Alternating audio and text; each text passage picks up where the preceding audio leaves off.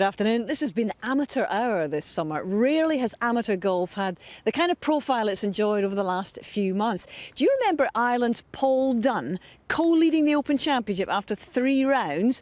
And then there was Jordan Niebrugge of America, tied 6th and winning the silver medal. England's Ashley Chester's just failing to crack the top 10. Extraordinary deeds. Well, we're going to be seeing those 3 men and 17 others just like them, all amateur golfers, on parade here at Royal Lytham and St Anne's Golf Club for the 45th playing of the Walker Cup. It is the biennial transatlantic contest between the leading amateurs of Great Britain and Ireland against those from America. And you are in effect going to be seeing the stars, some of them, of the professional ranks tomorrow, today. Well, these are the pictures from yesterday's opening ceremony for the contest that was dreamt up in the early 1920s by George Herbert Walker, the great-grandfather of former US President George W. Bush.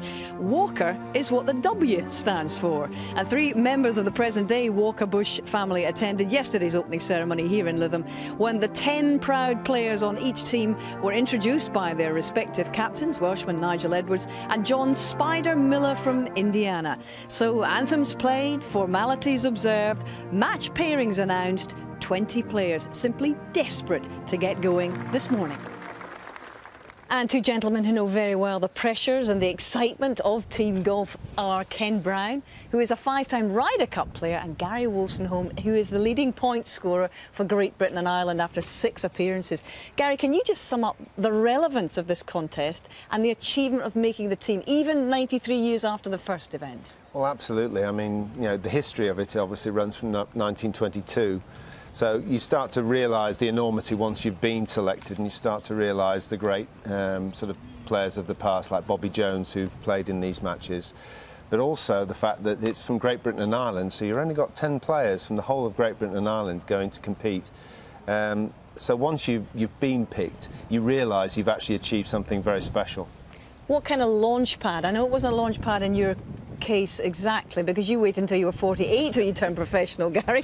Yeah. But Ken, in general terms, we've seen a lot of players coming through into the paid ranks. What kind of pedigree of players have we seen in that regard? Well, we've seen the very best, from Jack Nicklaus to Rory McIlroy. Jordan Spieth played in the last home matches here, and he was, you know, as we know. And when you see them playing, you're never quite sure which one's going to go through. Is it a Justin Rose? Is it a Harrington?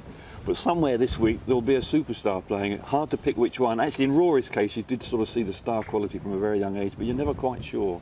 Just to underline that, there have been 30 Walker Cup players who've gone on to win majors and over 50 who've gone on to star in the Ryder Cup. It really is extraordinary. But as for this match, home advantage, how much of a benefit could that be to GB&I this time around, Gary? Well, obviously they play this course on a regular basis. There's a tournament here, the Lytham Trophy, which is one of the major amateur events of the year, and all the best players come to this course in sort of the early part of the season to be able to, you know, sort of test themselves out.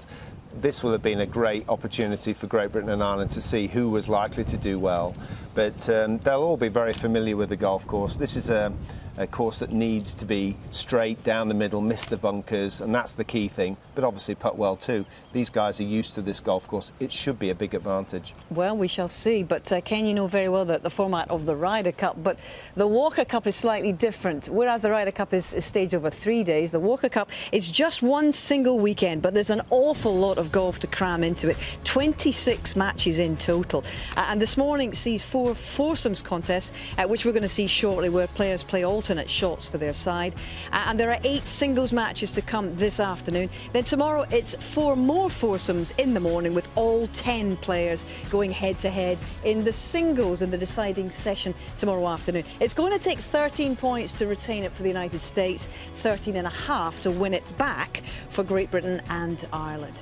Well, the GB&I team is comprised of a record 5 Irishmen, 4 from south of the border, including Gavin Moynihan, who earns his 2nd cap, and the much-heralded Paul Dunne after his heroics at the Open in July. From the north, there's Brabazon Trophy winner Cormac Sharvin, but the oldest and highest-ranked player on the side is 26-year-old Englishman Ashley Chester's, currently the world number 8. You've got the Scottish trio of Ewan Ferguson, Grant Forrest and Jack MacDonald, who helped to win the European Amateur team title for Scotland in the summer, and they're led by the impressive 4-time former player Welshman Nigel Edwards, who captains the side for a record 3rd time in the modern era.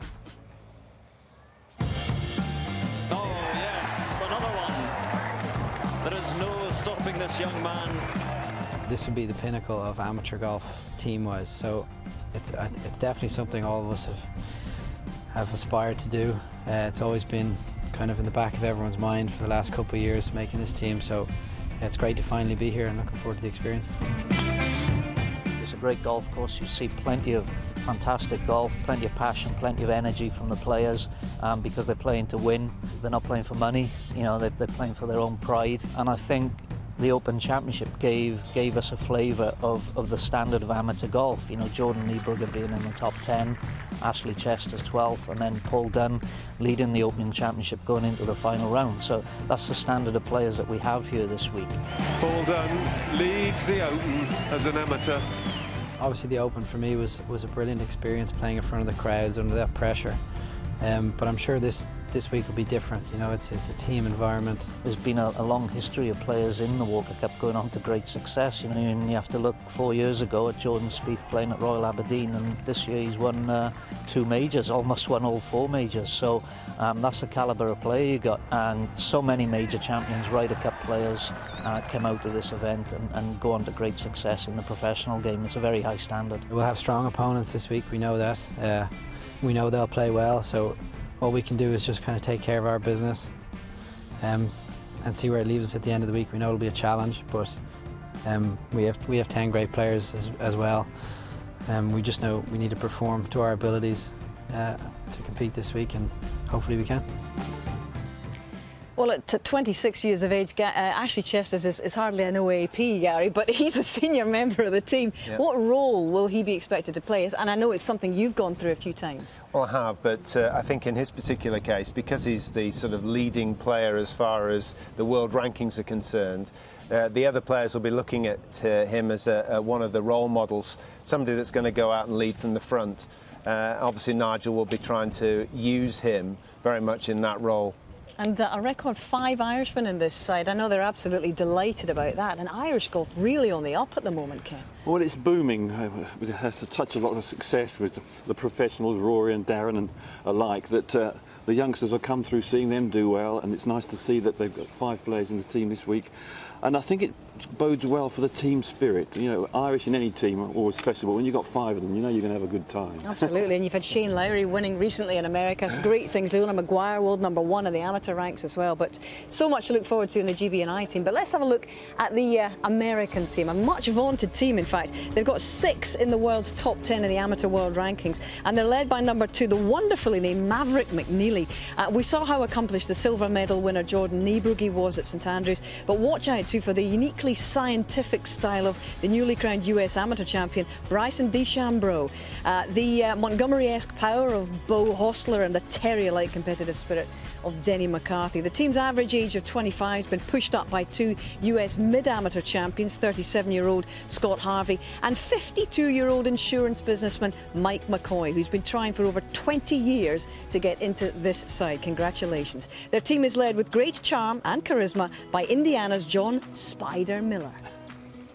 Playing in the Walker Cup, it means a lot to each of us on the team, and it's pretty much the highest point in amateur golf. It's the Walker Cup. There's a lot of focus on everybody and every shot that's hit, and it's 2 days. It goes by really quickly, so every shot you make is very important. The way I look at it is the way I did when I played.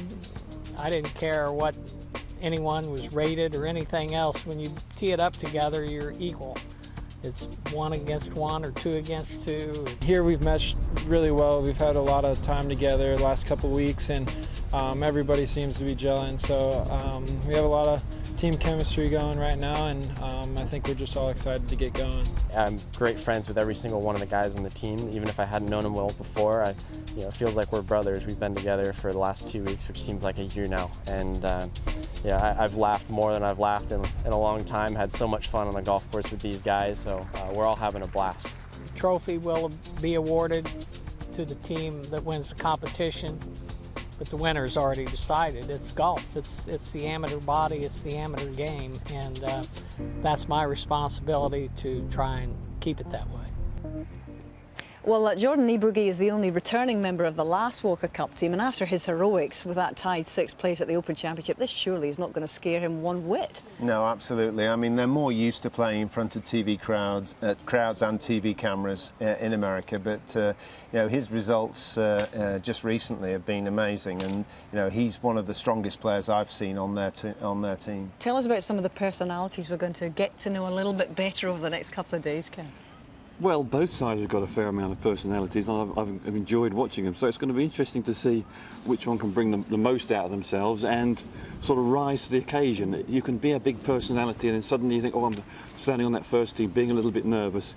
So you've just got to play your own game, concentrate on it, focus on the match that you're playing, and let your natural talents come through. But it's very easy to get there and get a bit nervy and lose a bit of confidence early doors, and that spoils you for the week. So it's a precious situation. It is. Last point on the Americans, they always seem to include the older fellas, the mid-amateur champions. That's the championship available and open to players of over 25, and that's again very much in evidence here this weekend. Absolutely. I mean, Spider Miller's obviously got 2 guys that he can sort of fall back on a little bit, ask for a bit of advice, and I'm sure they're all working well together as a team. And I think that they've looked at Great Britain and Ireland in the past and wondered why we were doing so well all of a sudden. And I think that's one of the reasons why we were so successful, especially in the last sort of 15 years or so. Well, I know this event definitely upholds the spirit and traditions of the game of golf, but it also gets very, very tasty, and we're looking forward to that. In fact, after all of the build-up, 2 weeks worth for these players, well, on the tee at 9 a.m. this morning, the opening foursomes matches, and these are the America's world number 2 and 5, Maverick McNeely and Hunter Stewart, facing all-English duo of 2-time European champion Ashley Chesters and Royal North Devon's Jimmy Mullen. You've got California's Beau Hostler and Maryland's Denny McCarthy, both making the halfway cut at the summer's US Open, and they're up against Dunn and Gary Hurley from West Waterford. St Andrews silver medalist Jordan Niebrugge accompanying 20-year-old Robbie Shelton from Alabama, and they're taking on the Celtic combo of County Down's Cormac Sharvin and Ayrshire's Jack McDonald. While the 2 McCoys, 52-year-old Mike and 21-year-old Lee from Iowa and Georgia respectively, so no relation. By the way, they're facing the All-Ireland pairing, another one of Jack Hume and Gavin Moynihan, the only GB&I team survivor from the last Walker Cup match 2 years ago. This is match 3. Cormac Sharvin from the Ardglass Club in County Down. Birdie at the first to go. Off to a flyer with Jack McDonald, 1 up, and they would go on to win the 3rd and 4th holes as well.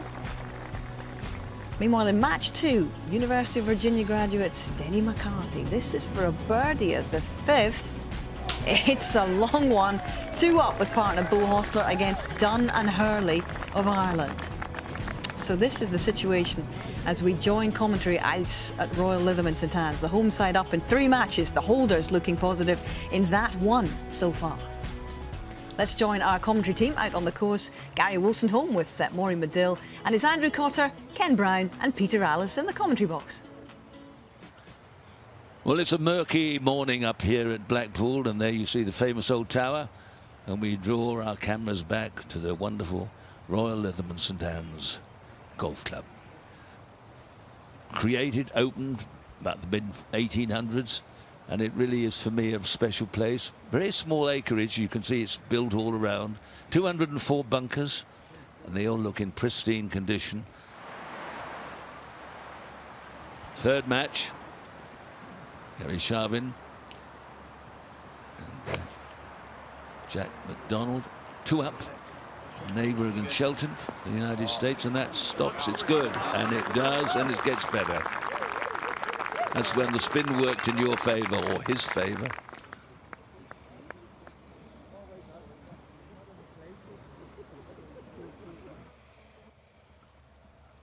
Great bit of links land. Sea used to come right up on there on right where all those houses are. Sea used to be there, I know, 50 million years ago. So Sir Attenborough told me. Sir David. Maureen, where's this? Up against the face again? No, it's come back from the face, Peter. I see. He's got about a 45-yard bunker shot, but there's quite a little bit of sand ruffled up behind the ball, which would probably make it run a little bit, release a wee bit more, which he might be grateful for, but one of those awkward distances.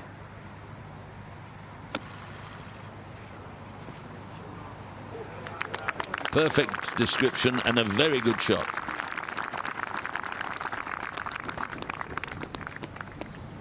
Hunter Stewart turning pro after this week, as a number of the players are. They don't stay amateur very long now, do they? No. I miss following the fortunes of amateur careers we used to do with Michael Benalek and Joe Carr, Martin Christmas, Peter McAvoy. There were so many of them. But now well, the temptation is so great and the reward so huge. Counties now provide lots of help for the young amateurs. Really, it's just a learning process. Go on to become a pro. Now 2 putts is needed here. Nice cosy putt partner. Anywhere within 2 feet. Well, there's quite a few undulations in this green, and he's going to come a little bit left to right halfway along the putt, but I think it might come back at the end. Looking good, nicely judged. Let's sit down. Quite giveable, I don't think.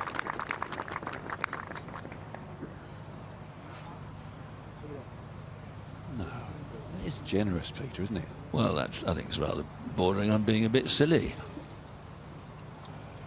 Particularly when you've given 2 holes away, at least make them think about it for a while. I would have thought. Well, of course, they may be thinking, well, it makes me really try to hold this one.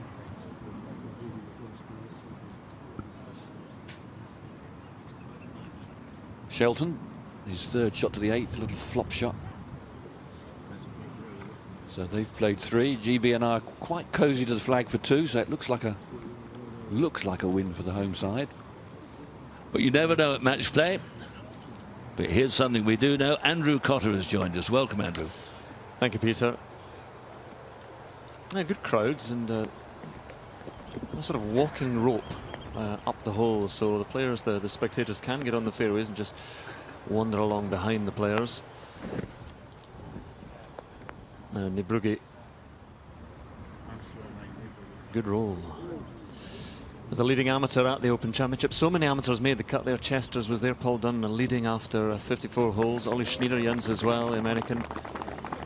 A huge number. Roman Lagasquet. There we are, you can hear the walking announcer. A 3-hole lead now for Cormac Sharvin and Jack McDonald. As the rain starts to fall again.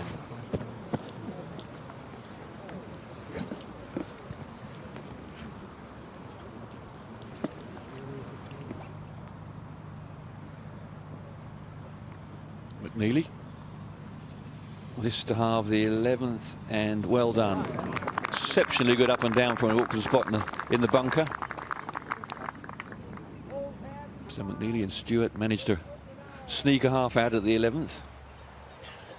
It's the state of play at the moment. It looks pretty good from a Great Britain Ireland point of view. Up in 3 matches and decent leads in 2 of them. 2 up Chesters and Mullen, and 3 up Cormac Sharvin and Jack McDonald now against Nibrugi and Robbie Shelton.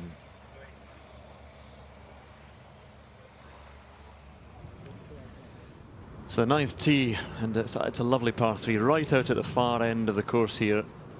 The last one heading south really towards Lytham itself. And nicely judged. Don't want to mess around with the bunkers down the left. 9 bunkers around this green.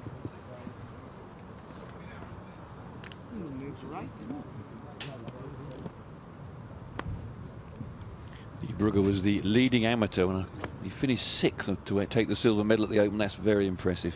So have a look at the 9th, little downhill par 3. Little sort of minefield bunkers right round this green. Pin on the left front. If you miss on the left, very difficult to get down into. So you've got to favour the right side of the pin. Playing 158.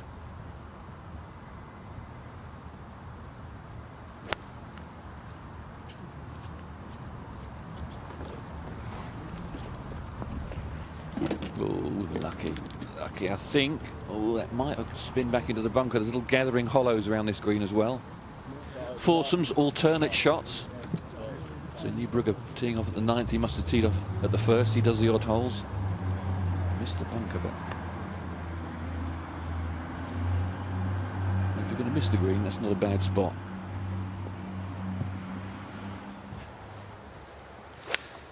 Go to the 12th, and Hunter Stewart in the first match out, playing alongside Maverick McNeely, and they're 2 down, the Americans, to Chesters and Mullen.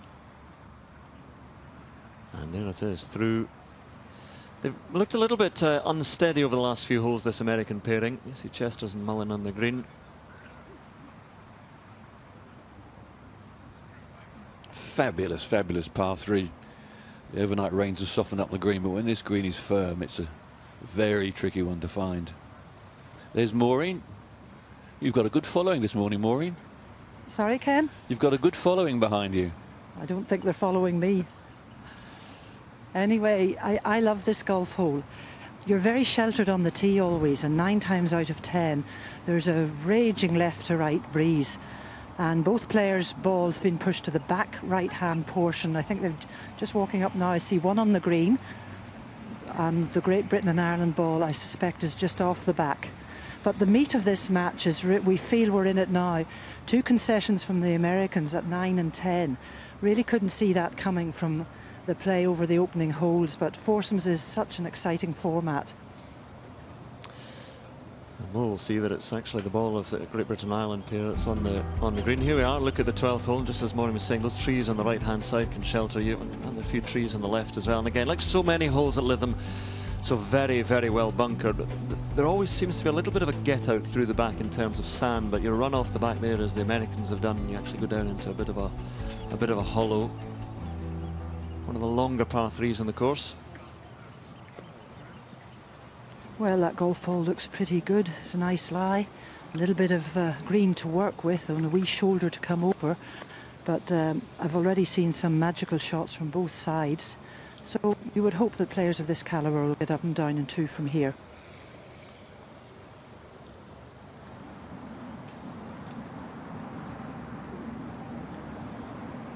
Paul Dunn at the 10th.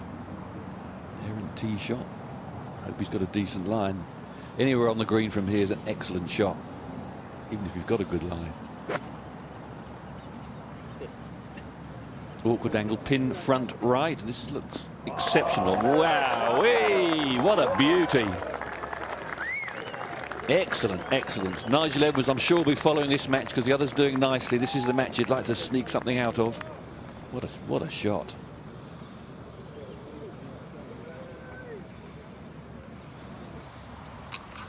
Go back to the 9th, and the putt of Jack McDonald playing alongside Cormac Sharvin. Sharvin's tee shot and McDonald from Kilmarnock Brassey in Ayrshire, just on the outskirts of Troon, with a putt for the 2. Not hit it. But we saw Brugge and Shelton missing the green here, so they'll still have a putt for the half. That hole has been halved as we'll go up to the 12th. That little bank, a delightfully played, but then down the other side, just didn't get enough nip on it.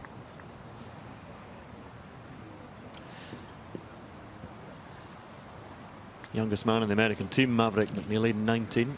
His father was something very big in Silicon Valley, huge in that industry, in computers. Yes, he won the Jack Nicklaus Award for the top college golfer in this recent season. So at 19, that's an exceptional performance. Great names, Ken. Maverick and Hunter. That's right. Ken and Mark playing together in the 77 Ryder Cup. You played in the Ryder Cup, yeah? That was your first Ryder Cup? Yeah, way back in 1977, yeah. There he is. Stanford. Great season. Hunter with his beard. Well, good communication between the Great Britain and Ireland pairing here, and I have to say that they have looked as if they've knitted together very well. These players play the Lytham Trophy every year, and they're so accustomed to playing in dire weather that if they find themselves 100 yards short of a green in regulation, it really doesn't faze them. Good chance here now. To lay this dead would exert more pressure on the Americans.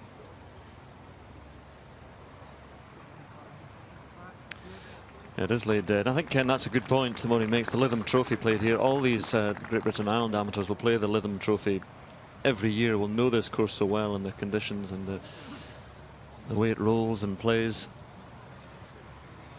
And it takes a bit of getting to know as well. The Americans have been here since Monday. The first couple of days of practice, no breeze. Unfortunately for them, the wind is blowing in the same direction as practice, so that's helpful. That is for a half, and it is still visible. So Great Britain and Ireland move 3 up with 6 to play. Again, they continue to gift holes to the Great Britain-Ireland pairing. 3 of the last 4 they've really made a bit of a mess of.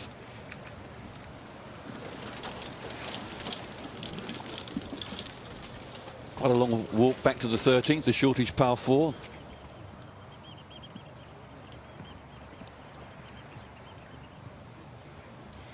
This is the situation. Great Britain and Ireland up in 3 of these matches. It's the all-English duo of Chesters and Mullen who are looking very good through 12. And all 5 of the Irish players on duty this morning. Paul Dunne and Gary Hurley at 1 down at the moment. You've got Cormac Sharvin from Northern Ireland. He's with Scott Jack McDonald 3 up. And Human Moynihan, both Irishmen teaming together at the moment for that very slender lead over the 2 McCoys. And as you've heard, no relation between the 2 of them. And at the singles, 8 pairs of singles this afternoon. And that should certainly give us a lot to chew on over the coming hours. This is the 45th playing of the Walker Cup. And let's get down to the 8th now. So Mike McCoy playing alongside Lee McCoy. Oh, he's turned it over and down. That's a nasty, nasty place to be. A place you really couldn't afford to miss it. The oldest man on the team, on either team by some distance. The 52-year-old.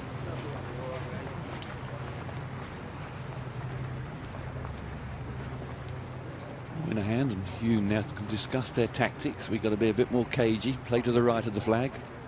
Perfect tee shot.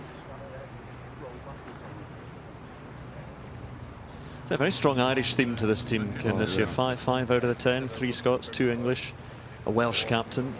Supposed to be another Englishman, and then Sam Horsfield had to pull out due to personal reasons. Ewan Ferguson came in to replace him. Although I noticed that Horsfield, great talent, is playing a college event this weekend in the States, in Florida. So interesting he wasn't able to play here.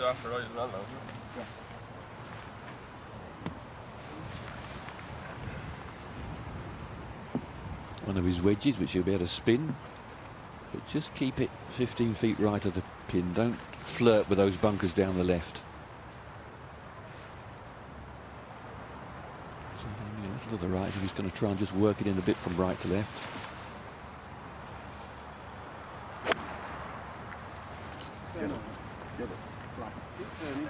Moynihan, and that is just what the doctor ordered. Cracking shot under the hole, putting up the hill. Excellent.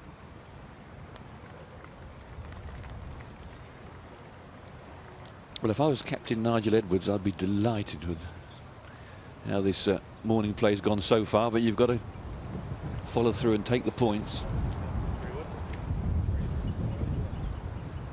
It's Denny McCarthy's shot, playing alongside Bo Hostler.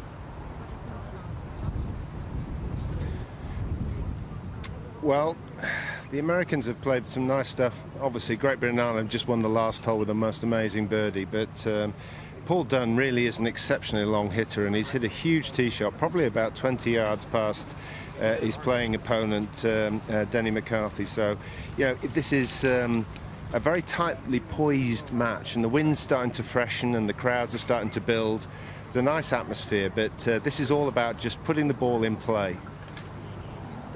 Can't reach the par 5 in 2, so this is a steady shot down the middle.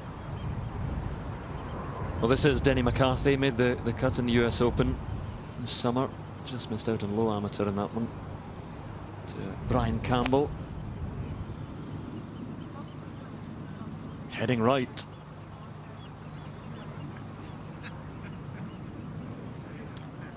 Yes, well, that's gone. Oh, they're going way in there. Goodness me, that's an iron, Ken. That's a vicious shot. Where's that come from? Yeah, he's a long way offline, my goodness. Paul Dunn is a... Gary Hurley, it's too far for him to reach, but obviously having seen his playing opponent whack it into the bushes, I think this is just going to be a steady one down the middle and just try and play for a nice par, which actually under the circumstances will be a very good score. Plenty of Irish support out here. I was out on the first tee this morning and there were dozens of people from Ireland.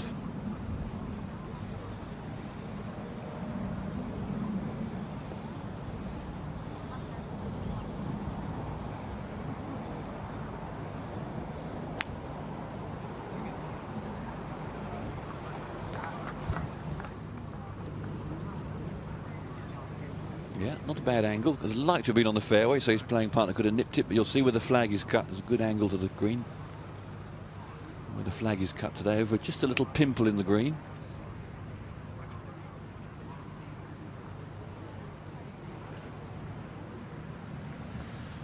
Now, Jack McDonald, this is the third match out, playing alongside Cormac Sharvin. And a birdie putt for the young Scot. Has he hit it? Has he? He has. Oh, a beautiful putt, but just didn't quite come at the end. They're 3 up at the moment.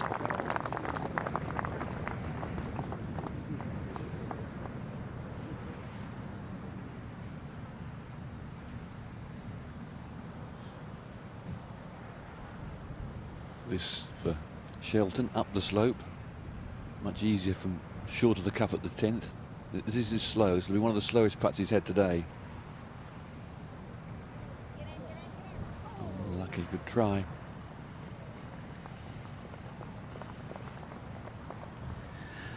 Well, Great Britain and Ireland 3 up, remember, and their tee shot flirting with this bunker, but it's in a perfect position now for Ashley Chesters to attack. Sit, I think. Just took off on him a bit. He's the old man of the Great Britain Ireland team, 26. He was waiting for this Walker Cup. He'll be turning pro afterwards.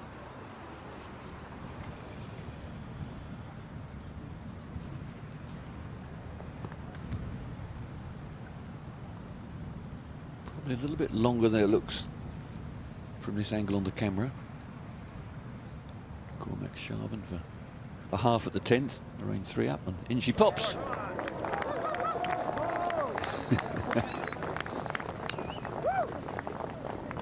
I think the Americans will be asking any putt to be holed now. They've really got to chase that deficit.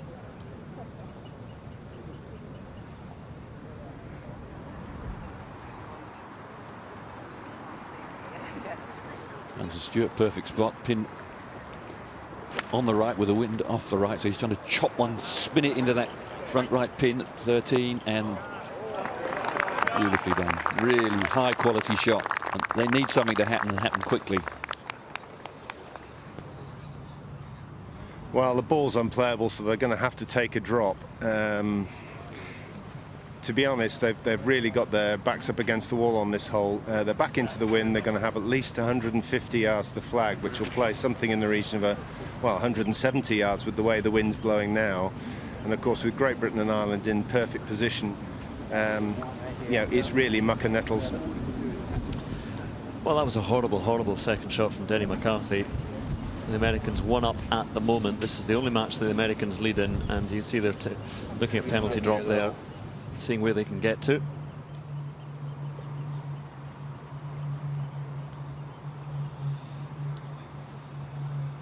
Hume looks like he's got 2 putts to win the hole, and that's nicely judged. Well, they move to 2 up.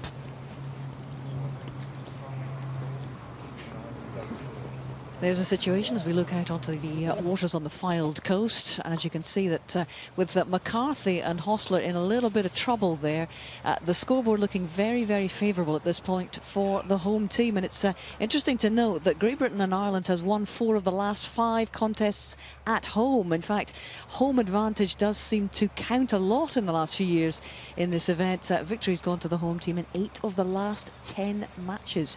So that's how it stands. There's a long way to go in what is a pretty concertinaed programme of matches. 26 in all of them played over 2 days. Down to Mo. Out on the 13th, and Great Britain and Ireland 3 up, but on this hole really advantage USA. USA are about 10 feet away in 2. Great Britain and Ireland are, as you can see, a long way away. It's got to be 50 feet. And this is a point in the match where the Great Britain and Ireland team just have to hold firm and not give any quarter.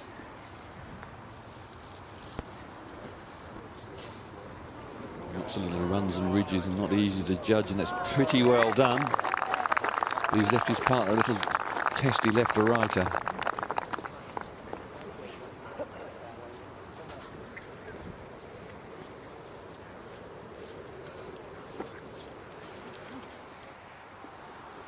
We'll go back to the 9th, and the old fella, Mike McCoy, works in insurance. Nice to talk about an amateur, a career amateur who has a job, golf is a hobby. Does it pretty well as he tugged this one left a bit. And he was always fighting it. Hang on. That's not too bad now, but good shot in from Great Britain, Ireland. Cool, he was lucky there, Andrew. That's 6 inches to the left, and it's into one of those devilishly deep pot bunkers.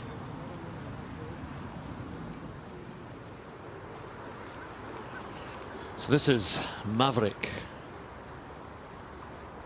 3 down the Americans, and badly need one of these.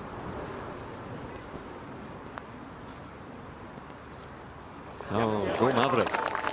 So back to 2. I don't know why 2 in match play always sounds so much better than 3. So much, you're almost within touching distance. Great Britain and Ireland 4. Great Britain and Ireland 2 up. Little round of applause from the US captain just to the left of the screen there, looking a bit busy, Spider Miller. 2 up, 5 to play, Chesters and Mullen.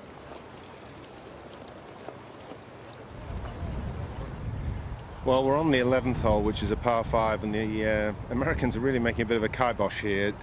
Denny McCarthy about to play his shot here, and well, this is 5. This hole's gone now, hasn't it, for the Americans, Ken? Yeah, well, they might have another dig, see what GB and I do with their 3rd shot, but it's the key thing in foursomes is not to gift holes away, and we've seen far too many Americans play really poor shots. Well, this is just actually a fairly straightforward shot, especially with the Americans having missed the green in 5. It's difficult because of the wind, but really all he's doing is finding the middle of the green.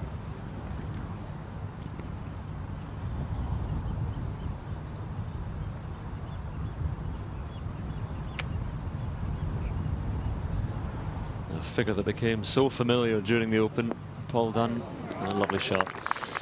Right to the heart of the putting surface, and I think this hole is rapidly heading for a concession by the Americans. They'll have a little chip from the back and see if they can hold it and hope for a 3-putt, but it may well be all square shortly.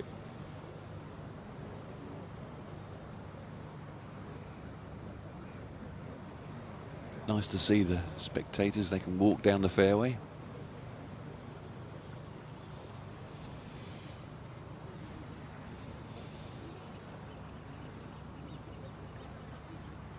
We'll play tomorrow, so if you fancy coming along to watch, you'll be very welcome.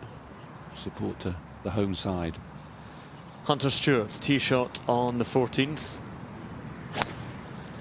Gives it a good belt. Sturdy figure.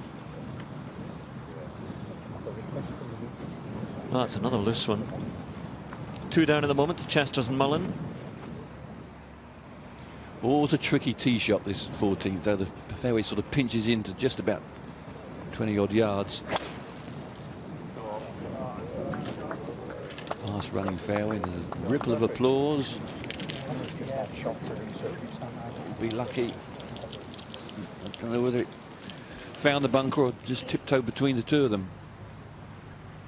So this is a must hole for Bo Hostler.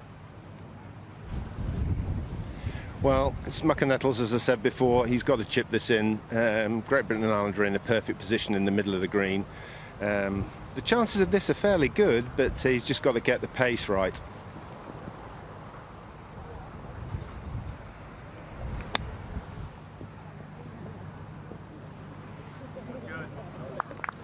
That's good, came an American cry, and that's because that's a concession. Back to all square, Dunn and Hurley against Denny McCarthy and Bo Hostler. I'm going to change my name to Bo Hostler. Hello, Hostler, Bo Hostler. Nice to meet you.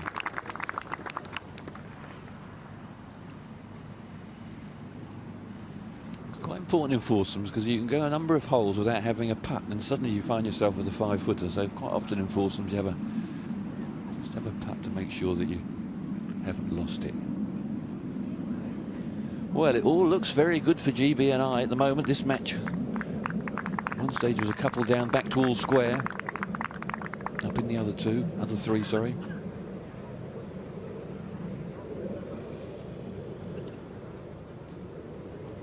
Well, you're watching some of the stars of tomorrow. There's absolutely no doubt about that. In fact, only two of these teams have actually played in the Walker Cup before. The likes of Jordan Brugge played at Long Island in a very emphatic victory for the United States back then.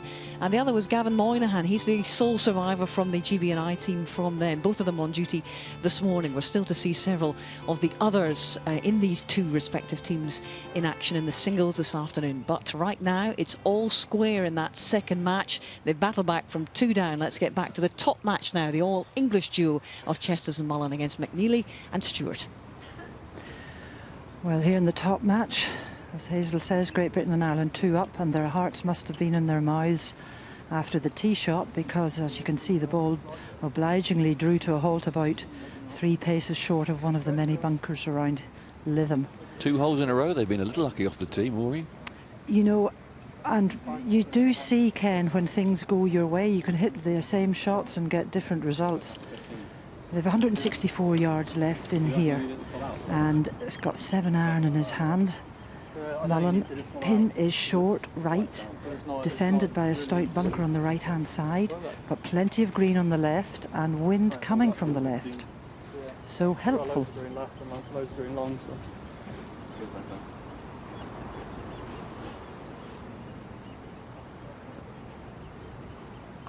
Tall figure of Jimmy Mullen. Standing a little bit above the ball.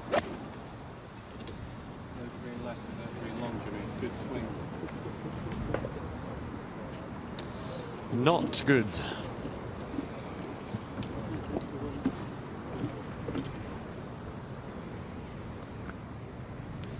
Looks a bigger and stronger lad than when we saw him last 2013 at the Open Championship as Jimmy. Even if you miss it over there, that's not. Well, this is not a great lie for the Americans. Sorry, do you think you give me just a couple feet? Thank you very much. Sorry. Good routine.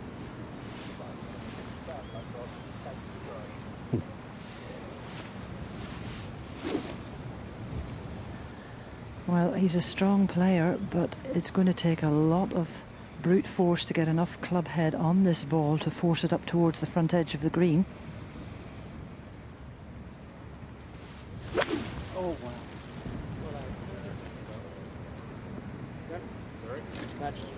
Sit down, that's well. A better angle to the flag than for GB&I, but still a long way offline. This could be a key hole in this match. If the Americans can sneak something, they'll be right back in it, and if GB&I can not lose it, hole's starting to run out.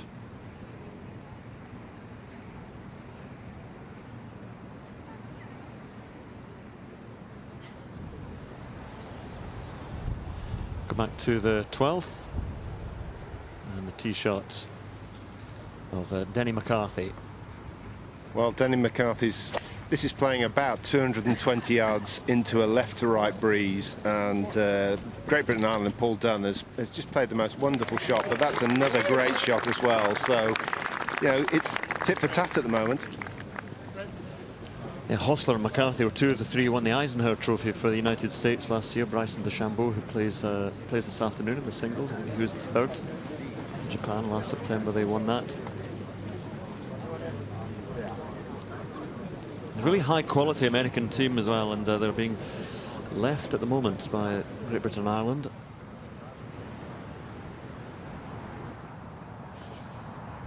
Tenth and Moynihan, good angle. Little cutty, choppy one with a lot of shots, this lad. That's a lovely, well executed shot. Little three-quarter punch into the breeze.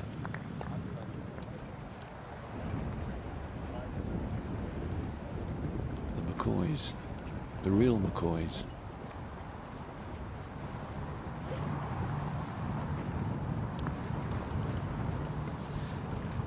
Currently 2 down. Yeah, it'd be a nice story if these McCoys were father and son. That'd be nice playing together, sort of family foursomes. But Mike the elder, no relation to Lee. Mike's from Iowa, and Lee McCoy from Georgia. Yeah. Yeah, I'm okay. Let's see how he plays it, whether he goes more aerial route.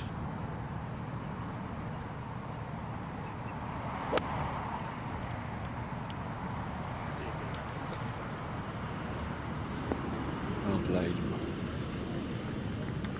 Down the hill from past the flag at number 10. So slightly easier putts from short of the cup.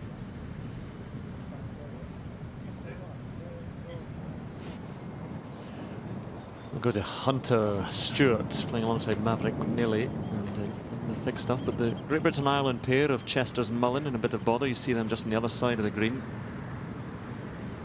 That's not too bad, and Peter Alice is back with us. Yeah, thank you, Andrew.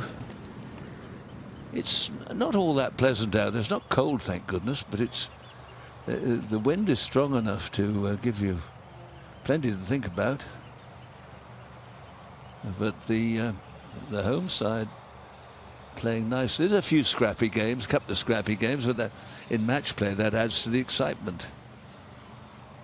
Maureen? Well, things a little scrappy here. That's a very good word to use, Peter. Great Britain and Ireland have played 3, as have the Americans. Great Britain and Ireland 2 up. But the British and Irish pair just sort of really, the ball was nestling down. They just didn't quite make the putting surface. So they're slightly on the back foot yet again. And, you know, they've got to make sure they lay the stone dead for a 5 and keep asking the opposition to hold the putt to win the hole. Well, as Ken was saying a few moments ago, this is a big hole for this match, because Chesters and Mullen were 3 up with 6 to play, lost the last, and were a little bit untidy there, and lose this one. Suddenly it's all right back in the mix in the closing holes. Well, confident lad, he's taken the flag out. And just watch, very little wrist hinge in this. He'll give this maximum loft.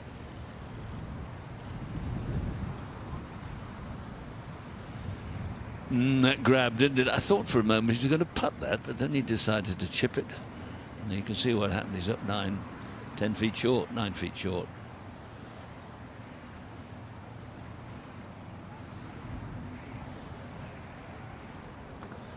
Left his partner something to do, I tell you. With Paul Dunn, this match back all square now. And this for 2 on the 12th. It's a good tee shot in from the Americans as well. Oh, I thought that what a would good putt. That was a good putt, wasn't it? Did you think he'd got that one? I did. That's McCoy and McCoy, the Americans, against Moynihan and this man, Jack Hume. Hume and Moynihan, the Irish pair, 2 up at the moment.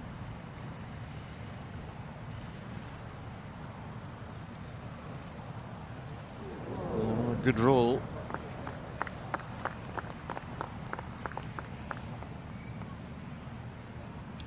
Yeah, it's been conceded for a par.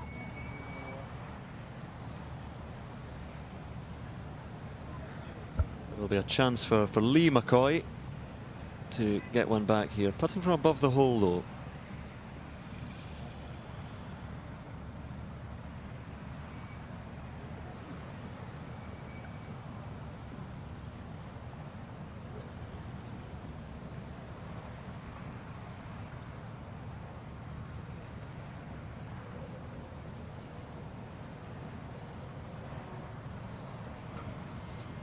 didn't spot the swing on that.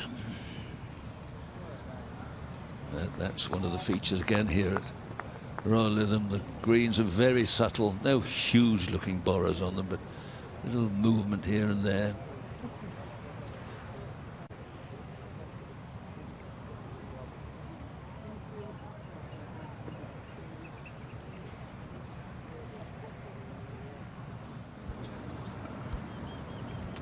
Ashley Chester's got to get this in if he can, and he has. What a man, what a pair. That was very good. That was a very scrappy 5, but it was a half, and very important to get a half there, having lost the previous hole. There were 3 up, and suddenly the 2 looked back, getting back to 1. The finish here is very tough. The last 3 or 4 holes, much can happen. This is Bo Hostler off the tee shot of Denny McCarthy on the 12th. This for a 2 and this for the win. This match all square against Paul Dunn and Gary Hurley. Well, 2 good birdie attempts there from both sides, but this match will remain all square. 6 holes to play. There's the situation. No red on the board as yet for the United States.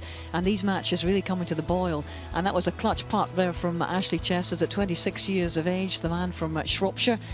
Has really shown his mettle over the summer, hasn't he? He's a double European Amateur champion, and of course was well in the mix on the final day at the Open Championship, where he finished in a tie for 12th there. It's been great to see him. He's clearly delayed his journey into the professional ranks until after this Walker Cup match, as indeed have many of these players. We're going to be seeing a lot of these players in the paid ranks over the coming years, just as we have in Walker Cups of the past. In fact, some of the great players from either side of the Atlantic have all participated. Jack Nicklaus and Tiger Woods and Padraig Harrington, Rose, Donald, McIlroy. The list goes on and on and on. Right, yeah?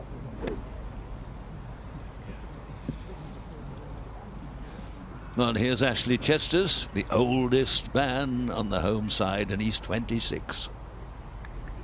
Well, this is a brute of a hole straight into the wind. He's going to take everything he's got to get there. 210 into the breeze.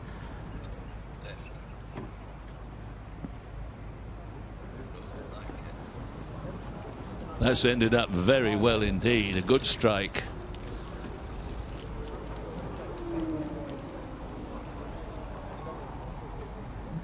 Well, a good tee shot also by the American side. Remember, they are 2 down. Oh, I've lost my documents.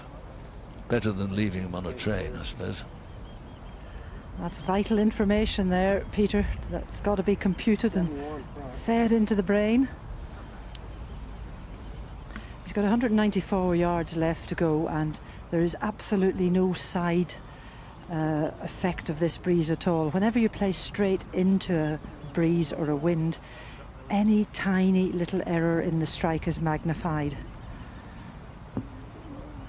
194, long iron in his hand. He's a strong lad, can drill the ball very low. That's what's needed here to chase it over the saddle and up to the putting surface. Oh.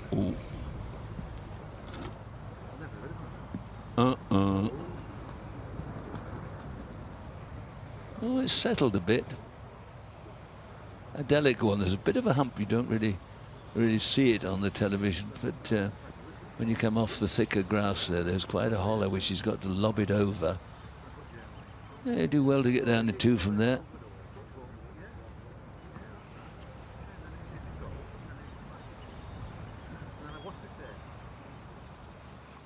Back to the 12th. That's par 3. This is Robbie Shelton. They've been out of bounds here in the 12th, the Americans, so that's been conceded. So that really is a gift, and that will be 4 up for Cormac Sharvin and Jack McDonald. Now you're starting to count down the holes. 4 up with 6 to play. You know, it sounds dreadful going out of bounds at a par 3, but it's very easily done with the winds hard across left to right. You just get a kick at the back of the green on the right-hand side. It goes off the back and through the fence onto the road, which is only maybe 8-10 paces from the back of the green. It was Robbie Shelton hit it out of bounds. Niebrugge then the provisional into the bunker. And then the concession came, and that's how it looks. And it looks better and better from a Great Britain Ireland point of view, because the 3 matches they're up in, they're big leads as well. Chesters and Mullen 2 with 4 to go. 4 up now, Sharvin McDonald, and 2 up, Jack Hume and Gavin Moynihan.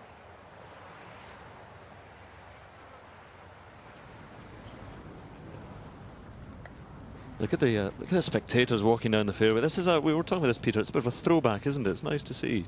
Well, that's how it used to be before before somebody thought of the idea of putting string or rope down the sides of the fairways. Now this is not. Oh, it's settled down too. See, now you get an idea of the humps and the bumps facing him. He's got to pitch it over that first one, the bank in front there, and then it slopes up a little bit. This is. Oh, hello. Was ist das? Well, we're watching Paul Dunne and Gary Hurley, and well, Paul Dunne's pulled it well to the left, and he's in a sort of a dry ditch, which you wouldn't know existed until you've actually pulled it left into that in that area. But the likelihood is he's going to have to definitely drop it, and although he's got a good angle into the flag, he's definitely given the initiative back to the Americans. Now that's an interesting situation. I don't know how good you are on the rules, Gary. I'm not too good on all the technical bits.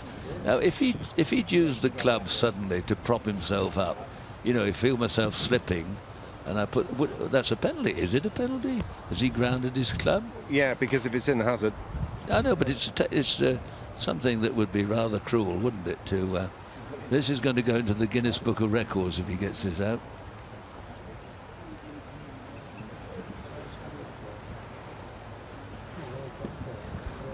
Well, there's certainly no water in the hazard, but this is a very risky play. If he gets this wrong, he may as well hand the hole over to the Americans. You'd have thought his better prospect would be, there's one he was considering a moment ago, on his knees. With his partner sort of making sure that he doesn't nosedive into the ditch. Okay, gentlemen. What's he going to do now? Oh, he didn't drop it.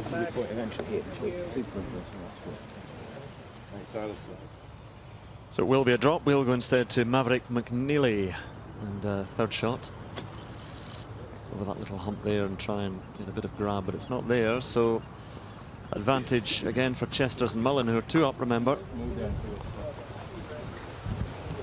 We can go either side, right? You can go either side. Back in line as well. Back in line with where it ends. Sorry? Back in line from where it ends. No, it's too close. I can go back in line as well. You can, do, yeah.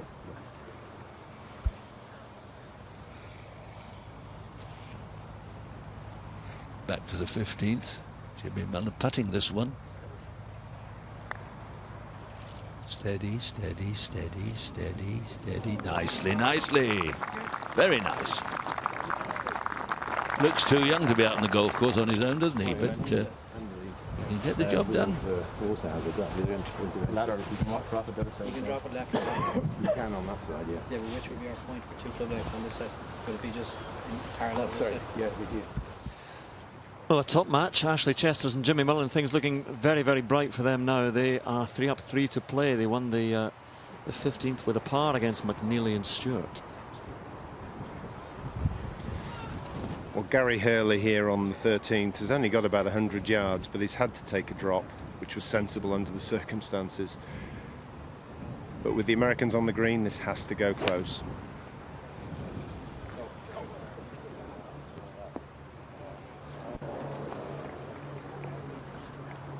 Look at this. Get the spin when you don't want it sometimes. You don't always control the spin, no matter what other people tell you. There's still an element of good fortune comes into it. So that looks as if the Americans are going to go all 1 up, but strange things do happen. So that's the state of play at the moment, and you see the leads that Great Britain and Ireland have in 3 of the matches. 3 up, 4 up, 3 up, just all square in that match between Dunn and Hurley. It looks as if the Americans there, Hostler and McCarthy, are about to take the lead though. So much still to play for in this morning's foursomes.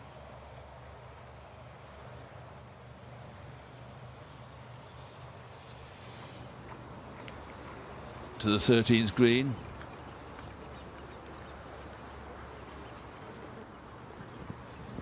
Well, we're watching Paul Dunn and Gary Hurley here making a bit of a mess of this relatively short par 4. He has to hole this basically, although it's a very difficult putt.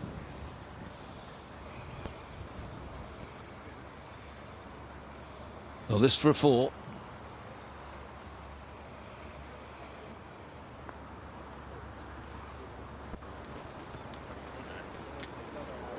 Oh, what a wonderful effort.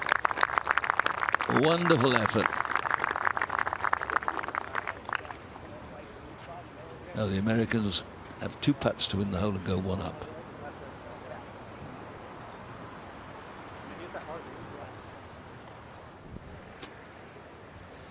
It's looking good at the moment for Great Britain and Ireland in this first match out. This is Jimmy Mullen, second shot off the tee shot of Ashley Chester's. Drivable par 4, 16th today, downwind. Hunter Stewart has hit it through the green, the American pair. Not much green to play with for Mullen. And again, wind behind, difficult to stop this. What were you saying? I was saying wise words. That's a cracking shot. 5 young Irishmen playing in this team. Well, Ireland have always produced some wonderful players, professional and amateur. And the first professional ever to play for the Walker Cup and the Ryder Cup was Norman Drew from Northern Ireland. And he was the very first way back. And it was the talk of the town. Somebody who played in the Walker Cup and then played in the Ryder Cup. There you see confirmation that the Americans have gone 1 up after 13 holes on Dunn and Hurley, and deservedly so. That was a bit scrappy.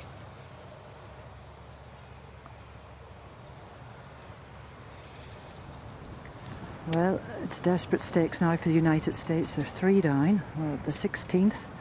Great Britain and Ireland are 4 feet from the flag in 2. This is the American second shot. So this has got to go in or stone dead and hope that the Great Britain and Irish team miss. No, that second shot from Jimmy Mullen was astounding, and that will have been a dagger to the heart of McNeely and Stewart. And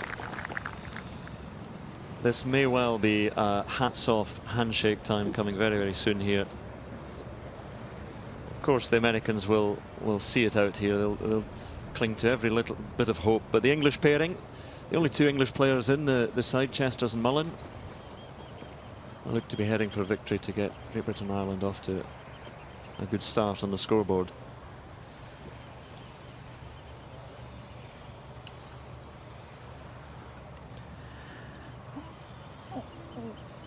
Hunter Stewart isn't known to dive the ball into the hole, so I expect to see this go in at pace and take a bit of borrow out. Well, at least asked the question of Ashley Chester's, who shortly will have a putt to win the match. But that's a good birdie from the American pair.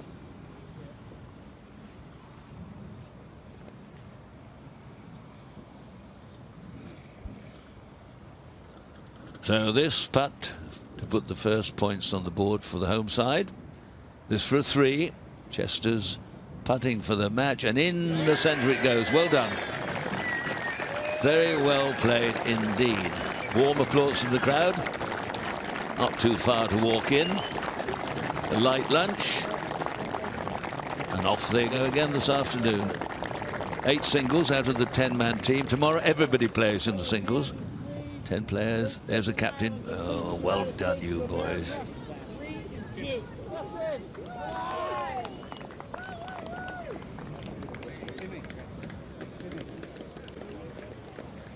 Yes, Chesters and Mullen both playing this afternoon in the singles, as Peter was saying. 8 of the 10 members of the side play in the singles, but a good win there. 3-2 for Chesters and Mullen over Maverick McNeely and Hunter Stewart. The Americans have just sneaked up in that second match, Hostler and McCarthy, after trouble for Dunn and Hurley on the 13th. But big leads for Great Britain and Ireland in the third match. Sharvin McDonald against Nibrugge and Shelton, and then Jack Human, Gavin Moynihan in the final match out there against Lee McCoy and Mike McCoy. So it's looking pretty good from a Great Britain Ireland point of view, and very good in that opening match, of course. Ashley Chesters and Jimmy Mullen winning 3-2 over Maverick McNeely and Hunter Stewart. Actually, Jimmy, first point on the board for the home team, and actually we chatted yesterday about all of the waiting. Was it worth the wait to get that point on the board? Yeah, it was definitely worth the wait. I couldn't believe how many people were out here this morning as well. There was, even on the first thing, there were crowds bigger than I was expecting anyway. So yeah, it was great. Jimmy, we know that Mav hit the very first tee shot of this contest, but you were the first on the home side to do so. Just describe what that moment was like for you this morning. Yeah, I said to Ashley as we walked off the tee how nervous I was actually hitting it. I think I was more nervous hitting that one than I was in the Open, but so it was an awful shot, but I was just happy to see it go down there. But we managed to I made up with the putt, so yeah, I was really nervous. Well, we admired many of your irons today. This man played very well, and in fact, you putted brilliantly as well, and there was a very, very clutch putt later on to remain 2 up there, Ashley. Yeah, it was quite a big putt on 15 in the end, because we'd have gone back to 1 up, I think. And I think we got a bit lucky on 15 as well, actually. So yeah, that putt on 15 has turned out to be a good putt, so yeah. Been a great start for you guys. It's looking good so far from what you've been able to see out there, Jimmy. Yeah, I tried concentrating on what we was doing, but I had a little look and it looked pretty good for us, but there's still a while to go now. But as long as they concentrate and bring it in, and there's still a long way to go. It's only the first session. Lovely start, well played. Good luck in the singles. Thank you. Thank you. Yeah, well played indeed. Back to the 13th. McCoy to win the hole. Young McCoy, and pops it in. We don't have many mid-am. The fellow on the right there is 52, and you don't have many amateurs or the mid-amateur in Great Britain. They don't. I know they have competition for them. I'm sure they do somewhere, but we tend to favour the young. Yes, the mid-amateur category is one which is sort of disappearing a little bit. There's Paul Dunn ready to play off the tee shots of Gary Hurley, and the Americans 1 up in this one, so Dunn and Hurley up against it again here, Gary. Paul Dunn's got a terrible lie here. It's a good job he's a powerful hitter. He's got 143 yards to go on this 14th hole, and there really is very little room for manoeuvre with the flag as it is. So really he should be just trying to play to the front left of the green and hopefully make no worse than a 4. The danger here, if he tries to hit it too hard, is to hike it away to the left towards the crowd, and it could scuttle over there. Could do. If you try and hit it too hard, that's what happens.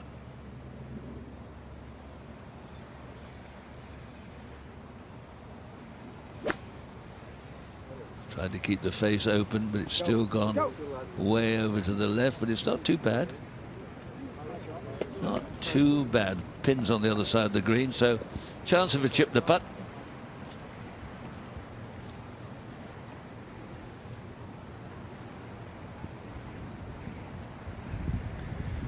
Well, Denny McCarthy here for the Americans has he's actually got a fairly straightforward shot. He just wants to feed it in off the left-hand side with the wind.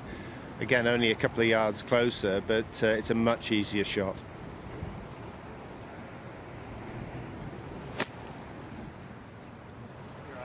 Looks to be okay.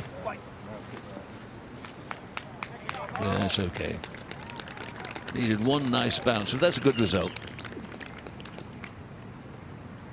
Ken Brown is back.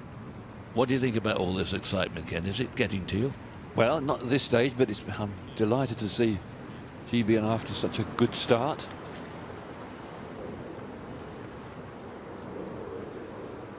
Donald. Splashed out of the bunker. This to save his par. Oh, and he's done it. What a great up and down. Get in there, you beauty. I say, rather partisan. Good God, we didn't do that back in the old days. Cyril Tolley must be spinning in his grave. Well, I think they both thought it was short, and it just had enough momentum to topple in the front. I know the feeling.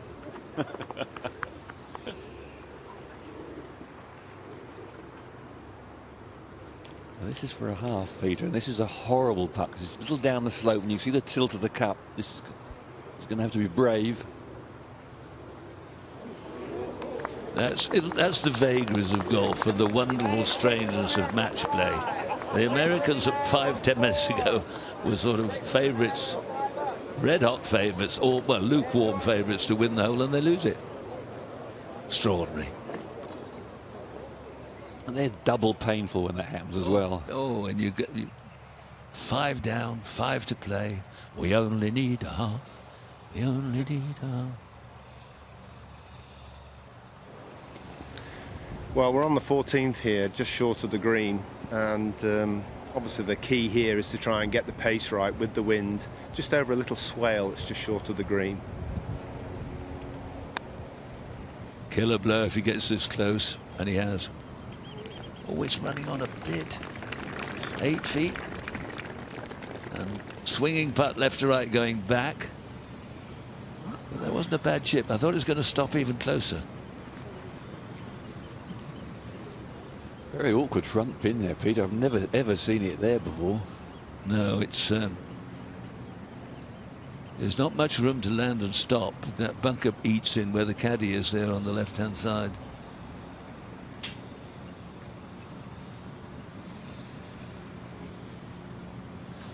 There's a pretty quick putt. The flat part of the greens are running at 10 feet. You know, they have a measuring thing. You get a thing like a set of rails, and you put a ball on one end and you slowly lift it up. When the ball starts to move under its own volition, down it goes, swooshes off the end, and you measure how far the ball rolls. And today it rolls at 10 feet, which means it's pretty quick.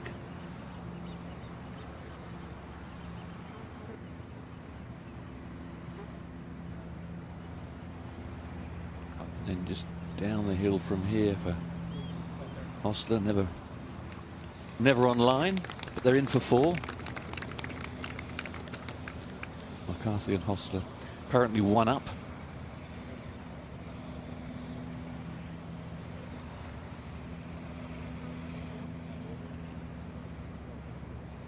Well, they got little Paul Dunn, who's held a lot of good putts in the last, well, month or so. Have you noticed his putting grip? Unusually, with his fingers going down. Altogether, yes. It almost looks as if he's playing the piccolo. Yeah. Big, thick Extraordinary. grip. Thick grip, strange grip, thick grip on the club. He looks as if he's got about 22 fingers. We'll get a close-up of that sometime over the next couple of days. Grip, he's only got 10 fingers. I thought about more. Well, this is a muck and nettles putt, as I said before many times. This has got to go in, and the greens are perfect. It's just a matter of keeping your eyes on the ball, keeping your head still.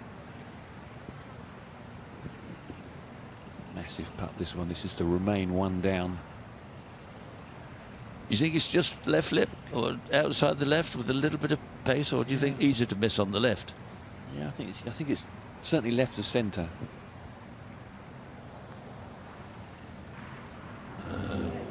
Overdone.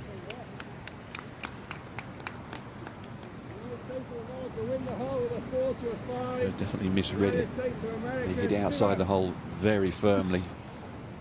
2 up and 4 to play. But they're 4 tricky holes. That's the one. No, it's not. He's hardly any. You're right, Ken. It was almost a straight putt, wasn't it?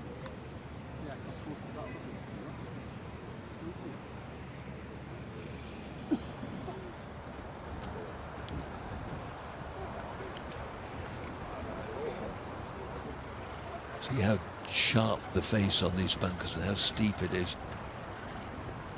I do find it's almost laughable. I mean, I suppose I'm a Luddite, but when you've got to get the yardage from 30 or 40 yards from the bunker, I find it bordering on laughable. But that's the modern technique, and all the big brass from the R&A and the USJ here, and they always pontificate about how slow and must get quicker and quicker. And these play slower and slower, and they're the creme de la creme of the young and the amateur. But on we go. I'll tell you what, if he gets this, he's got to get it up quickly and also going forward. So this is a strange shot. It's a whack it and hope for the best, really. Don't be too greedy.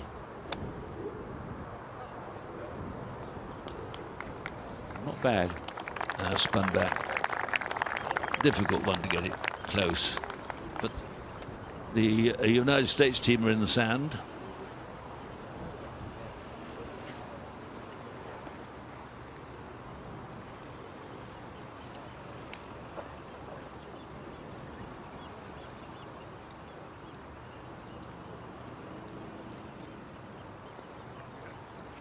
Awkward angle for the McCoys. This is very tough with wind blowing from right to left, and pin on the right edge just over a bunker, and you can see the humps and hollows. Not going to be too kind to him.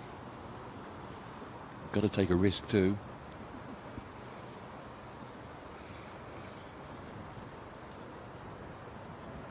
Need a good nerve here. I thought he was in the. Has he played out of a bunker? I didn't see him do that. So this is his third shot then.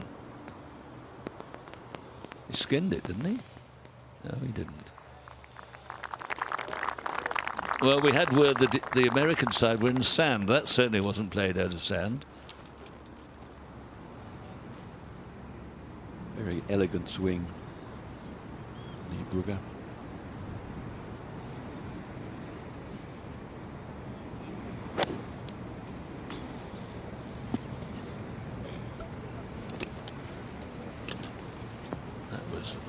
Always a bit right.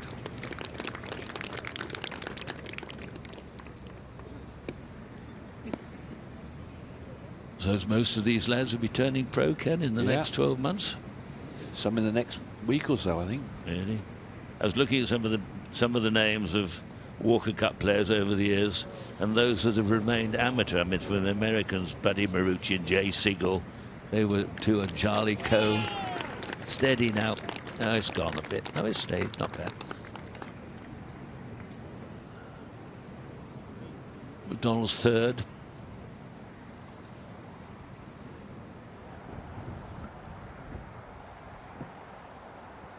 Well, and his third shot to the 13th, up the slope and turns as it's dying to the left. Not easy to lay stone dead this at all. We saw Paul Dunn almost hole it from the front of this. Look at the swing taking that away. Oh, golly, 6-7 feet.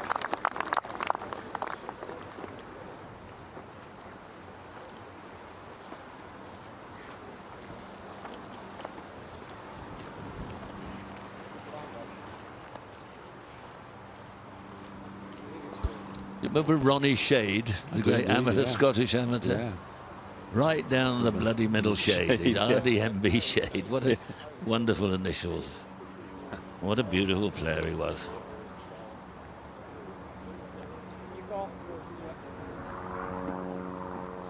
Garth Magimsey, he was another one. He stayed amateur, the Irish, at Northern Ireland. Oh, we've got to pace out again. How'd you like those size 14s around the hole?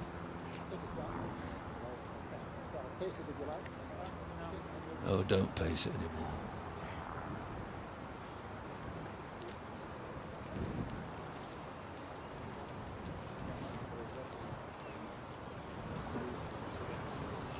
There's how it all looks. Top match, Chesters and Mullen, 3-2 winners. They won very nicely, played some neat, tidy golf. The bottom two matches at the moment, GB and I would say not in command, but in control.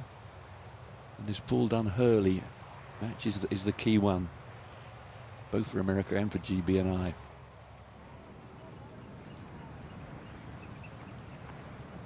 This is the 14th, Shelton for the United States. Down slightly uphill there. Oh, he misjudged it. It's very slow. We saw Jimmy Mullen putt from there, or chip from that side. It did exactly the same. He pulled up well short. Being 5 up this partnership. If they nudge this one in, they've won the match.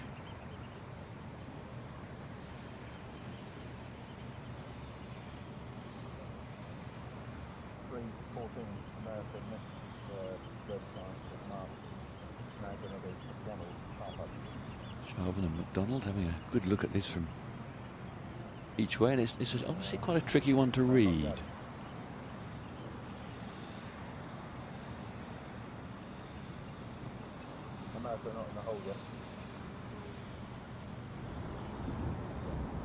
go back to the putting in a moment here. We come to the 15th and into the wind. Sounded good. Has it gone a little bit right, or is it on line? It's a little bit right, and it's going to go in the bunker. They think it's on the green. This to win their match. Sharvin down the slope, and has he? Oh, he has! 2 beauties in a row. So McDonald and Sharvin take the point. They look a bit pumped up, Peter. I think you could say, you know, that's extra strong Lucasade they've been thinking. Very good. They're young. They look so young, but they're very old in some ways, aren't they? They've done remarkably well. Great occasion for them. So 2 wins, safely tucked away. Let's hear from the winners. Cormac and Jack, I don't know whether you expected such an emphatic margin of victory. Just describe the chemistry between you boys this morning. Yeah, it was just great. We just kind of kept going and just kept building momentum, really, didn't we? Didn't really give them much, and yeah, it was just great to be out there with Cormac and having great fun. So. This is a bit of a Celtic connection because there's a Stirling connection, a Stirling University connection between the two of you. We've lived together for 2 years and we've played and practiced a lot together, but maybe not to that level. We just played that today, but it was nice. We both putted really good and we both just never really give them a chance. Apart from we had a little blip on 6 where we made 6, and then apart from that we didn't drop a shot, so it was going to be very hard to beat us today. So the two of you have played in some absolutely humongous amateur events, the Brabazon Champion, Palmer Cup, but I wonder, how does this experience compare with all of that, Cormac? I think the goosebumps are still running down the back of my legs here. It's incredible. It's like, I don't know, it must be like playing in an Open Championship or something like that, but it's just unbelievable. And Jack, very finally, I know this is a big moment for you. Your granddad played in this Walker Cup match 50 years ago, and he's here to see this. Yeah, it's great for him. It was great for our family and stuff like that, and yeah, it's just loving every minute of it. Keep it going. Well played this morning. Yeah, thanks, guys. Cheers. Thanks. Kerry, there's lots of movement down here. Important putts. Very important, Peter. Yes, the crowds have certainly started to gather because of the first match completed. They've now joined this match, and it's a crucial one as far as Great Britain and Ireland are concerned. This is for a par. This is for a par 4, and you know, it's one of those difficult putts, left to right, and the Americans are just slightly inside of that, so they're in there for to putt for a 4 as well. Nope. No. So, chance to win the hole.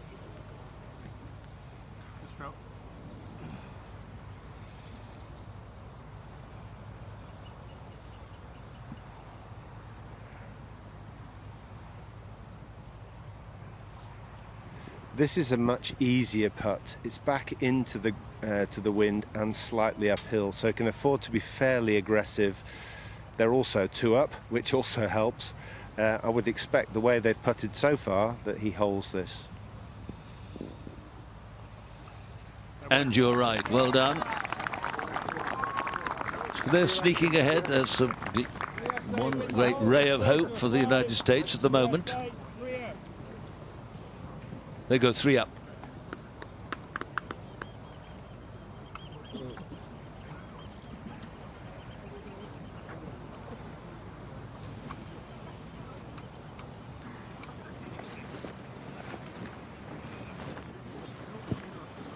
McCoy, they visited another bunker. A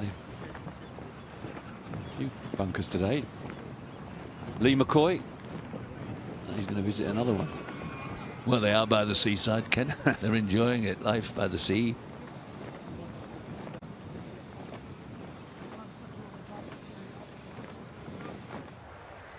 Wonderful scoreboards for the spectators to follow, and we go to the 16th tee. McCarthy driving, his side 3 up, 3 to play. We've seen balls driven through this green today by couple of players. Is he online? Can he thread it between the bunkers? No. Oh, what's left him a horrid one.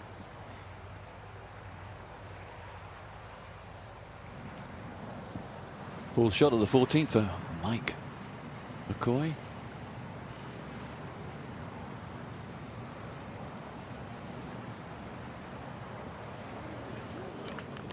Nicely done. Best they're going to make is a bogey.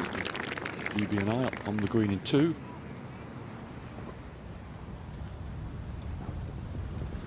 Well, Gary Hurley here for Great Britain and Ireland is going to take this shot on. I think it's definitely drivable, but you've just got to get the line right off the tee with this left to right helping wind.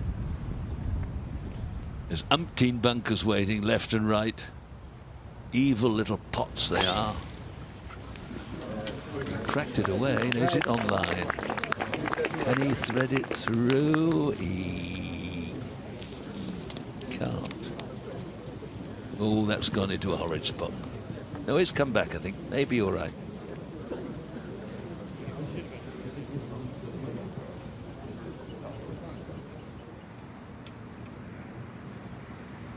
Jack Hume up the slope, 2 putts to win the hole.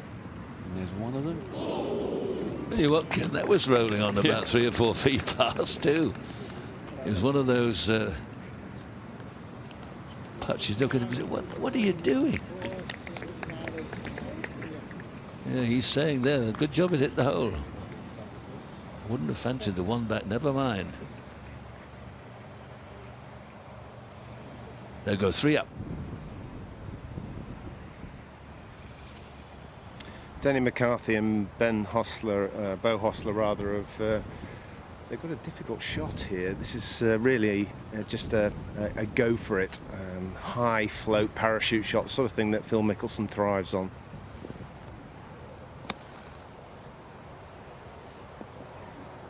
Yeah, done well. I suppose there was a chance you could have run it through the bunkers if you were just fooling around and you were able to have 2 or 3 goes at it, but that's not bad from where he was.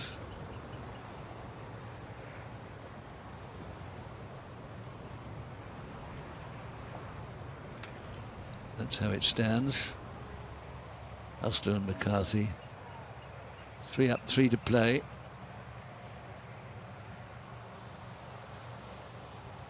Hume and Moynihan look to be in control. Now this is the home side. This is Paul Dunn. Well, Paul Dunn's got about a 45-50 foot bunker shot. It's actually a very friendly shot. I think he could get this quite close.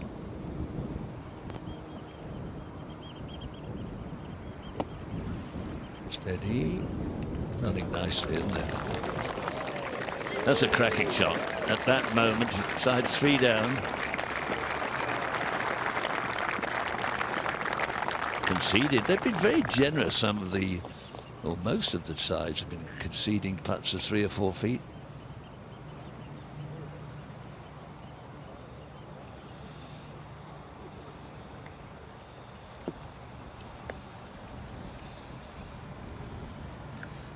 Well, Lee McCoy is hitting a long second in here as the rain begins to fall, and he doesn't like that one.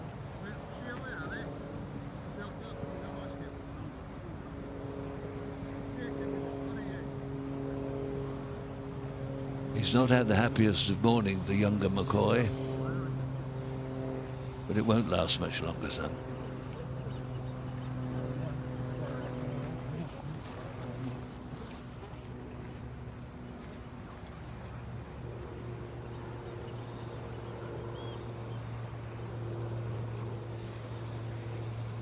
Bliss to win the match. McCarthy. Denny McCarthy to take the first point for the United States. Nope. Good effort. So they get one back. And GB&I 2 down, 2 to play. 17th back into the wind, not an easy hole. Could win it with a 4.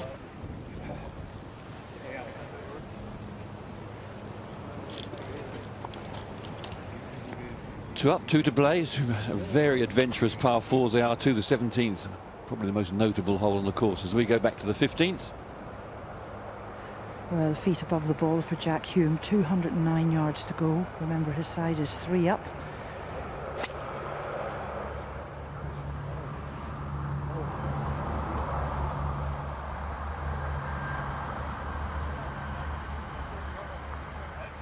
Little fortunate there to stop. Could have easily ricocheted on into the bunker, but he's okay.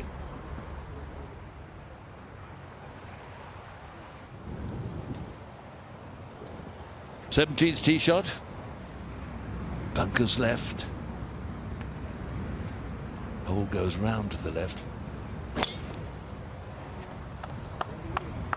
The wind's getting fairly strong. Is it going to find the fair? Oh, no, bad luck. These are killers. The ball runs into all the bunkers. They're never kicked away. And they're not sure where that is. They have no idea. They know it's close to bunkers, but they don't know it's in. 20 bunkers on this hole, Peter. 20, yeah. And they get raked every morning.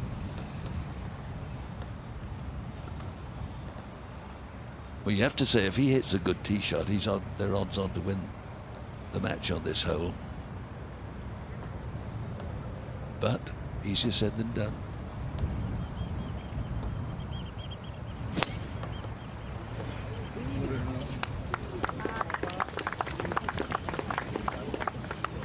Oh, safe. Safe and sound. Here are all the bunkers.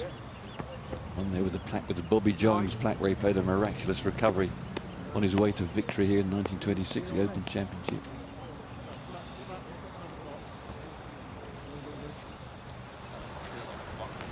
This looks a horrid, sort of semi-muggy, muddy, damp. Easy for the poor old handicapped man to duff it.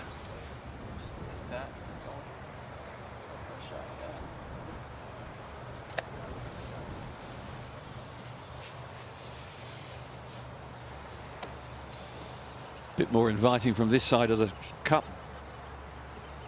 Moynihan skid one in. Look at the face open, the hands leading. The skiddy, checky one. And over the hill, not bad.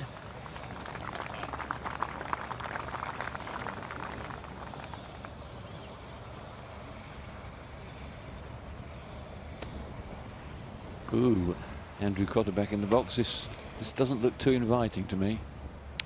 No, he's opening up the blade, Mike McCoy, and he's going to try and carry all the nasty stuff landed on the putting surface. Beautiful. What a shot from the old fella, the veteran. As good as it gets. Well done, Pat, from young Lee McCoy to Mike McCoy. Really have to take on everything now, though. 3 down. Neither of the McCoys are going to play this afternoon. They are being rested from the singles. Hume and Moynihan are both playing. They're in the last 2 singles matches out. And 3 up here, but that was a great recovery from Mike McCoy.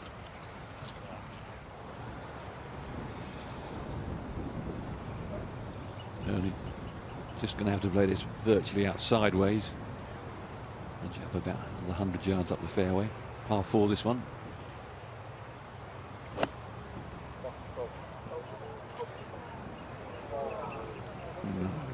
Didn't put in another bunker, surely.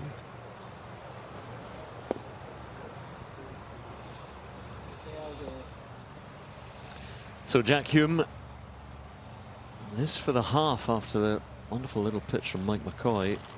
2 up at the moment, 3 up at the moment, rather. I'm back to 2 now. So just a chink of light for Lee McCoy and Mike McCoy, the Americans.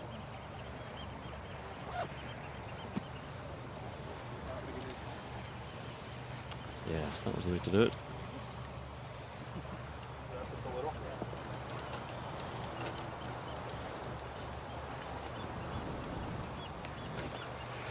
Well, with Paul Dunn having put Great Britain and Ireland in the bunker, Gary Hurley was left with a sort of outside ways, which is put into a bunker. Bo Hostler's hit a great drive down the middle, leaving Denny McCarthy about 200 yards to the middle of the green. Fairly straightforward shot with the wind off the right.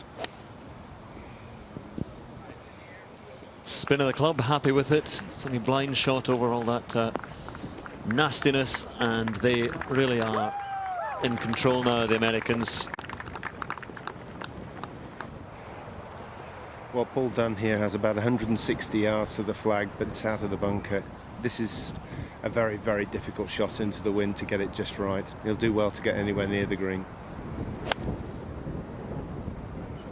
Seemed to clip it nicely, has to chase the flag, they're up against it. And through the back, he caught a glimpse of the ball there of Hostler and McCarthy. McCarthy's second shot in there, and the Americans 2 up. So this may well be the end times for Dunn and Hurley here. The grey jacket on there, Captain Nigel Edwards.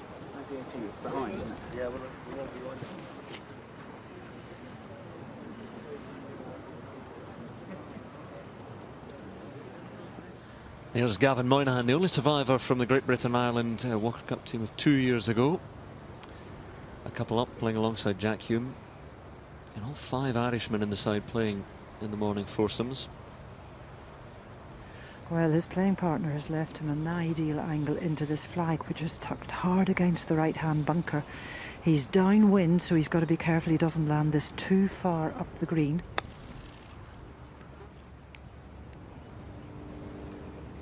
Oh.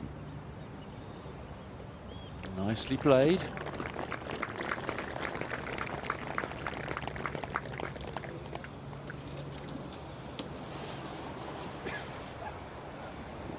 Oh, this looks interesting, Gary. Yeah, he's got a fairly straightforward shot. He's just got to loft it onto the edge of the green and let it drift out. He really needs to hole it too. Sure that it'll be conceded. It might be, I'm not sure. The Americans left 2 putts for their 4, and it's a concession. So the first points on the board for the Americans, courtesy of Bo Hostler, the Bahati, Bo Hostler and Denny McCarthy over Paul Dunn and Gary Hurley. It's a quick turnaround for Paul Dunn. He's in the second singles match out. He gets the shortest time. He's out just before 2 o'clock, but a good win for Hostler and Denny McCarthy for the United States. 3-1 the final score.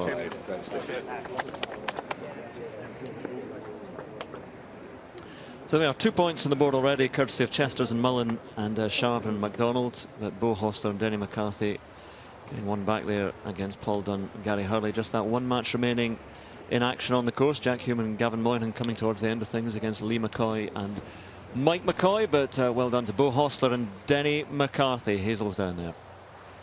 Bo and Denny, it's 2/3 of America's Eisenhower Trophy winning side, and I wonder how much that camaraderie played its part today, Denny. I think it played a big part. Me and Bo have known each other for quite some time now.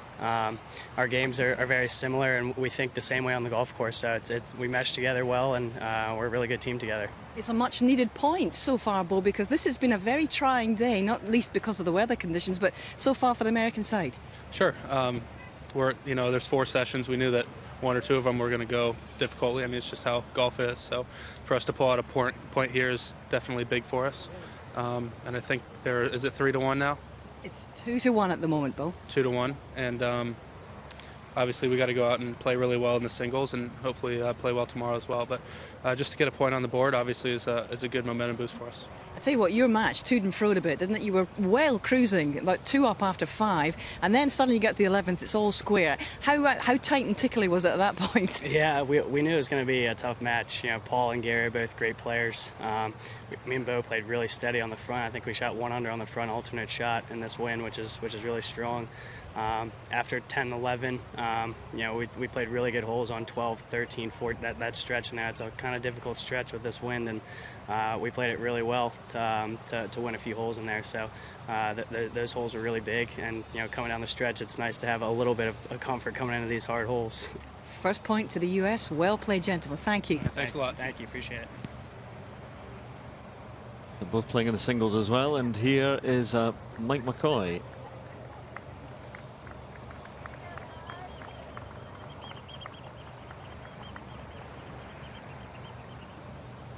Didn't need much more.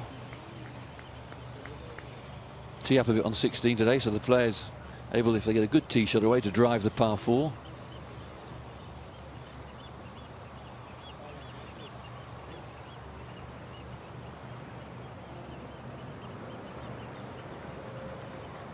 Lee McCoy for his birdie.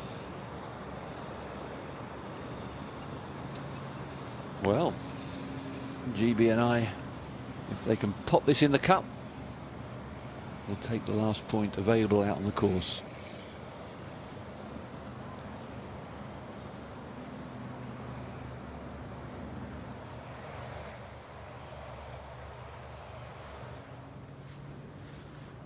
We haven't seen much hold on this green so far. This for Hume, Jack Hume, to win his match. He's done it. Moynihan and Hume take the final point. So it's 3 points to 1 after the morning foursomes. And some terrific play.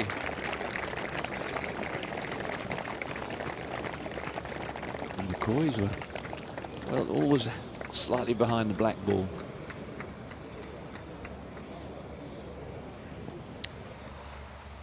Well, they've got a bit of a break now, Hume and Moynihan. They are in the last 2 singles matches out. Hume against Bo Hostler, Moynihan against Jordan Niebrugge. Lee McCoy and Mike McCoy do not play this afternoon in the singles, but that really is a good win. And 3 handsome wins there. 3 and 2 for Chesters and Mullen against McNeely and Stewart. 5 and 4 Sharp and McDonald against Niebrugge and Shelton. 3 and 2 Hume and Moynihan against Lee McCoy and Mike McCoy. And with the Irish pair is another fine Irish player, Maureen Medell. Well, Jack, great putt there to close it out in the 16th. Were your knees a bit wobbly? Yeah, there was a bit of nerves, but I was really excited to try and close it out there. So what, do you believe that there was any key point in your match today, Gavin, or did you ham and egg it pretty well all the way round? A few key points, but yeah, we played well. Like Jack, honestly, he hit so many lips with his putts. Like, we played great tee to green. Probably the 11th hole, we made a great birdie there. I hit a good wedge shot and he had a lovely 8-footer. Just to get the 3 up through 11 is a good position. So I just from that point on, we just tried a few good swings coming in. Like we knew, obviously we were playing well, so we knew we had a good chance to win. So played great all day. Just we could have even finished it earlier. Like Jacko hit a lot of lips. It was unreal. Like he was due that. Like so, great way to finish the match. Yeah. Well, 3-1 up at the moment. So do you think it's been an advantage for your captain to have so many really tried and tested and obvious foursomes pairings?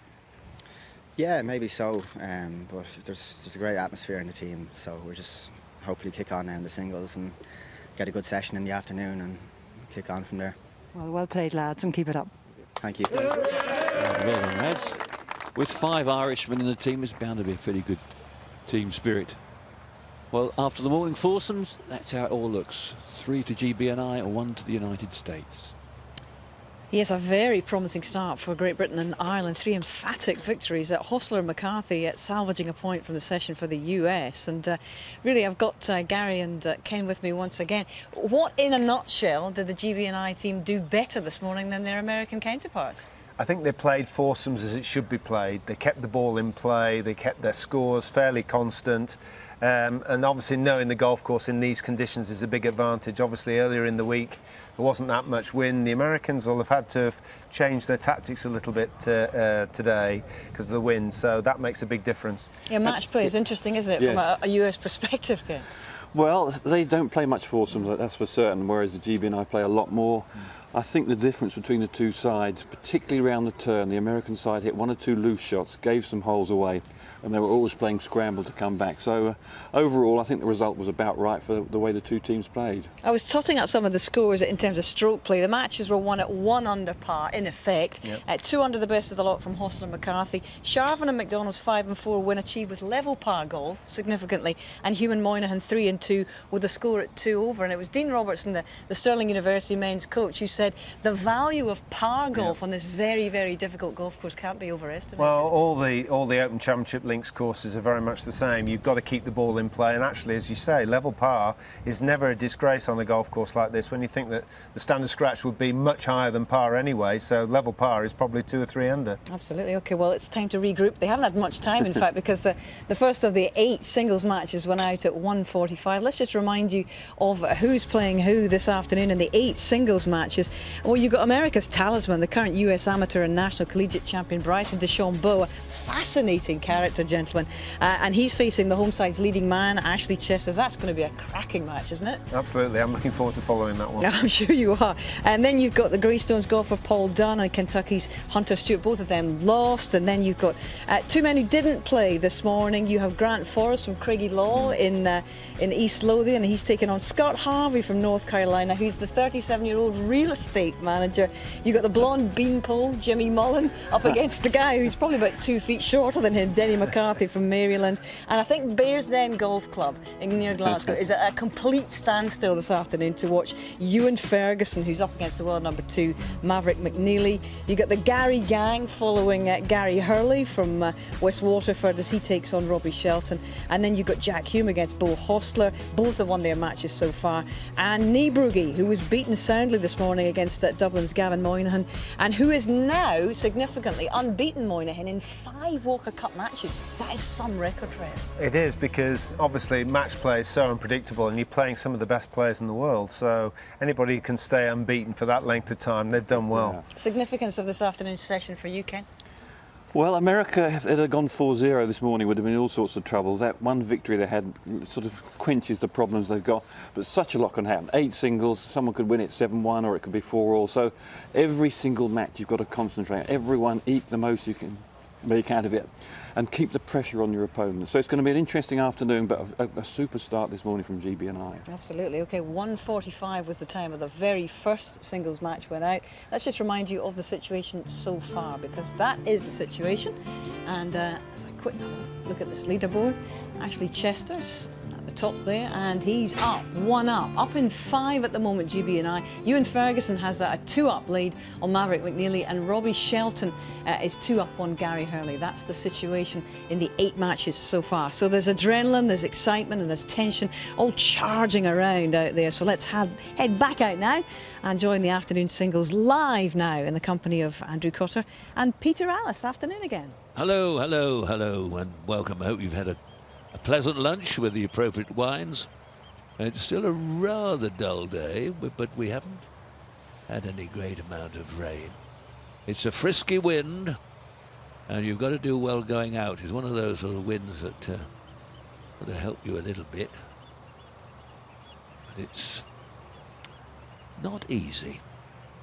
Extraordinary how the leaderboards changed, Andrew. Half an hour ago it was nearly all in America's favour. Of course, it's early days yet, but suddenly we're not down in anything. Yeah, it does switch around. We see it in the Ryder Cup, and match play is a curious beast. It'd be nice to see more match play in a way, but I understand that obviously for television purposes, professional tournaments, it's difficult to sort of plan accordingly and have too much match play, but it's a great format. See Bryson DeChambeau in the background there. He was this familiar sort of Ben Hogan style flat cap. Interesting US amateur champion that he wasn't played this morning in the foursomes. So that was a big decision. Perhaps not playing too well, but he's up against Ashley Chesters here, and Chesters 1 to the good at the moment. But this is a significant match as well. When you've got the US amateur champion in the top match, USA would want him to make a statement and perhaps take a point from that top match and get them back in the game. But as you say, it has turned around. A lot more blue on the board now than there was half an hour or so ago. This is Chesters in the blue top, and he's 1 up at the moment. It's been fluctuating up and down.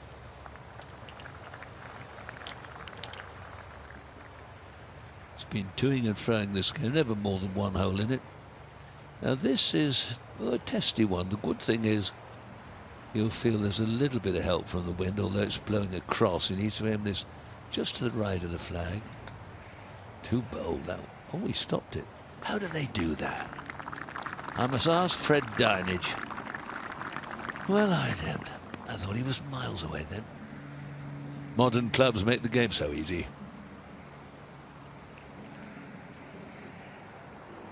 So old DeChambeau must be thinking, We'll go back to the previous hole, the 11th, and Paul Dunn. This par 5, almost 600 yards now. They stretched it out for the last Open Championship, and playing Hunter Stewart. And Dunn struggled a little bit this morning, but fizzes that one away. Just an iron for position. Just opens up the way the green sits at a bit of an angle. It opens things up beautifully. another flag towards the front of the green, or very much to the front of the green. 3 or 4 of the holes like that today. Into the wind, it's easier than down breeze, of course. But now DeChambeau, top man from the United States. This for a 2.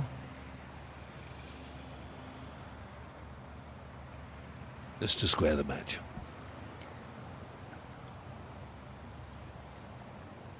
Look at that.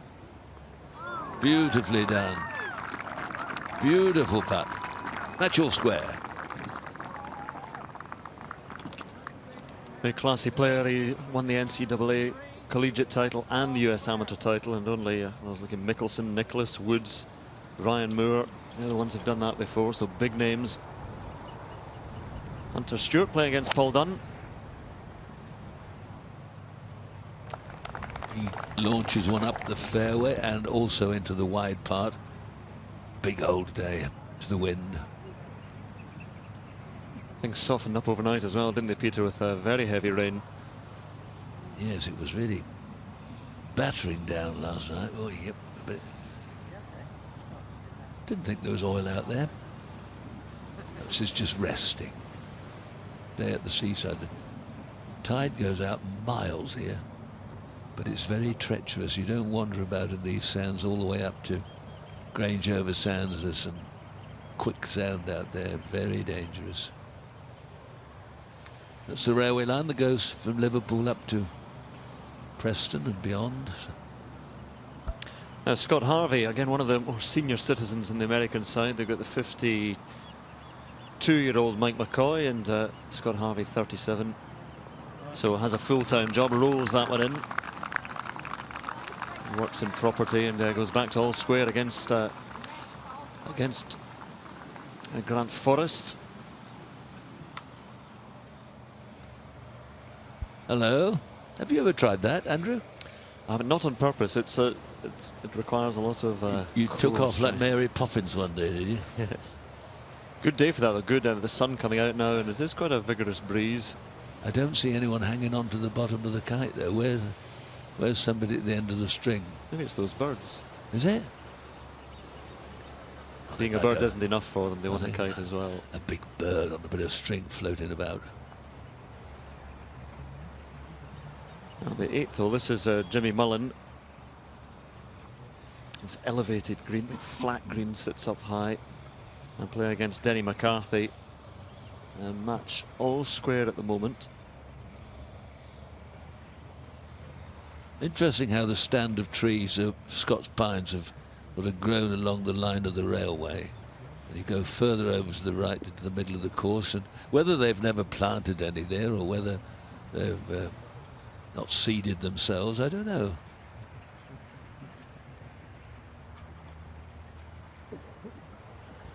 Now McCarthy knocked it in very closely. I think he's been conceded a birdie, so this to half for Mullen.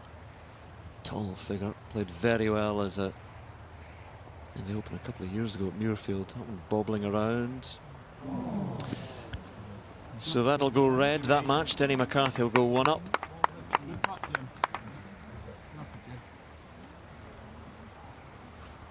Just try it again. Never waste one, never waste one. So we mustn't get round too quickly. It's worth stressing, and if you're fairly new to golf watching this, in match play you're allowed to have a little putt around afterwards. Stroke play not allowed at all. Down the shaft for Stewart. 3rd shot to the 11th. And oh, how'd you like that? Well, that's the way to eliminate putting. Just nudge it in. Would you believe it? Well, what a time to arrive. I was just thinking that Hunter Stewart needed to steady the ship. He's lost the last 2 holes with bogeys, and now he's popped it straight into the can from 112 yards for an eagle 3. So, Paul Dunn from 108 yards, this for a half.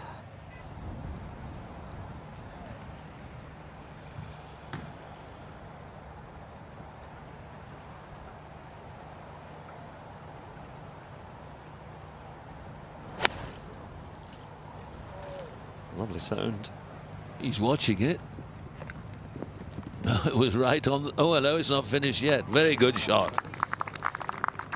But he loses the hole to an eagle 3.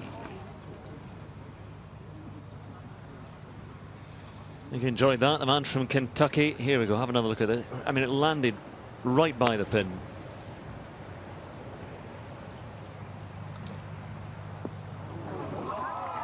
That's the way to do it.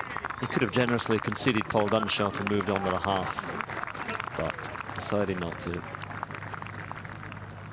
So there we are, it's an eagle and back to all square against Dunn. So the top 3 matches at the moment, all square, and USA up in 2, Great Britain Ireland up in 2, and then the bottom match, Moynihan against Niebrugge, that's all square as well, so could not be closer.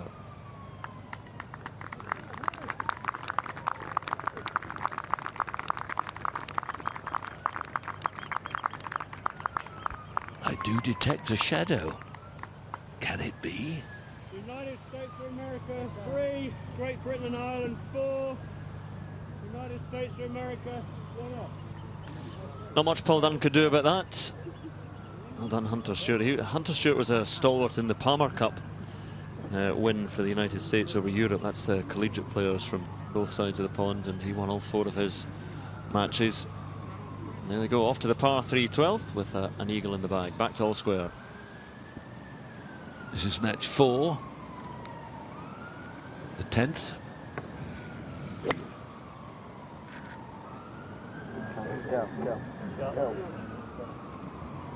No, it's not. They're playing the 9th. I'm not sure our scoring system is. I thought the referee called out Hunter Stewart 1 up there, but we've got all square. But here's our man Mullen just nudging it down.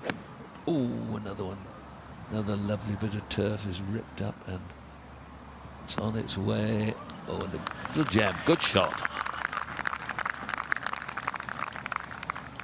There's the big one. The roller coaster not too far away. Have you been on that, Peter? I have not. No, I've never been on one in my life.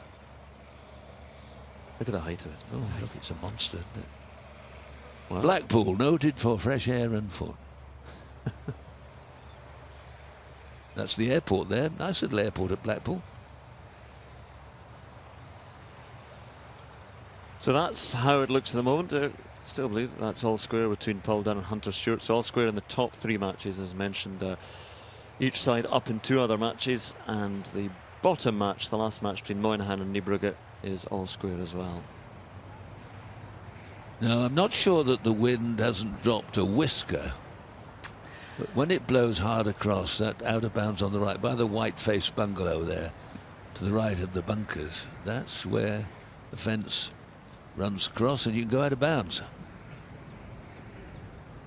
Well, they're actually on a different tee from the one that they were on this morning, and the hole is playing some 30 yards shorter and from much more on the left-hand side, so it's altogether an easier shot, but still left to right breeze. Yeah, they cut new pins from morning to afternoon, and this morning was saying totally changed the tee there, right down the flag. You see this morning's tee way down to the left there. That's the more customary tee. This morning's one.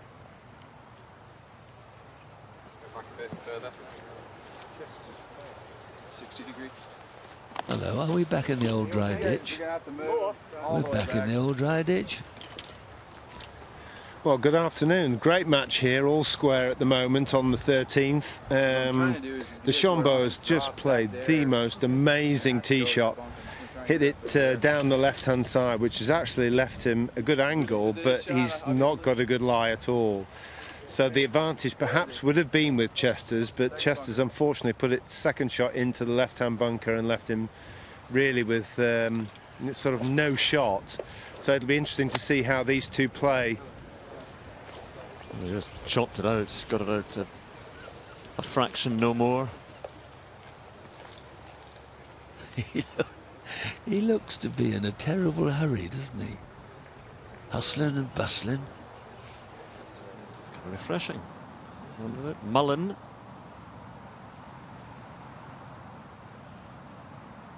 Chance for a 2 in the 9th.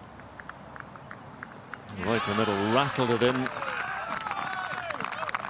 And Denny McCarthy had that one-up lead.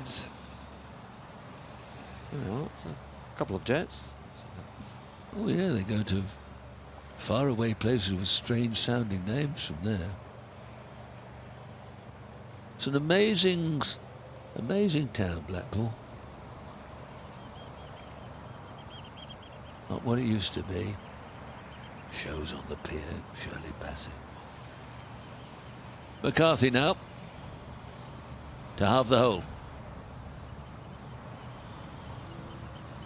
Caddy stands in the way. It's they're prone to do, and that's it. He saw it though, miss. And so they go on. This is a ding-dong affair. Just another bash at that.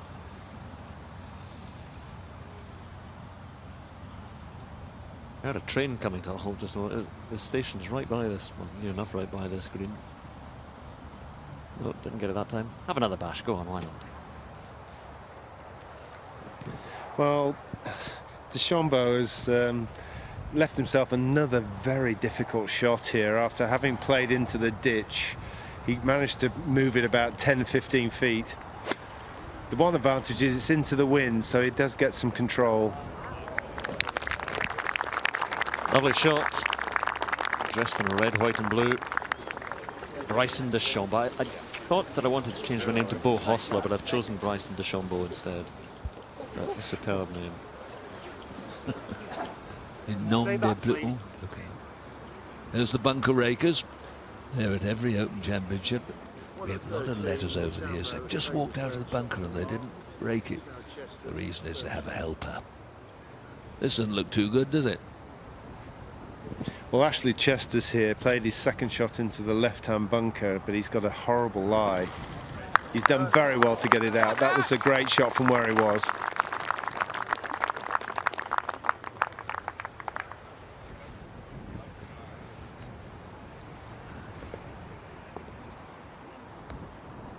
So as they lie, after DeChambeau into the ditch with his tee shot, and I shall see how that develops. Now back to the 12th. Hunter Stewart putting. This for a 2. Oh, I thought he got it. He's a beautiful putter. He holed a lot this morning, but he lost.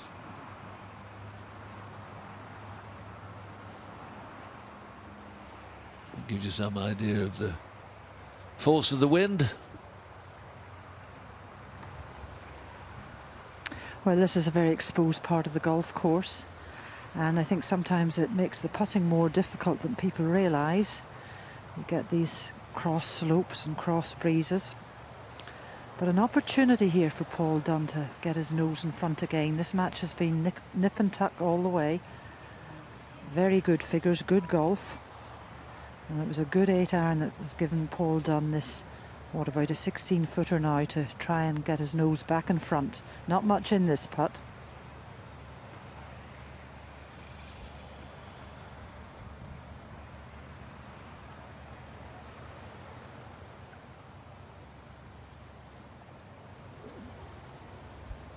Little puff of wind. Settle again. You see the fingers, they're all coming. Most interesting grip. Fingers both down, both 4 fingers down either side of the shaft.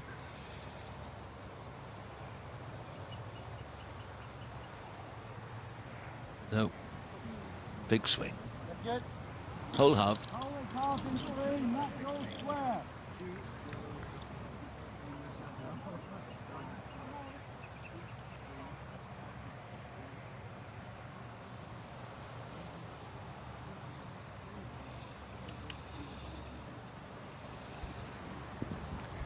Well, Bryson DeChambeau has got this to win the hole, but it's been a bit of a comedy of errors so far.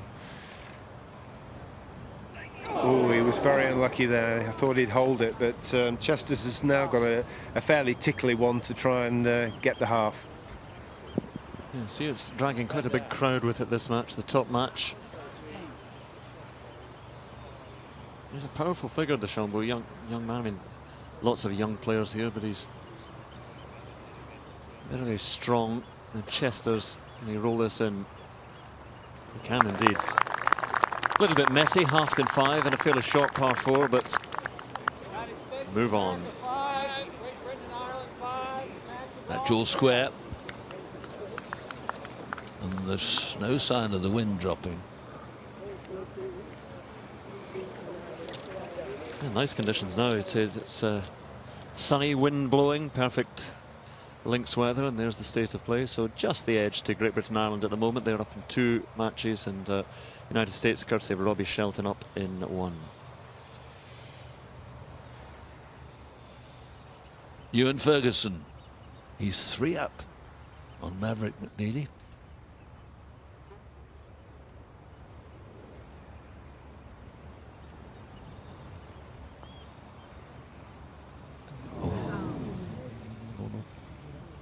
Not quite, sir. Is it give? No. Now this is to win the hole and get one back. A lot of perhaps this length were conceded this morning, which windy conditions on fast greens is a very generous thing to do.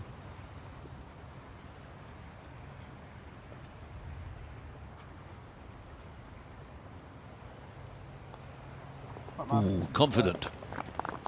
So it should be a good match. Interested to see this one. The Americans in control at the moment, but Maverick McNeely and Ewan Ferguson, the only 2 teenagers in the contest, both 19. And so Ewan Ferguson a couple up at the moment, and playing well, the youngster from Bearsden. Jimmy Dunn,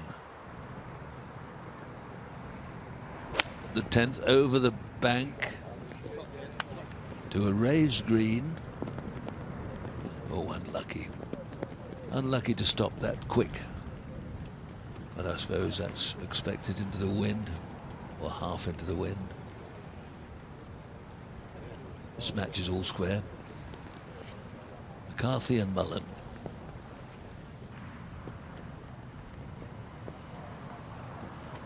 So Denny McCarthy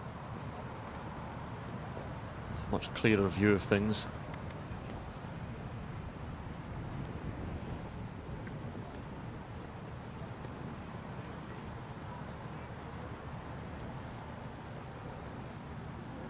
Good hole this. You can see the slopes on the green there. It does rise up from the front, so can't afford to be short.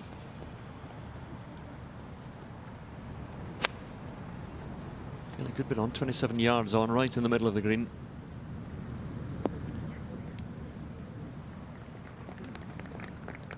Yeah, good shot, good solid shot.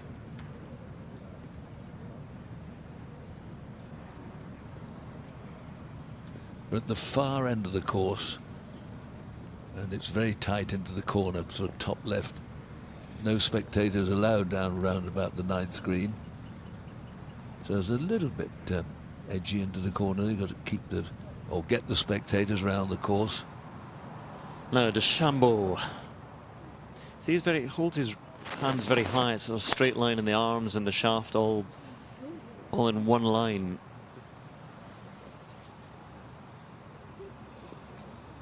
Might be lucky there, Andrew. That, on the other hand, it went into that little hollow, so it might be in a grassy spot. This is the 14th, I mean, like so many holes at Royal Lytham and St Anne's, so well bunkered, 204 sandy traps around the course, and favour the left-hand side off the tee to stay away from the bunkers, but of course depending where the pin is. And today it's, well, this afternoon I should say, it's tucked in on the left.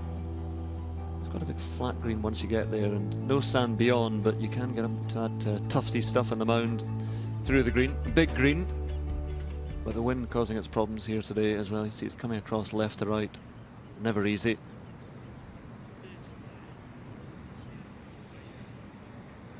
some good crowds here on the opening day, and they're seeing some very good golf under tricky conditions. They're not exceptionally difficult, but they're certainly tricky. 3-1 this morning to Great Britain and Ireland, and you can see how close the matches are this afternoon. Crowds have been good, and now Jimmy Mullen with this long putt from the front of the green.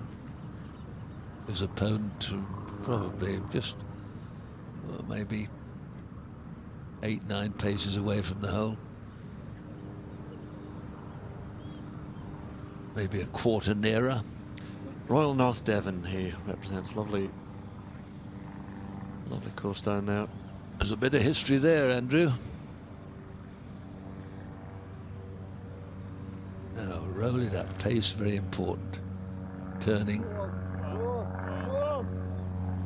Yeah, it was not bad from there. Well, better than not bad. Good.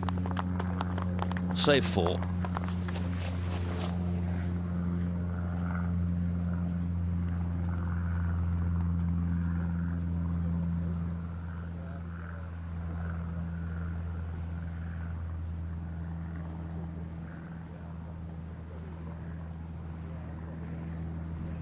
And there's Denny McCarthy putting his ball back. This to win the hole.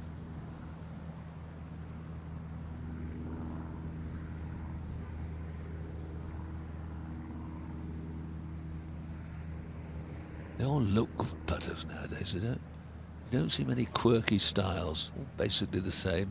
Very simple.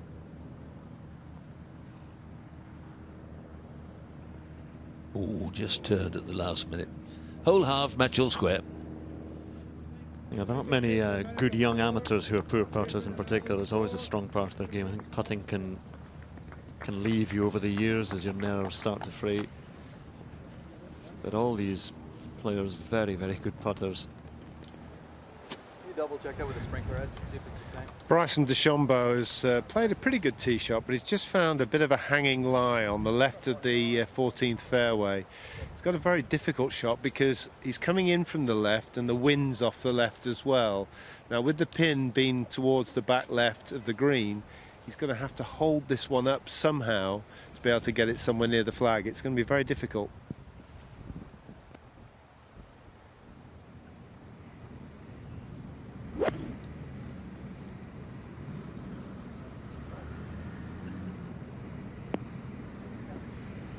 Oh, made it look quite easy. That's a good shot.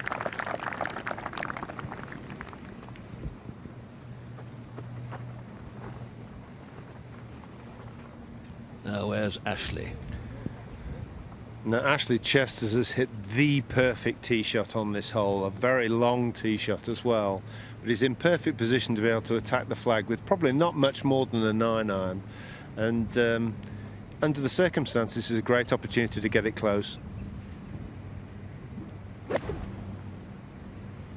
Quick swing.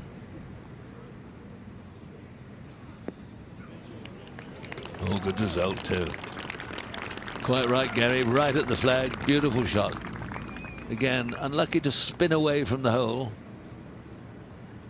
but a very holeable putt for a 3.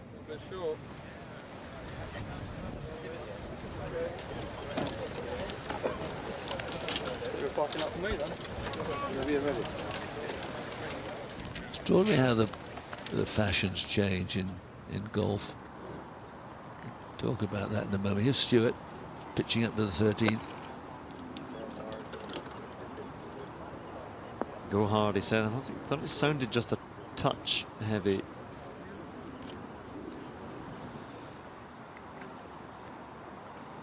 Play against Paul Dunn. This match all square.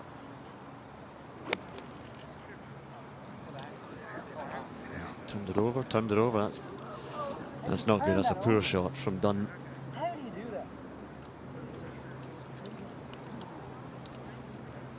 You just don't want to give holes away in match play. If your opponent birdies, then sometimes you can accept that, but you don't want to make costly mistakes. Now, Ewan Ferguson, we're back on the 9th, the par 3, and this for his par. just lost the last hole against Maverick McNeely. So the two 19-year-olds. You can see the hole just in the crook of McNeely's arm. Let's peer through. No, so that's 2 holes in a row lost by Ferguson, and McNeely gets back to just 1 down.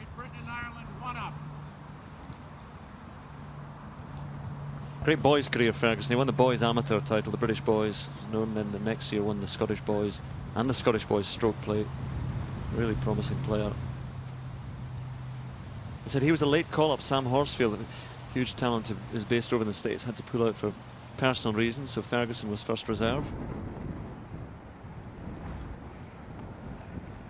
Paul Dunn.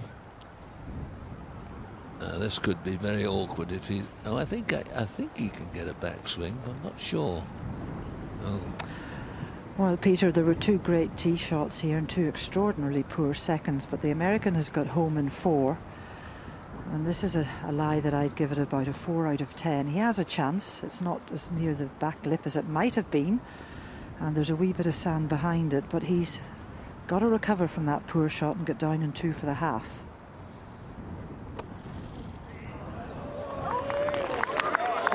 How about that? What a bonus. Well, Hunter Stewart held his 3rd shot for an eagle 3 at the 11th, and now Paul's done the dirty on him. Of course I meant it. Peter, that's one as an opponent you smile and grind your teeth down to the gums. Calte Sena, they say in the Jewish religion. Bryson DeChambeau had a birdie putt here, but although he's putting uphill into the green, into the wind rather, on this green, he gave it a decent chance, but you know, at the end of the day it was an outside putt for birdie, whereas Chesters has got a great chance to go in front.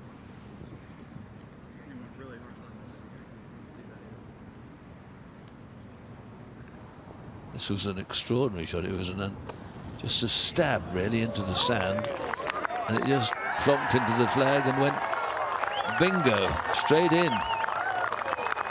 Amazing. You never know, do you? As Arnold Palmer used to say, if you could see it and hit it, you might hold it.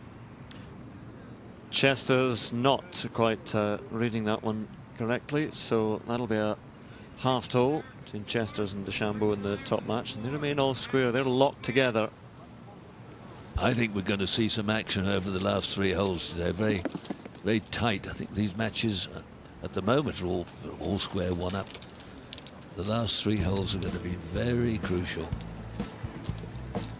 Yeah, look at that. The American team only up in 1 game. But it can all change in the blink of an eye.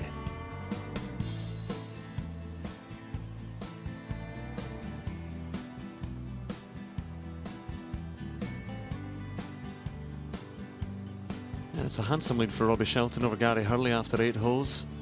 Still a long way to go in that match, of course, but as Peter was saying, everything can change so quickly, and those are 1, 2, 3, 4 matches all square, and very slender leads in the 3 matches in which Great Britain and Ireland are up.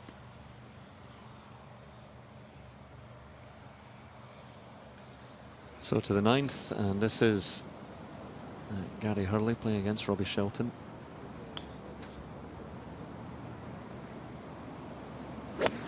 Three down at the moment.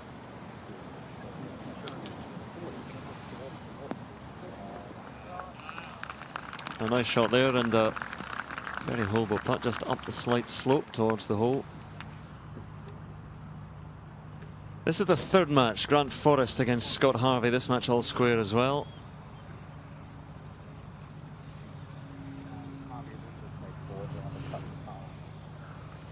So Grant Forrest plays at a Craigie Law over in East Lothian.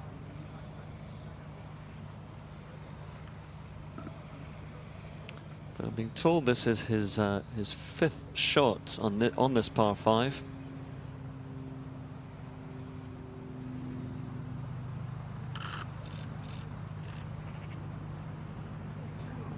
Well, he was going for it. Thought he had to hold it. Might be a concession. He's the man who lost the Amateur Championship final this year to Romain Longasque, the French player, who also did well in the Open. Did very well for Scotland in the European Amateur competition, helped them retain the title. So this is for a par as well. So both players have been struggling a little bit here. This for par for Scott Harvey, this for the win.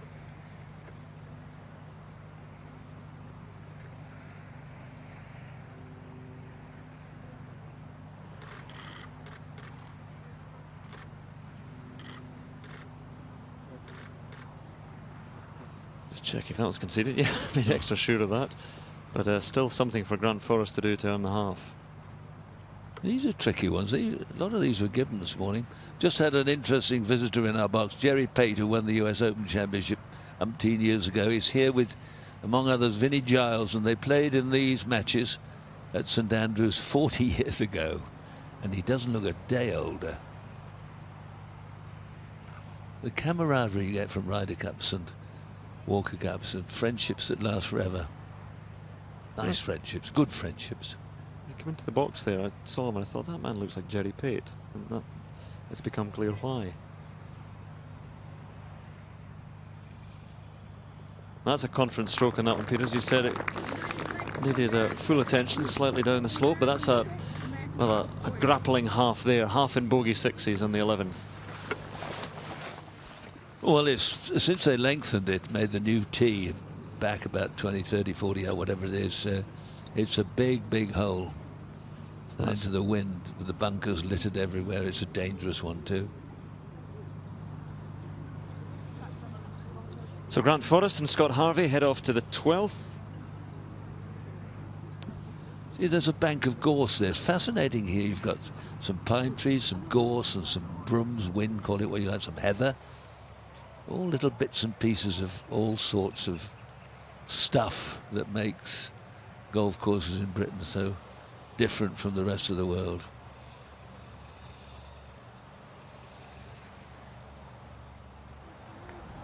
Now the top match, and Ashley Chesters has found the fairway. Well, Ashley Chesters has hit a great drive down the right-hand side. He's got about 220 yards to go to the green. It's well within his range, and with his playing opponent in the bunker on the left-hand side, all he's really trying to do is find the middle of the green, something safely down there, because his playing opponent can't do much more than just progress it up the fairway.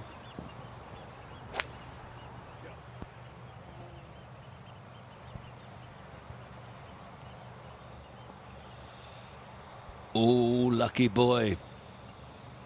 I think that's almost exactly the same shot he hit this morning as by the Foursomes. Got away with it then as well. Yeah, except the flag was only about 6 yards away there. Now you can see it's way over on the other side of the green. But in good position. Hunter Stewart.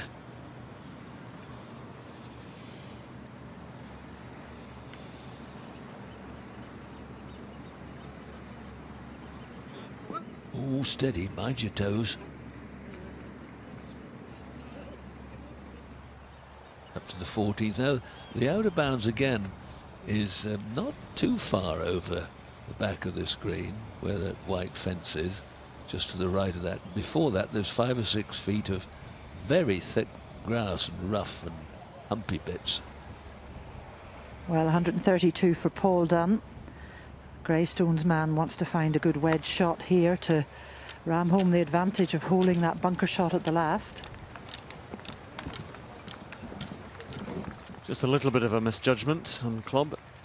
See, he was some way past Hunter Stewart off the tee. He's not a big man at all, Paul Dunn, but he does hit it a long way. This is the bottom match. Gavin Moynihan, Jordan Abrugger. He's one up. Oh, he's all square at the moment. This is to go one up.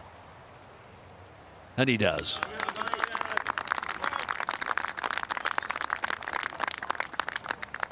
Well done, Gavin.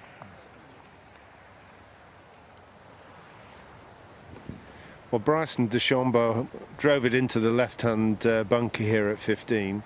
could only progress it about 100 yards. He's still got something in the region of about 170 yards to the flag, maybe even more than that. So this is still a pretty tough shot, with Ashley Chester's nicely placed just off the left edge of the green in 2. Doesn't like the look of that, although sometimes they end up close. Hoyt to the left, as you can see.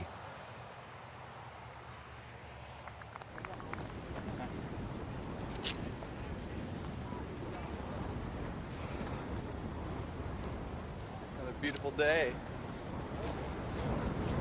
It sure is, boy. He's got a very interesting face, this young man.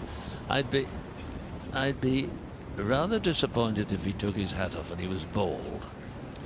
There's a few of them like that in America. Good looking though, young Bill Haas. Handsome boy, takes his hat off. Looks like a boiled egg, hard-boiled egg. Extraordinary. Yeah, he's studying physics actually at SMU, Southern Methodist University, and he really is his own man. He's been studying the mechanics of golf, a devotee of Homer Kelly's The Golfing Machine book and Mo Norman's single plane swing. He calls it zero shifting motion, Peter. And all of his irons are the same length, 37.5 inches. Oh. He's got the driver, which is 43.5. So fascinating character. Yeah, they're not all locked up yet. Now here he comes. Little nudge down, young Hunter, and it's not a million miles away. Oh, he done it again. Oh, stop it. You're making a mockery of the game. Well, that was him getting Paul Dunn back for the one on the last. That's they're even now. Let's call it square and move on. Well, I reckon he's 2-1 up. Afterwards, stroke play. Okay, so this was it. This was him on the 11th, wasn't it? Little bunt in here, right down the flag. Okay, yeah. So he's 2-1 up because he had this one. Then it Paul Dunn at the 13th out of the bunker, and then Hunter Stewart did this. So yeah, the showpiece shots are in this match. His putting stats are awesome.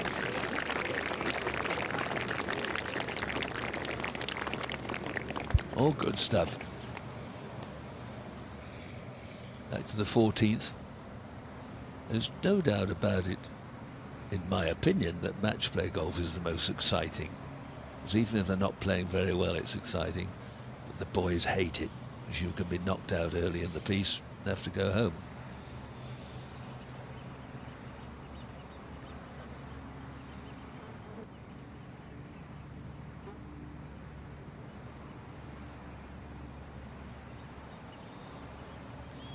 Well, he'll give this a go. Has to drop. Well, he should have given it a go. Well, sometimes you say he'll give it a go. There's no point in rushing it 10 feet past. You've got to give it a chance of going in.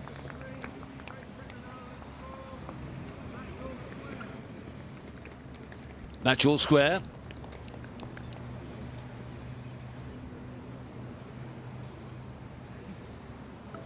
Ding dong. Leslie Phillips. Is Leslie Phillips still with us?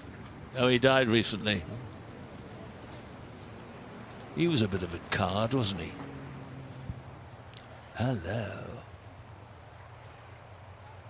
No, Chester's just skipped around the bunker in the 15th. That's a good pace.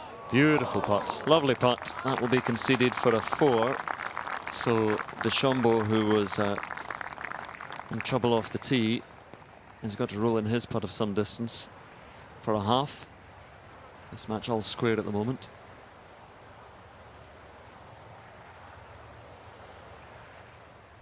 Here he goes. Looking good too. Oh, a very good try.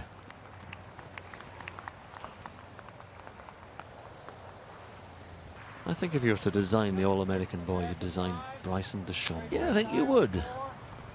Yeah. Look at that. See, that's the way to do it. Why don't you put that in your repertoire? Handsome boy. Good left hand.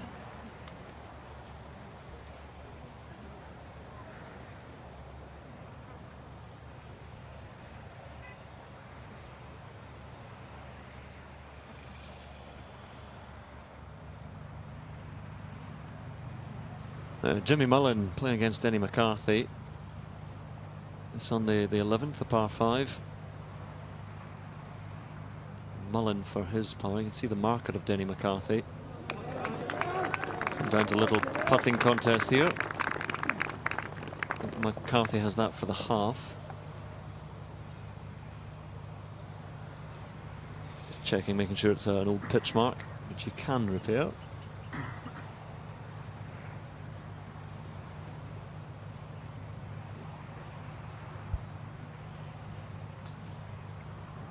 Ken, I'm going to ask you a very serious question. You see in medal play now, everyone looks, they hold a putt and they stand round the hole and they tap down all the little indentations, and everyone says, oh, what a lovely thing. Isn't he making it good for the people coming up behind? I haven't seen much of that today. I think you're right. But this morning I thought it was very generous, one or two of the gives that we saw. Yeah, but it's the idea of tapping all the, you know, I'm a good chap.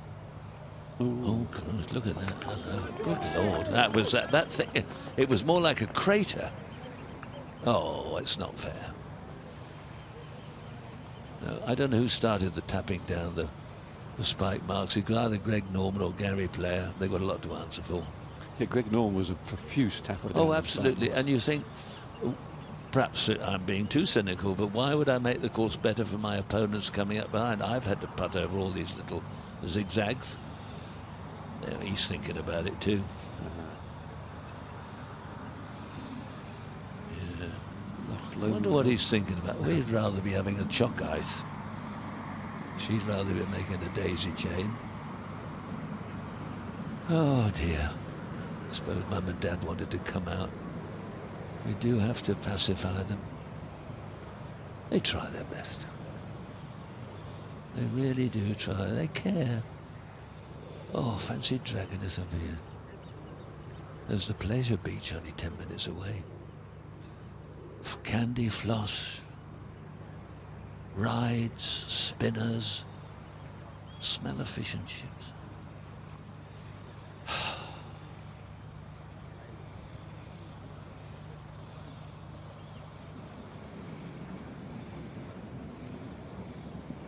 Chester's 16th, shortish par 4. 36 yards, just about in range with this breeze. He's taking a cut at it.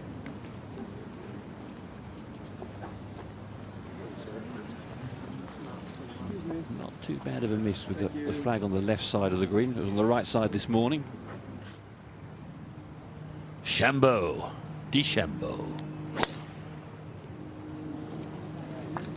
Now that sounded good. Online.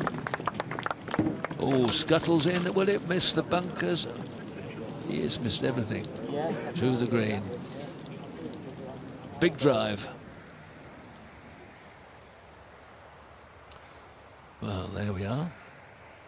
Suddenly, GB and I have moved ahead in the last, or 4 of the last games. And the United States, Robbie Shelton, I haven't seen much of him yet. He's the only American at this moment who's ahead in his match. But no one's got a commanding lead. They could go either way easily at the moment. Over the last couple of holes. Yeah. This is... Maureen's out there. Maureen's on the upslope. The wind seems to have dropped a whisker. That's only in the commentary box, Peter. Oh, it's still blowing. Well done. Not out here. But I have to tell you what a high caliber match this is. 5 out of the last 6 holes have been won or halved with a 3. Now 207 yards for the American. Something happened there. Oh my good God. That just disappeared. I don't think it pitched in the gorse, but that's a Lucy Lockett, isn't it? Old cab rank. I think it was a shank, yeah. The old cab rank there. Yeah. That was a horrid one. Well, I don't like his position at the top of the backswing. It looks a bit shaky to me. I think I would delay my entry to the professional ranks if I was him. He's really opened the door here for Paul Dunn. Well, you know, I think that was a bit of the commentator's curse, wasn't it? Just saying what a high caliber match it is. But What he's doing now is the American has elected to play a provisional ball, and he's landing it on that 45-degree slope. So if it rolls more than 2 club lengths, he gets to try have another go, and then if it same result, he places it then on the spot that the referee will have his eagle eye on. But I always find this quite an interesting scenario, that Paul Dunne doesn't go on and play his second. Is it not Paul Dunne's shot now? What do you think, Peter? Well, interesting. Quite nice. He's dropping it empty. That's going back in. No.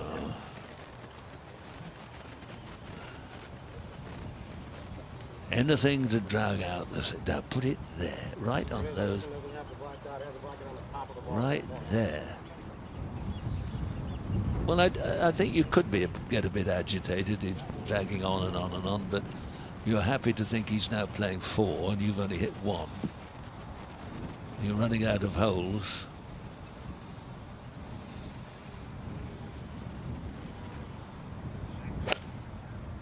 He's flat-footed again.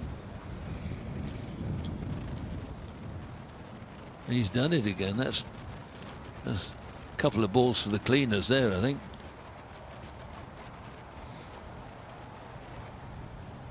Well, of the early matches, this is a real opening for Paul Dunne. The match all square. He's a steady Eddie. Pin on the right of the green, favour the left side, TV tower. You're unsighted to the putting surface. Big tee shot as well. Yes, anywhere down into the throat of the green would suffice here, you've got to think. Very deliberate player, very steady and strong.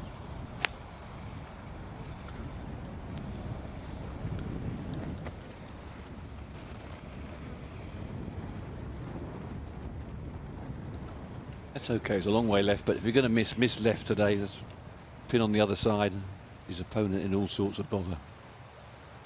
Well, they haven't found the second ball yet, so I think this may be a pick-up. This is the last match. Moynihan and Nebrugge. Moynihan, 2 up. Oh, that's a belter again. Shot.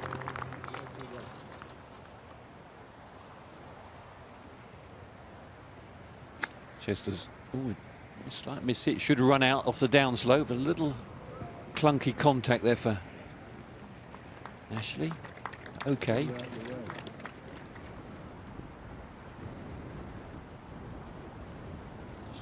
See, that's what you get a hit round here. These awkward little chips where you've got to be deftly accurate where you land the ball.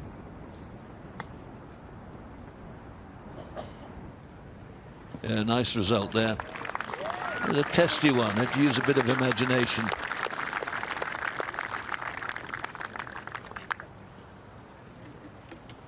I wonder what percentage of players today have got local caddies, Ken. I would think if you get a good one, a great help. Oh yeah, particularly for the American side. Absolutely.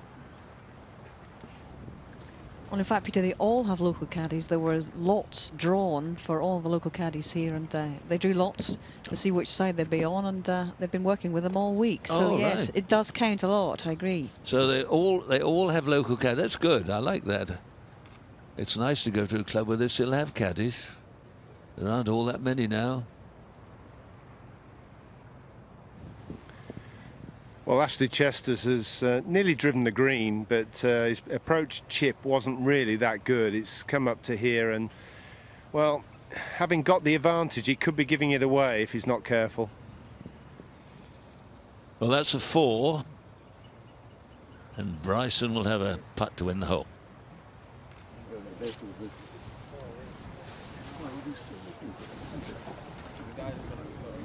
One ball has been found, but it is not the Americans, so the search continues.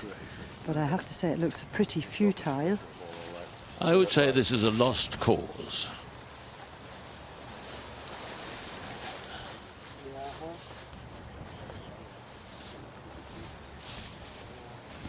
We've got 5 minutes to look. It's not the sort of bushes you go clambering in, is there? But yeah, this is nonsense. People, well, let's watch this first. This to win the hole. Jimmy Mullen. That puts him 2 up. So much of amateur golf is judged on what happens through the television and the big players. He's looking for a ball. We're going back to Hunter Stewart now. And, oh, no, we're not yet. Chambeau holds and gets a win. That's out of the blue. That's out of the blue. I reckon that's all square. First time playing links golf for him. US Amateur Champion, NCAA Champion. To win those 2 titles in 1 year is exceptional. 2 big titles. All square, all square, all square. 2 up, 2 up. Juicy. Very tight. If I was Spider Miller, the US captain, I'd be very concerned. And these opening 3 matches in the singles are going to be so important to him. If he gets the wrong result there, they'll be right behind the black ball going into the final day. At last, some common sense. I think it must be conceded. He said the best, if he hold a miracle shot, he's going to take 6. Well, it's been a concession by the American side here on 15. So that's a bit of a gift for Great Britain and Ireland, and Paul Dunn goes 1 up as they go to the 16th. 1 up and 3 to play.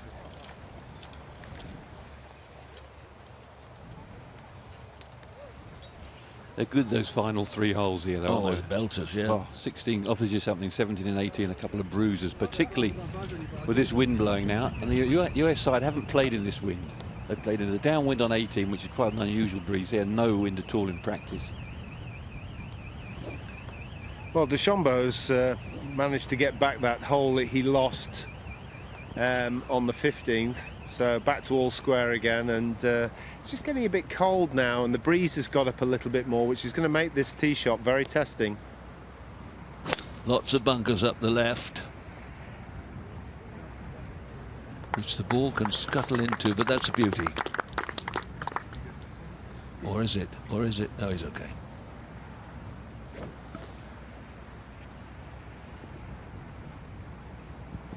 Well, Ashley Chesters will be a little disappointed with what happened on the last hole. His pitch shot wasn't very good, but he's got to, now he's seen his playing opponent get one onto the middle of the fairway. He's got to find the fairway himself with just 2 holes to play.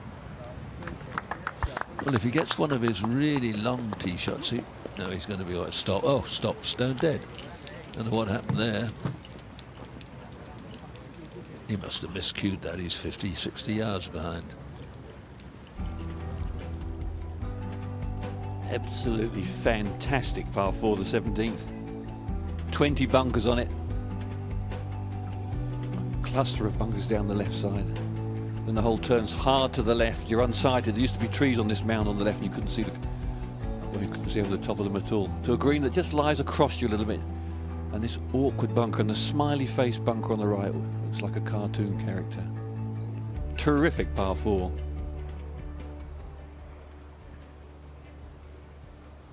Well, I must say, looking at that flag, it would appear the wind has dropped a little bit. There's Paul Dunn, 1 up. 3 to play.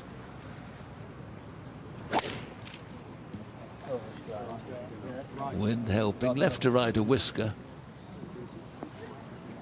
Oh, a big bounce and hop and over the top, and oh, I think I'll get a drop off there. I think that's a water cover.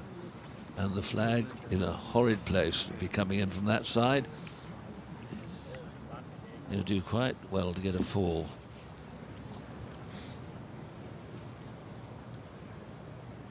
With the driver, so the green is in range, but you can't see the green hit over the hump, so you rely on a straight bounce. The reaction from the crowd. Not bad. A little unlucky that landed on the little upslope, but finds the putting surface at the par 4. That's a good drive. This morning he drove it through the green. We're going to see some drama. We haven't seen anyone come up the 18th yet. Nobody reached the 18th this morning. And it's playing more into the wind today. Yesterday, was it yesterday or day before, Ken, you said somebody drove the green? Yeah, there were a few drove the green in practice, which is unbelievable. It's 413 yards. In fact, one of the practice matches, they halved it in 2s. No. Yeah, they did, yeah. Halved in 2. How did you get on at, well, they say Lytham. How did you get on at Lytham when you played the other day? Oh, we halved the 18th in two. No one would believe you. Wind's almost 180 degrees different now. Those almost straight into the wind at 18. Yep. I don't know what happened to Ashley's tee shot, but he's... Gary, what happened there? Was it a balloon up in the air? What happened? Well, Ashley Chester's, all I can think is that he's not got that drive. He was obviously trying to find the fairway, which is important, obviously, under the circumstances. But he's left himself something in the region of about 220 yards to the flag. It's not a bad angle, but with the wind helping off the right-hand side, it's not going to play a huge shot. And obviously, what he'll be able to do is hopefully put pressure on his opponent by finding the green. I tell you what, I think he's got to play a magnificent shot to get this on the green, because he's coming across all the rough. A funny angle, flag on the left-hand side. He's got to come in from the right. If he aims at the front right of the green and gives it a good old whack and gets a touch of draw on it, he could run it up onto the green. What he mustn't do is go for the flag, just drag it into the front left-hand bunker. Where that flag is, they cut just over the bunker. And if you go in the bunker, you'd land it on a downslope. This is, as you say, a high tariff shot. This is not easy at all. It's a blind shot, that's for sure. Don't be greedy. Think, how do I winkle a 4 out? What would Bilko do? That's the thought here. Oh, he doesn't like it. I don't know why. That's all. Oh, I think that's a good result. That's terrific. But he puts the pressure on his opponent. Does he dare go for this flag? Because if he gets it wrong, the match could be over for him. Room to the left of the flag, is there? No, there's nothing. And that front bunker's deep, and from it you're pitching out onto a downslope. Yeah. And he's at a big drive, so he'll be goaded. I must have a little, shall I go for the flag? How daring do I be? He's more over to the... Well, I thought he was middle of the fairway. He's more sort of middle left of the fairway, isn't he? He's come here. Will he be able to see the top of the flag? Maybe just, Ken? Yeah. Well, it's touch and go. You'll see the TV tower, which gives you a good guide to the centre of the green. There you go. His view. Yeah, that's it. You see the TV tower up, perched up high between the trees. This is when knowing the course is so important. This is a flag that you don't go at. I mean, you can do, but it's... I don't think it's the play when you're all square with 2 holes left to play. Well, Bryson DeChambeau, he of the Hogan-esque headwear, has got only 155 to the flag, so this is a great opportunity to get something pretty close. Flag's placed front left, so he's not going to pull it, that's for sure. And with the wind off the right, it's very easy to do that.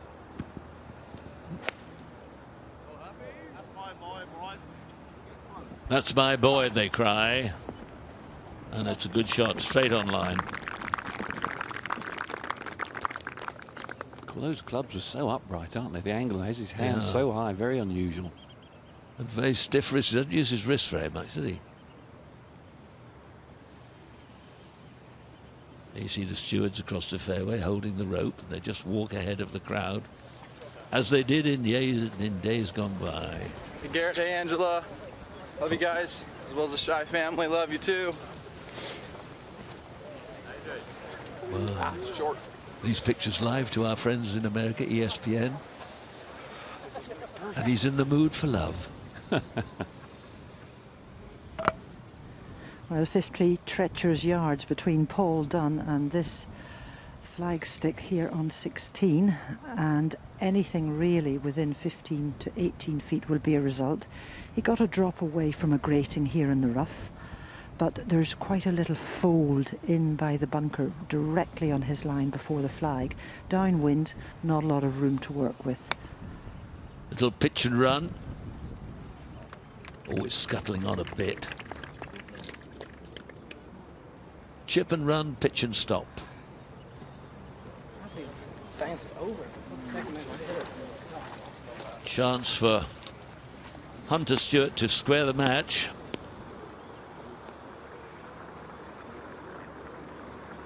'13th and Jimmy Mullen, who's 2 up on McCarthy, Denny McCarthy.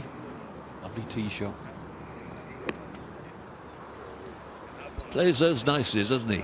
Crisply. Fizzes them, doesn't he? Yeah, look at that. He's got a lovely touch.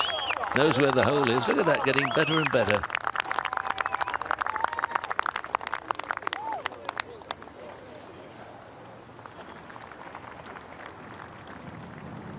McCarthy trying to match that.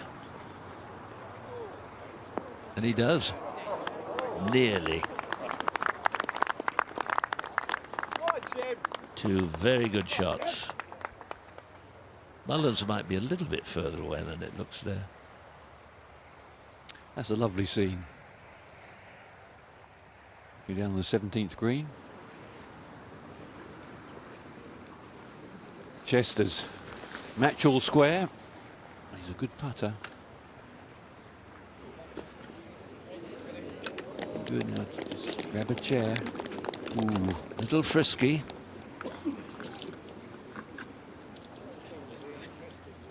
Match is all square.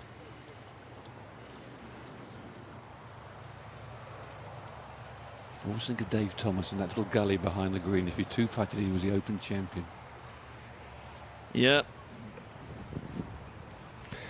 Well, Ashley Chester's here on the 17th has pushed his putt, you know, just that nasty distance past the hole, whereas DeChambeau, from a little bit inside of where he was, has got this opportunity now just to get one nice and close or hole it, and either way he's putting pressure back on his opponent. So with just 1 hole to play, this is nip and tuck.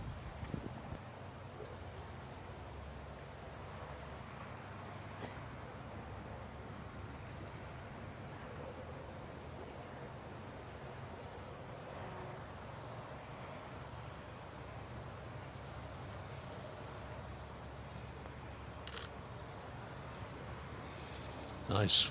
Oh, it slowed very quickly. That's, well, it's certainly missable. I don't think that'll be conceded. Up to 16.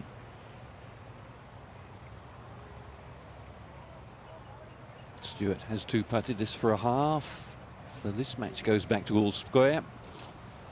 Took a 3-wood off the tee. It was so important to find the right part of the fairway. By driving down the left, he was in all sorts of trouble. Top 3 matches all square now, Peter. Yeah, Stewart did a good fine tee shot there. Now this has got to go in. If you're a GB&I supporter, and of course it does, this fella doesn't miss much. Chester's mild. What a brew.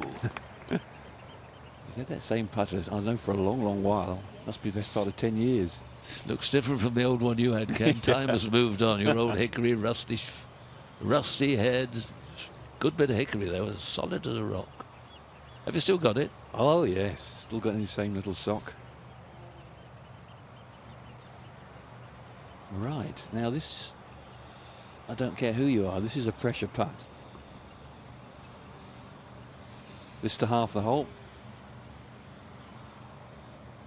Yep. So they come to the last match all square, into the wind, bunkers waiting left and right. On the right also where the flagpole is, there's all big gorse bushes, and he's a showman. DeChambeau. Oh, we thought he'd missed it. I think his fans drew it into the bottom of the cup. 3 up for Jimmy Mullen.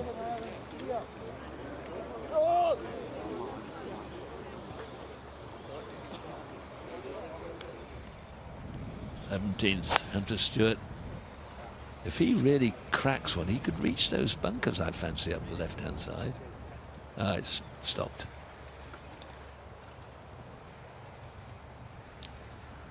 Absolutely stopped.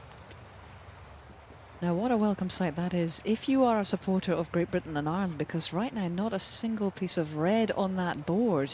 4 up in those matches for GB&I, and all square and everything else. Well, the Americans got it right down the middle, pretty much level with Bobby Jones' plaque. Now, What can Paul Dunn do?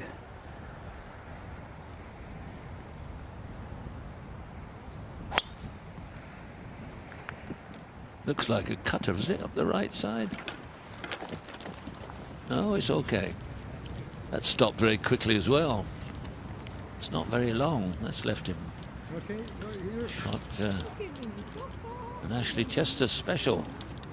Nearly.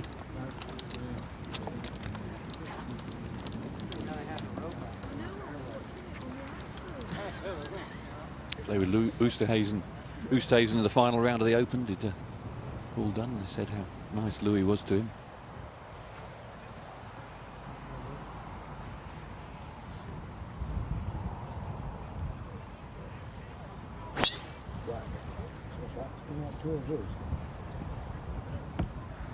Anxious? Bit anxious as he pulled it in there, yes. It's in it. Should I go now? Yeah. Yeah? Go find it.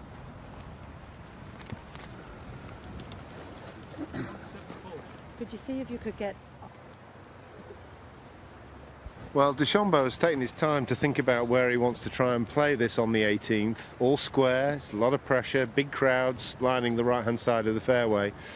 But this is a crucial shot. Wind's off the left, breeze is up. So he's got to try and hold it down the left-hand side and then let it just filter into the middle of the fairway. There's bunkers and rough down the left. I don't see it, I confess, I do not. I think he's maybe close to the bunker. I think he might have found the bunker. He was certainly getting it to hurry on. Yeah, I think he's in that centre bunker. That is Z minus there. Ooh, that's not good. That's up against the vets. Just hoik it out. I think this is one. Not helping. You can get into all sorts of trouble here.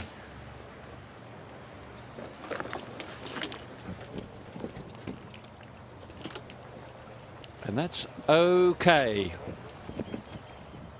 Little cutty one down the left side, taking the cross bunkers out and not taking a club that can reach the next lot of bunkers down the left side. So that's okay.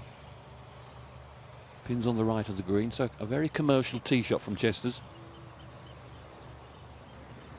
Just for a half. No, no, no, no, no, no, no, no.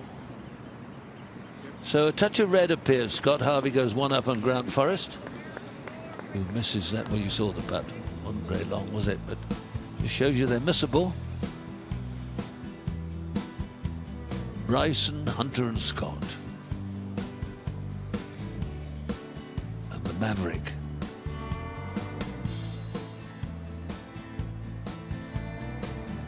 Modern music for the youngsters. Ken's jiving. Yeah, you still got it, haven't you? Yeah, baby. You got rhythm. You definitely have got rhythm. Moving my booty. You have got rhythm. Well, you've used that for years. Very nice to see. Maureen, tell us. Well, Paul Dunn has got it down to the elbow of the dog leg here in 17. He's in good shape because he's given himself a decent angle to get in at the heart of this green without having to go over a sea of marram grass. He's got 204 yards to go, and you can see hand is hovering over the golf bag at the moment, hasn't quite decided what he's going to select. He's into the breeze. It's got to be something in the region of a 4, maybe even a 3 iron. And I say it's an advantage to be going first at this stage. It's so tight, it's all square. It's only an advantage, of course, if you can hit a good one, but he's very poised. It is the 3 iron that he has got. Just taking a bead between the flag and the TV tower. It's quite a big green, but it doesn't look like it from 200 yards out, I can tell you.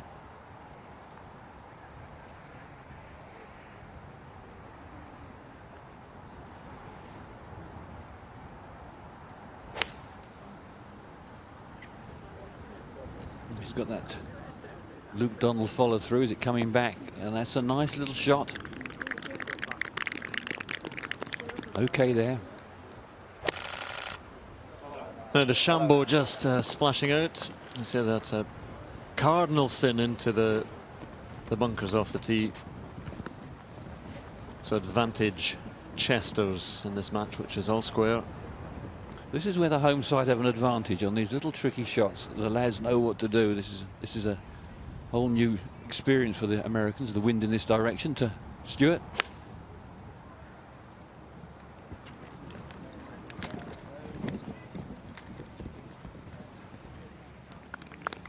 Match all square. A couple of balls nestling close to each other.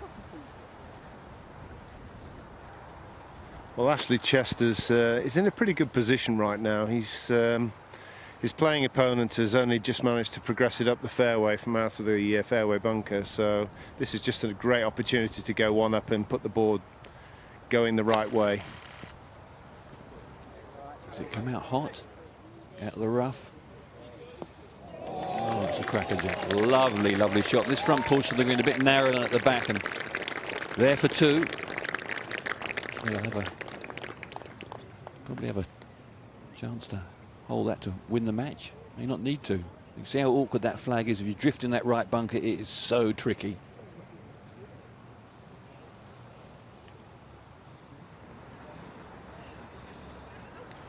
Hands on hips of Bryson DeChambeau. See the pin there just to the left of the little turret. And the wind does seem to have dropped a bit. See, it's still there coming from the left, but not as strong as it was earlier.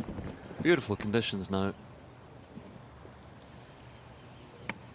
He wears this cap and looks like a throwback. This could be from any era. Spectators behind walking the fairways. Well, he'll have an idea how the team are doing, and he'll know how important it is for him to see if he can get something out of this match.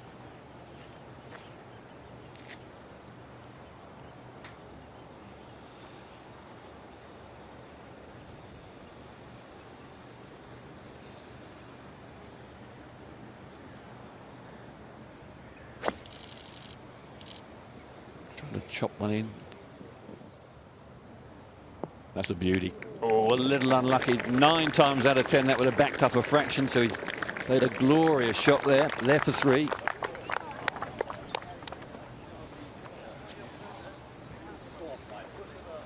Thanks. Interesting, Andrew, isn't it? Yeah, it's great. And the top match is, say, so finely balanced. I'll go to Gary Hurley. A couple of putts to win on the 12th against Robbie Shelton.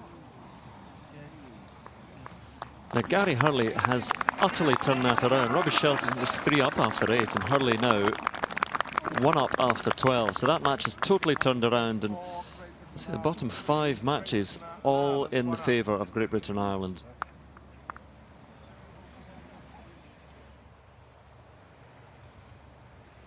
Little pro shop to the left.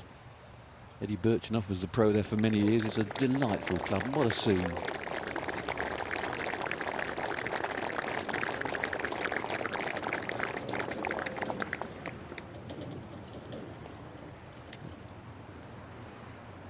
We'll nip back to the 17th and Hunter Stewart's all score with Paul Dunn, balls just about side by side.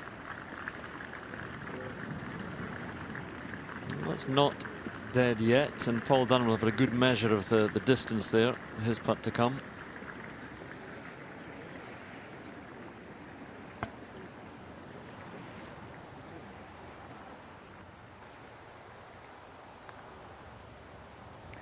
Well, Paul Dunn will have had an opportunity to go to school there on the Americans' putt.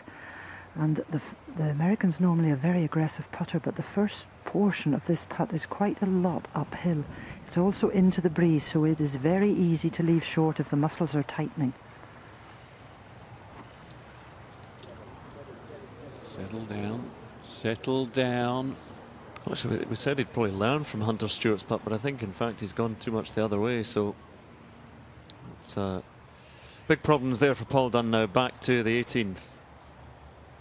Chester's to birdie the last and win his match. Battle of the Titans. And he hasn't. World rank 7 against world rank 4 in the amateur world rankings. These two classy players. 118, Chester's missed 30, Shamrow. not been given.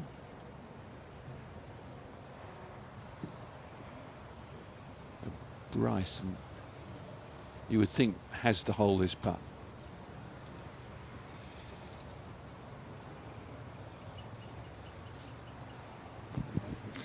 Well, this is actually a very nice putt to have. Admittedly, it's not something you want for par, but it's pretty straight. So if he's got an opportunity to make a half, this is the one to have.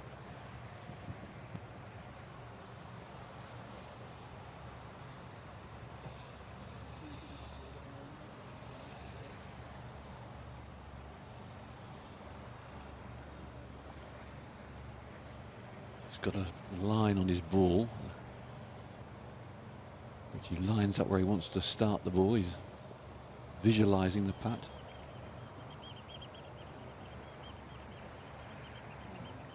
Looks a bit like Wayne Westner, doesn't he?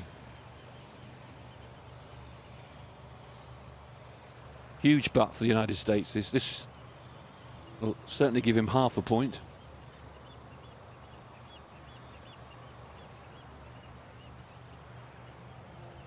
Oh, well done. Very well done. I don't know whether he's going to give him that. Yes, he is.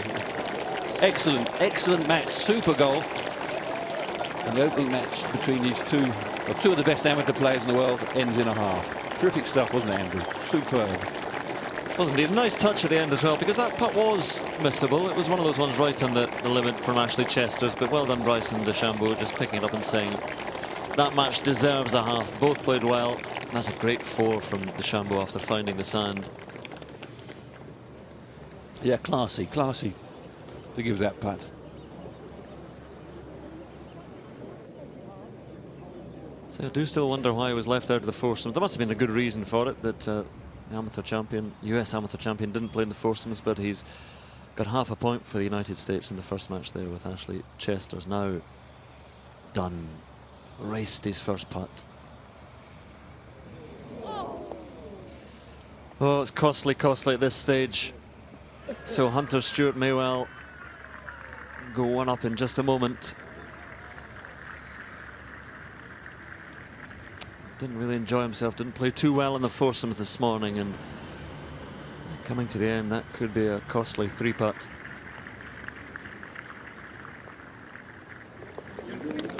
And in it goes. So Hunter Stewart goes 1 up, 1 to play against Paul Dunn. And just a few things starting to turn in favour of the United States.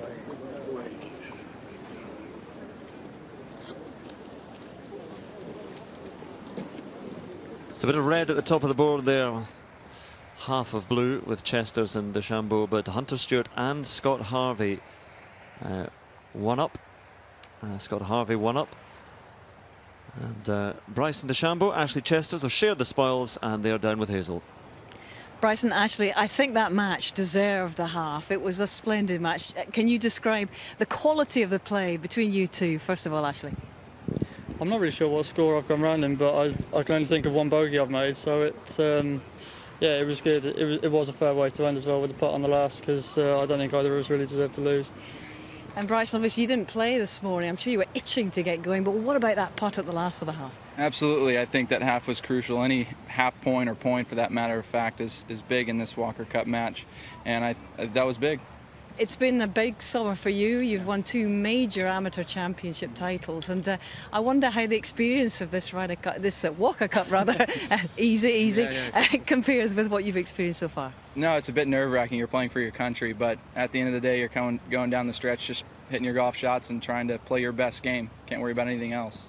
Well, Ashley, it's 1.5 points out of 2 for you personally. Has it lived up to expectations? Yeah, it's been great. It's the Open Championship's the best tournament I've played, and this is right up there with it because the crowds are amazing. I still can't believe how many people are out here. Yeah, it's great. Well, go and support your teammates. Gentlemen, thank you very much. It's been a pleasure to watch. Thank you. Thank you very much. Thanks. Good half, good match. Played in the right spirit as well, which is important. This is Denny McCarthy playing against Jimmy Mullen. This to get one of those 3 holes back. Rolls it in. So Jimmy Mullen 2 up now with 4 holes to play. 1 back for the American.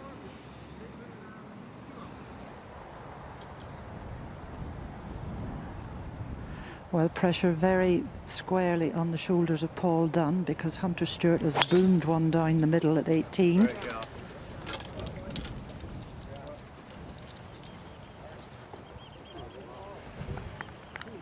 We're still looking. Oh, that's a crackerjack. That is an absolute beezer. Long way down there. Good angle to the flag for Dunn.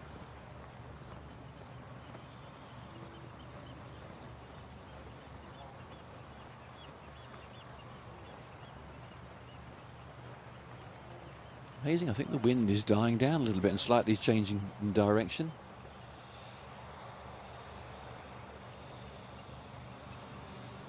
There is the breeze, a little left to right. It has switched a fraction. It was more into them half an hour ago.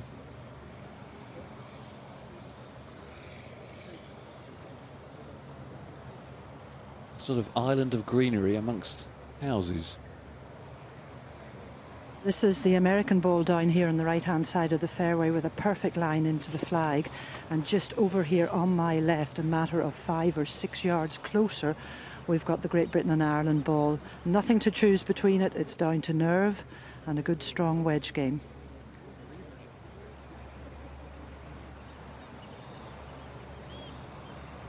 Gathering up the yardages. And how many bunkers on this 18th? 17 bunkers on the 18th. They do love a bunker at Lytham. Just a reminder of the state of play at the moment. Hunter Stewart 1 up on Paul Dunn. And that third match, though, has gone back from Harvey was 1 up on Grant Forrest, but back to all square. And then all blue from then on. But you look at the matches, especially of Ewan Ferguson against Maverick McNeely, Gary Hurley, Robbie Shelton. Just 1 hole in it. Some slender leads. They're fabulous, these match play competitions, aren't they? Because this can still go either way. You can see that GBI are certainly in the driving seat, but just a little twitch here and a twitch there, and it goes back to America. Historically, in Ryder Cup and in Walker Cup, the Americans have done better in the singles than they have in playing with each other, particularly in the foursomes. So you'd expect them to come back this afternoon, but they haven't really. This is the match between Grant Forrest and Scott Harvey. All square after 15.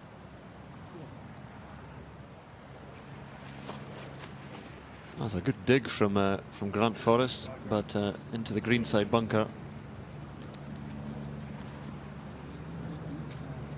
Such a narrow entrance, and Scott Harvey out with a 3-wood. Now if he hits a 3-wood and gets hit pitches on the upslope, he won't be able to find the green. Maybe he's got a different tactic.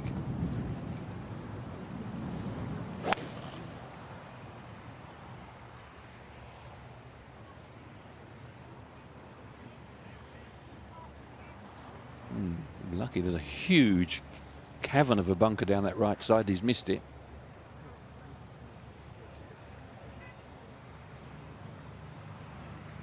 Let's see how good the weather is now. Jordan Niebrugge down to the shirt sleeves and a couple of putts here to win this hole against Gavin Moynihan. But Niebrugge 3 down at the moment. So back to 2 down. Again, 7 holes still remaining in that match. That's far from over. No more than 2 holes in any of the 5 matches down the bottom where Great Britain and Ireland are leading. 113 yards, 1 up to America. This is the distance he holed from on 11.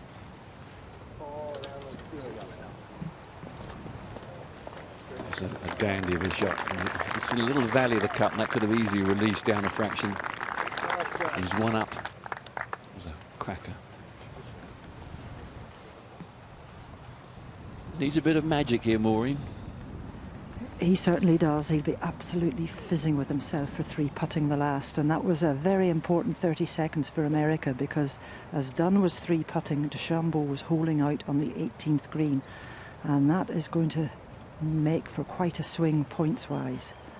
But he has simply got to get down in 2 here and hope that maybe the American manages to slide his putt past. He's pretty good with a short iron as well.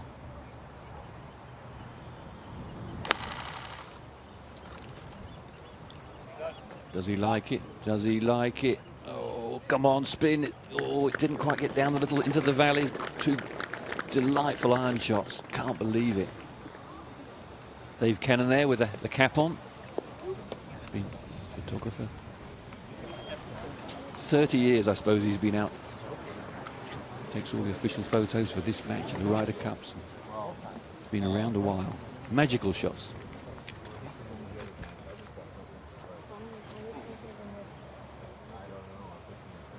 See the putting green in the background, just behind the flag there, where Ernie Els waited and Adam Scott made a bit of a mess of things in 2011. And Els found out he was the champion again. Now Mullen. Playing the 15th and looks like just holding on to that one. Always going left. Avoids the bunker. 2 up and Denny McCarthy.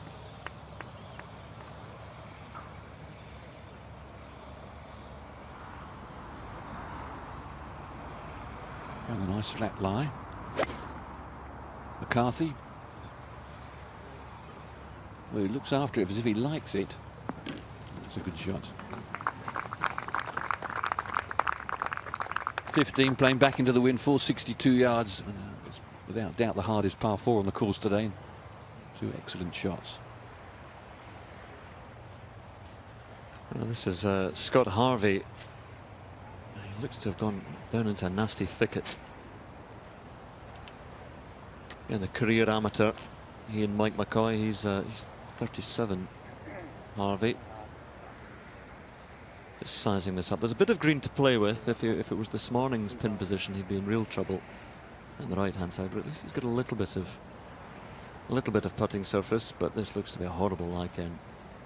He doesn't fancy it much, does he?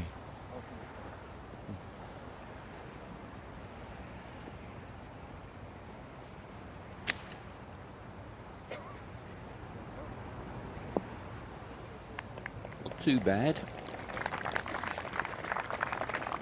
Playing his opponent, sorry, in the front bunker. He's also lying a little bit better than he was making it look. He was giving it some theatrics. Wonderful setting of the crowd around this final green.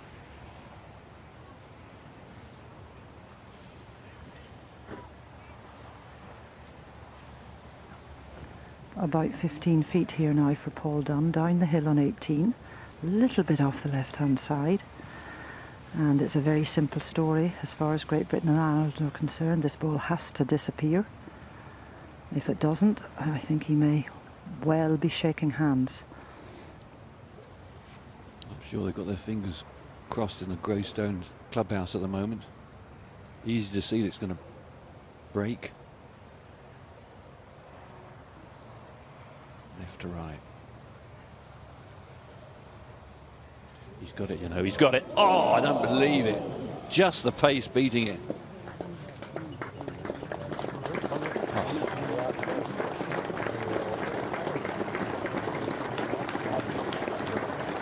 And that will do.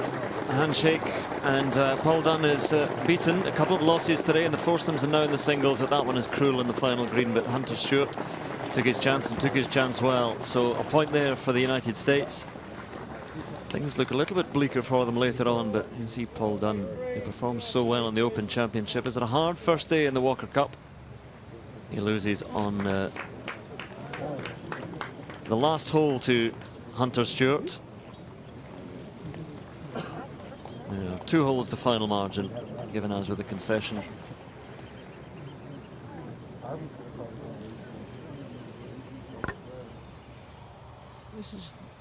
He's got a decent lie at the bottom of the bunker. This is not too bad. Green running away from his second shot, the 16th. Par 4.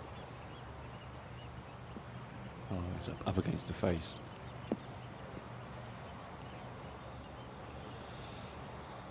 It's sort of like playing out of a smart car, these little cuppy bunkers. If you don't get to the bottom of the bunker, they're awkward.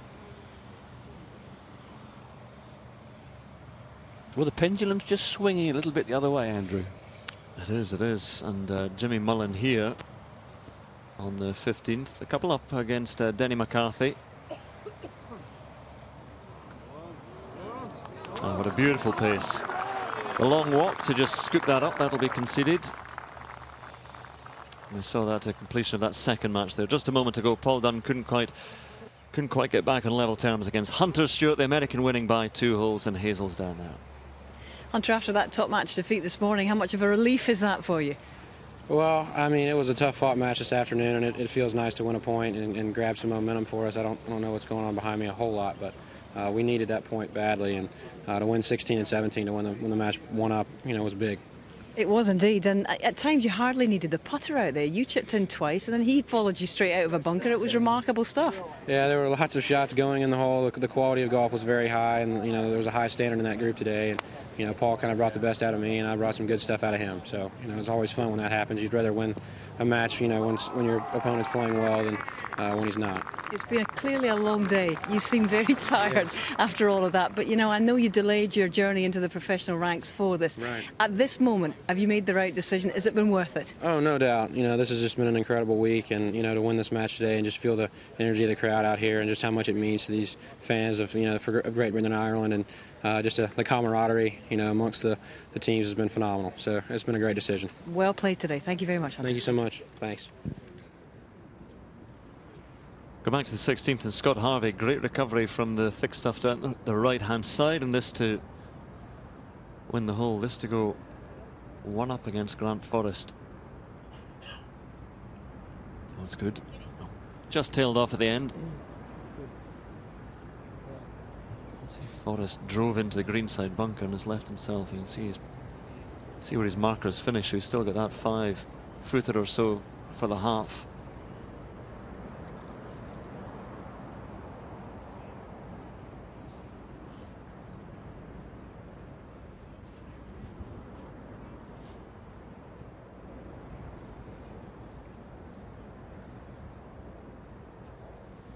Oh, from this side it is up the hill.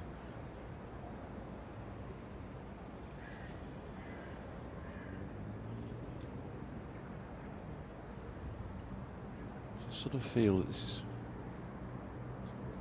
very important. It's to halve the hole, but it's all about the momentum.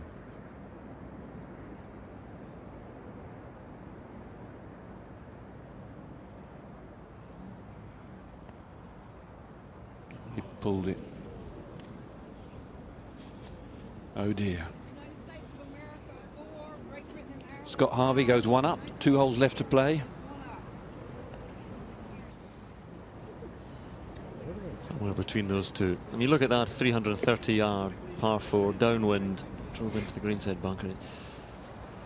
You lose to a par. Turn back round into the wind now in the 17th, entirely different proposition. And again, just that bit more of a splash of red up at the top of the board. Ashley Chesters and DeChambeau halved at the top, but Hunter Stewart with the victory over Paul Dunne. Scott Harvey now with a slight advantage over Grant Forrest.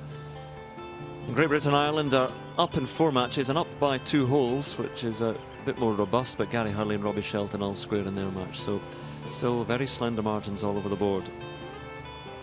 Just a reminder, it's a 2-day competition. It's foursomes again tomorrow morning, and then all players, all 10, will play singles matches tomorrow afternoon.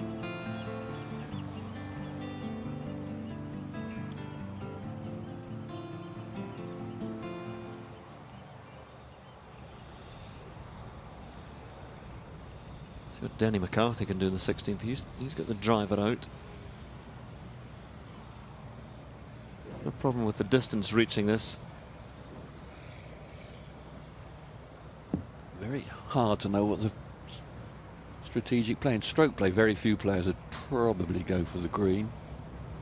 Match play tend to play a bit more aggressively.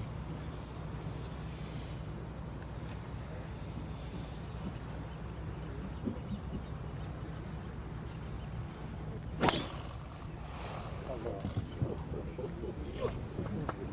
think he likes it. He likes it. That is a brown. Sit down. Sit down. That's not bad from 300 yards. That's fantastic. 330 yards. Oh, to James. He's got the driver out as well.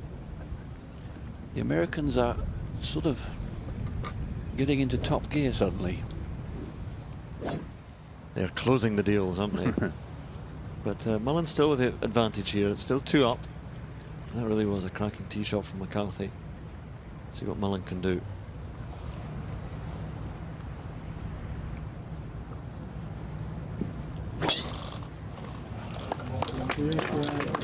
counted a little bit left. Oh, just a fraction. Take a kindly bounce. Stay right, stay right, stay right. That'll go down into the sand. Very close, and sitting in the middle of the bunker. That's an interesting bunker shot he's left himself there. It's manageable, but you've got to be so precise.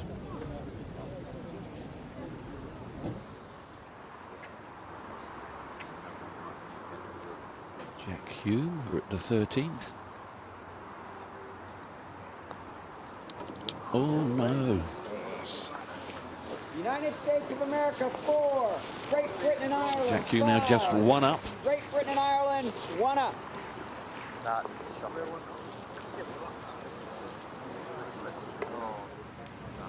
So to the 17th, and Scott Harvey, after winning the 16th against Grant Forrest, turning back into what breeze is left in the day. Gives it a bit of a dip as well. So many bunkers down there. He skipped through them, but into some unpleasantness. Interesting game with an iron. Can't afford to miss-hit this. Got this very strong driving iron, and that's got a heck of a flight on it. Has he got the right line? That's a very short. That's fine. By hitting it down the left, I remember playing the Open Championship here. I used to do that, hit a 2-iron to there, then it was a 2-iron across the corner, because you sort of cut the corner of the dog leg off.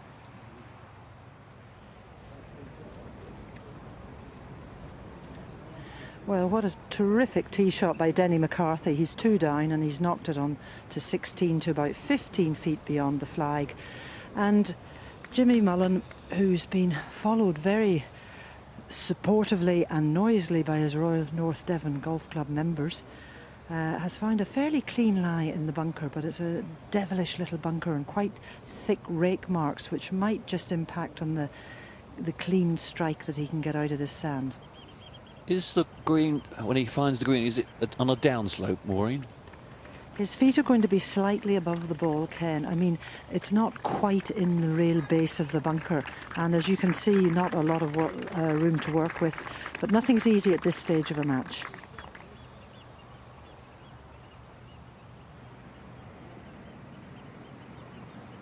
Now, Robbie Shelton against Gary Hurley.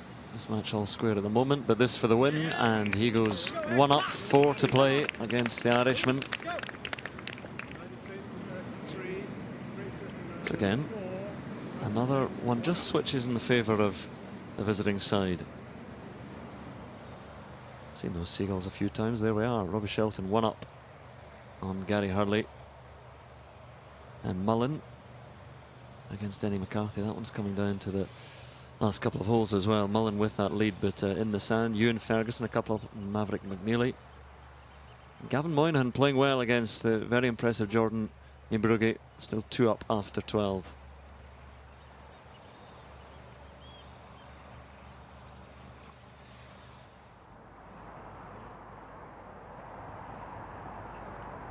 '15 from the awkward angle. Ferguson, Ewan Ferguson. Where's this going? Be lucky. Oh dear. I don't know whether it went straight into the bush or just behind it. Wherever it is, it's not good. I think we're the only ones on the planet that saw it. Nobody else seems to be in the vicinity. The only thing is it might be short of that bush. It might have been a little bit deceptive, but it did look to head straight towards it. He doesn't know. No one up there knows. He's going to have to hit a provisional at least. Got to be so precise. It's quite a high lip. He's got to flop it and he's going to land on a downslope. Oh, he's thinned it. And I think Maureen describing the lie just made that very, very awkward. Just settle down in a little rake mark when you needed to be able to nip it. Couldn't.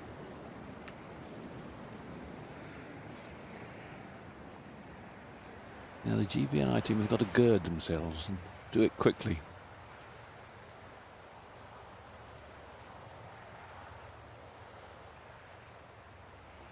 Yes, Denny McCarthy in closer here with his tee shot than Jimmy Mullen is now in 2.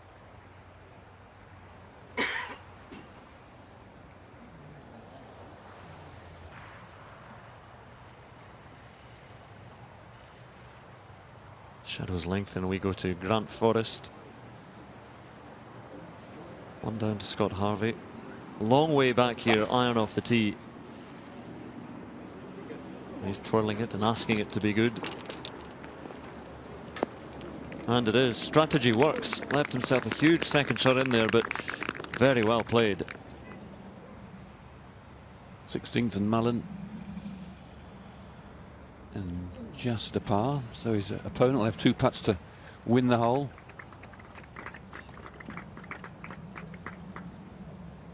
Little unlucky with his tee shot, and a yard to the right and he would have trickled tight to the pin.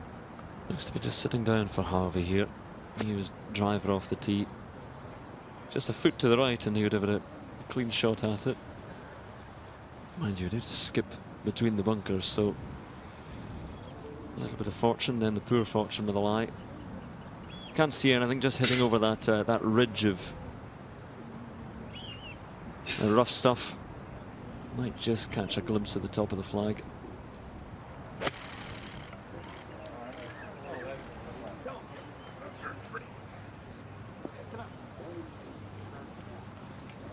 Well, just a little bit shy.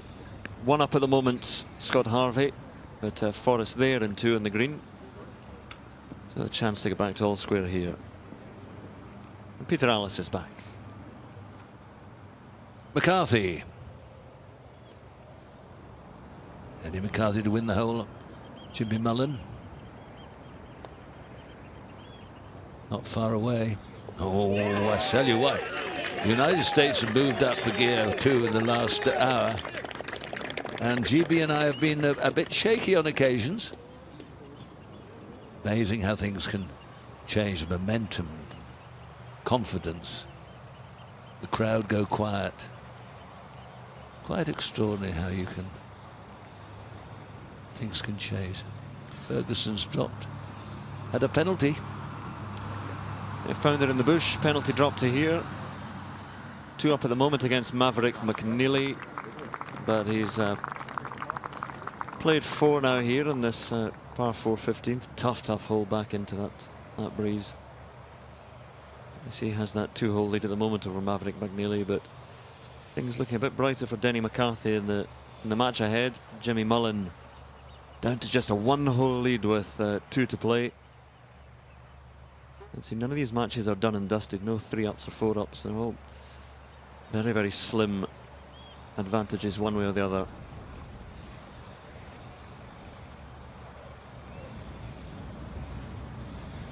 This match is really heating up now, and what a fantastic tee shot at the last by Dennis McCarthy. Absolutely super. And this is a brute of a hole now, the 17th. This severe right to left dog leg, littered with bunkers directly into the wind. A 4 here, you will not lose the hole.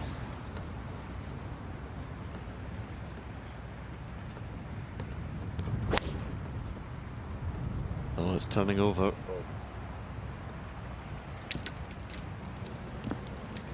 No, it's good. See how soft some of the fairways are. Goes back into the wind as well. Not too much run. Long hole. When you stand back on that tee and you see the sea of sand, you're just hoping and praying that your golf ball finds 1.68 inches of green grass somewhere. And that's the task that now is facing Jimmy Mullen.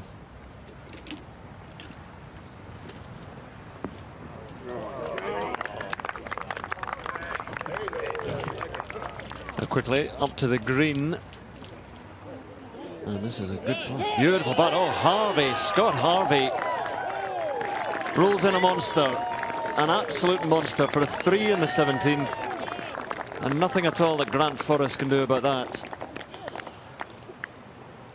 Well, that might well be the match. Extraordinary, isn't it, how things change in the last hour and a half.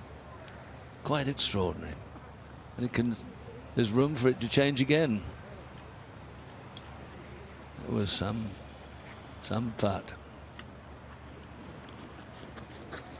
Suddenly this is to stay in the match. Hit 2 beautiful shots, an iron off the tee, Grant Forrest, and then a long iron to here. he had the advantage. Scott Harvey was well short of the green and putted from 10 paces short of the green. And suddenly this is to keep this match alive.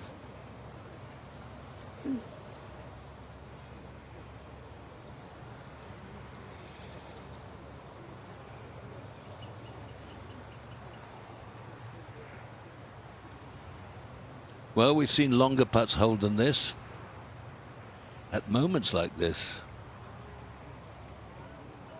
This is to keep the match going. Must go in.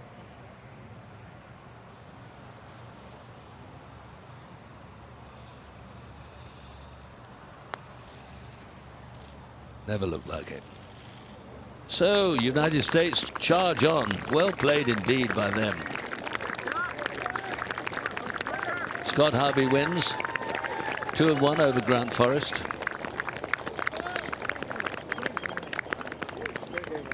Very well done indeed. Congratulations, my boy. Look at that. All the team members coming, hugs and...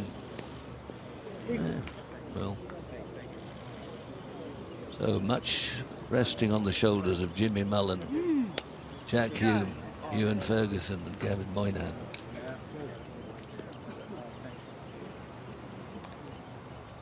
Now Ferguson, he's had a penalty drop. This is for a 5 on the 15th. He's 2 up at the moment in Maverick McNeely, but the umpire signals are wide, and he'll go back to just 1 in front with 3 to go. United States 4, Great Britain and Ireland 6. United States, I'm sorry, Great Britain and Ireland 1 up. Well. Well, well, well. Look how things have changed there. Quite extraordinary. People watching all around the world these Walker Cup matches. I've just had an email in from Steve Walker. Now, you may remember him. Stephen Walker was in the Algarve at Valdelobo for 20 odd years or more. And it's his dad's birthday, or coming up soon, 89. Percy, same name as my dad. Let's go and join Hazel.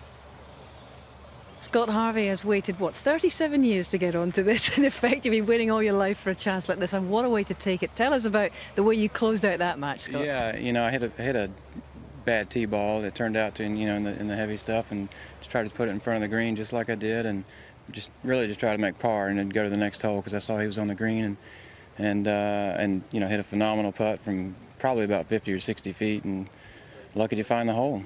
Now, you've taken part in the Masters, you're a mid-amateur champion, and it's great to see some of the older guys with a bit of experience getting into the team here. But how does this experience compare, particularly having your wife and young son here to see it as well? This is incredible. You know, it's I didn't really know what to expect coming over here from any standpoint, from the weather, the golf, or the people. I had no idea. It's been a phenomenal week. We've grown close as a family. The whole team has, and you know, and then my family's here, and it's been a week that I'll never forget for sure. Now, you didn't play this morning, and clearly there must have been a little bit of nerves coming in here today, particularly when you saw so much blue on that scoreboard today. Yeah, you know, I didn't play this morning. I read around with the captain. I watched what happened, and just a little more we need to go. A little more motivation to. Okay, we got to get out. We have to get off this green, yeah. But anyway, Scott Harvey, congratulations, a winning start in your Walker Cup career. Thank you. Yes, the match of Jimmy Mullen and Denny McCarthy coming right behind. This happens when the matches are over. Another match coming up, right up behind. Scott Harvey, a happy man, over with his family. Let's have a look at this winning putt again. How far is this? Well, it's about 25 paces or so, 70 feet. There we go. And that'll be so hard to take for Grant Forrest, because he will have felt he was in the better position in the 16th and the 17th and lost both holes to lose 2 and 1.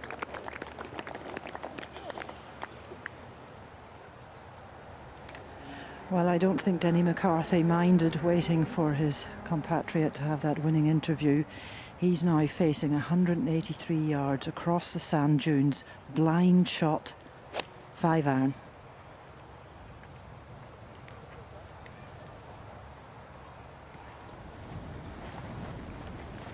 It's good, very good for distance. Well, I think from when you're coming across that angle there, to find the green is always good. There's so much trouble round and about. That's up to Mullen, who's probably 8-10 yards past him. He's 1 up. Again, it's the feel though, it's the momentum. He had that 3-hole lead. He's got to stay rock solid here because things are certainly shifting the way of the United States.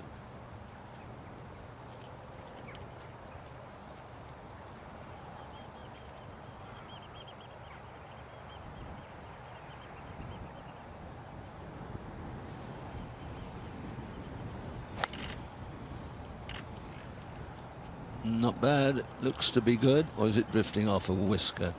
It is. Short and right. Not brilliant by any means. The home players suddenly struggling. Ewan Ferguson, who was 3 up against Maverick McNeely, back to 1. This drivable par 4 downwind. Good looking swing from Ferguson. How does it bounce? It bounces straight and true, and this is beautiful, wonderful tee shot. This could be fantastic. Hole in one on a par 4, anyone? What a tee shot from Ferguson. That's the best drive, or the closest I've ever seen to this hole in one shot. It's quite extraordinary. Well, that was recorded because this is Maverick McNeely, his opponent, who took a far more conservative option off the tee and is really up against it now.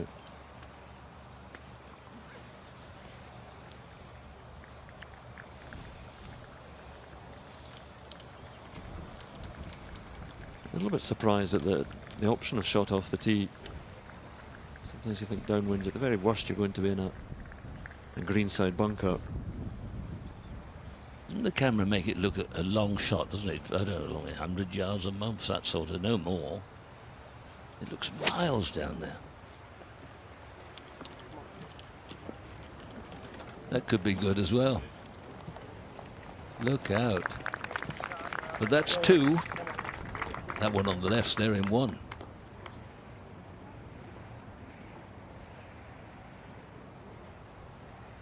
That was a wonderful recovery. So taking an iron off the tee and missing the fairway was a big mistake, but made amends. And all the way back to the last match on the course, Gavin Moynihan is going very, very well against Jordan Niebrugge.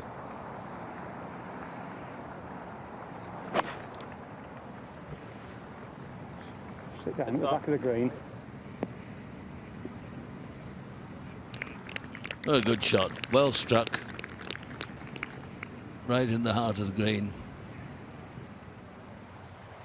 And that a lovely view. And that's a lovely looking scoreboard, particularly if you're fans of the USA, who are doing very well this afternoon. All congratulations to them. But there's still a few games to finish up. Well, this 17th green completely ringed now with spectators, and Jimmy Mullen, remember, he's 1 up as he sends that on the way.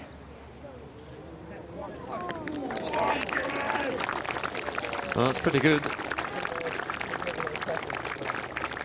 He's had a few long putts, which he's, well, that's, I suppose he'll be asked to hold that, but he's had some magnificent long putts, judged beautifully for distance and line.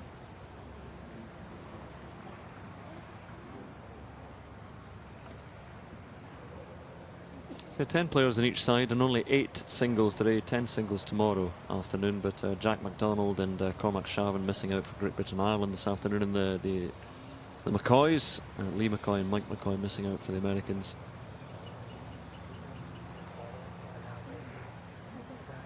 You can see behind the green there, the 18th tee.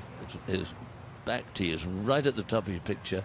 When you drive across, well, when we have the championship here, the players slowed up with people driving at the 16th, driving at the 18th, putting at the 15th, which is the green up on the left, 17th here on the bottom right. So this is a little congested.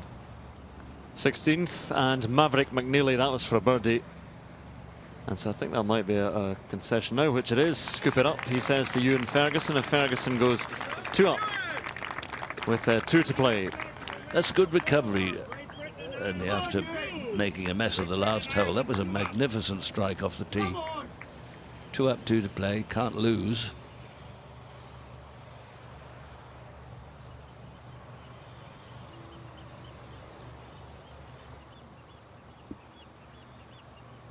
Pace, all important.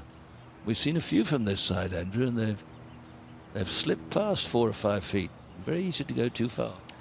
You can just see the marker of Jimmy Mullen as well, just about 3 feet or so away. So McCarthy. That's a wonderful putt. So in for a cast iron 4. Jimmy Mullen still with a bit of work to do.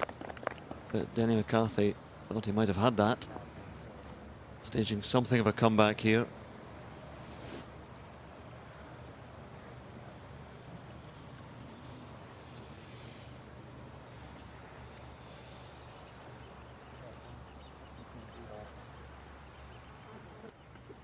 His nerves really are getting fraught.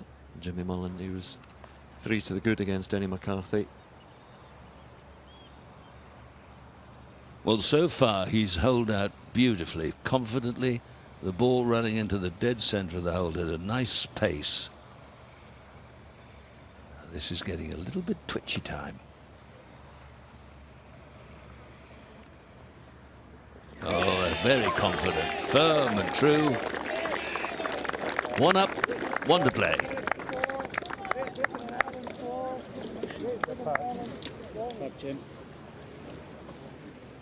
But the 18th is a mighty testing tee shot. Winds across. There's rough and trouble everywhere. Back to 17th tee. Now, Ewan Ferguson, what a tee shot that was on the. Didn't even get a chance to have a go at his eagle putt from about 4 or 5 feet, because it was conceded by Maverick McNeely. A tremendous name. So Ferguson 2 up, back into the wind. Yeah, far less wind than there was earlier on.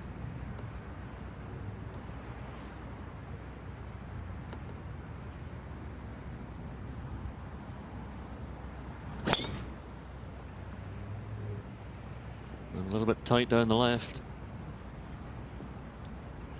Oh, back down it'll go.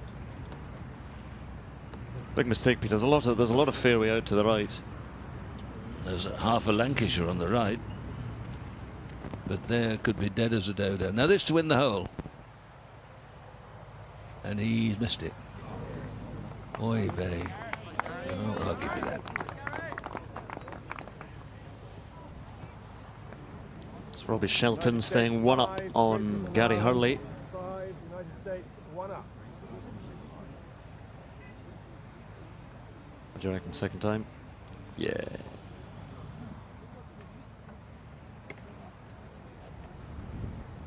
Well, now his opponent in the bunker, in a bunker up the left. He doesn't know that for certain, I don't think, but he needs to aim on the big crane. Is he up on the right there? Our intrepid cameraman's up the top there. It's damn chilly.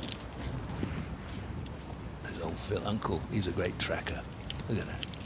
He's going to lift up, show you the whole scene. Look at that, puppy cam.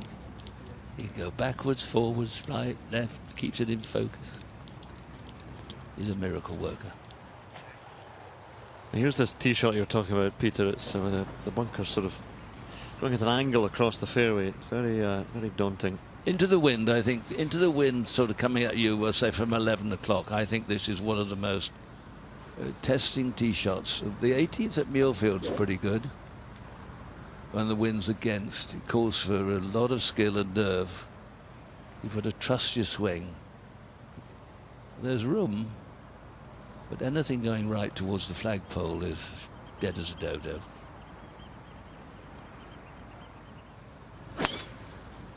We gave that a thump.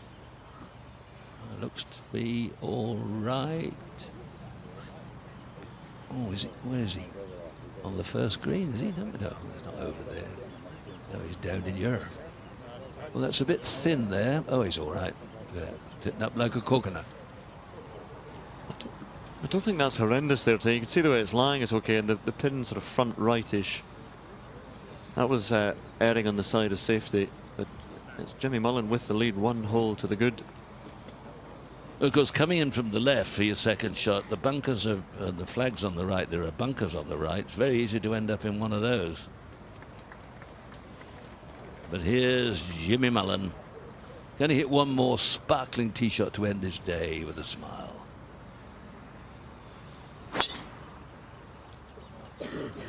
He's down very quickly. That usually means a good one. And oh, look at that. Go, Jimmy!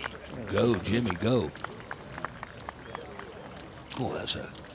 As Henry Longhurst said many moons ago when Jacklin hit his tee shot here, what a corker. He was right. Go back to the 16th tee, and Gary Hurley playing against Robbie Shelton. The American Shelton one up. We've just seen what is possible here with Ewan Ferguson. Denny McCarthy also put it in pretty close off the tee.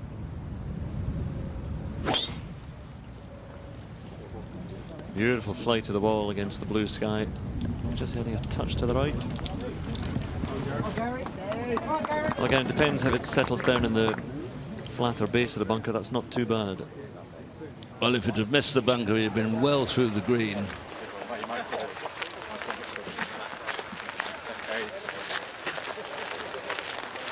We keep talking about the bunkers, and Tony Jacklin, when he won the championship, oh, what's that, 1969, I believe I'm right in saying he got down into umpteen times from the greenside bunkers. Now that's just a hack out. That was right up against some deep face, best he could do. Makes such a colossal difference if you miss the green here and you find a bunker to get down into. Well, he's got a 2-hole lead at the moment, Ewan Ferguson, but Maverick McNeely in a good position off the tee on the 17th. Ferguson, as we saw, just splashing out.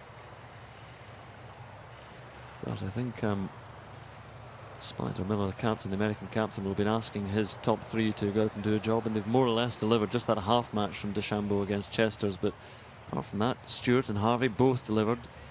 Close matches, but valuable points.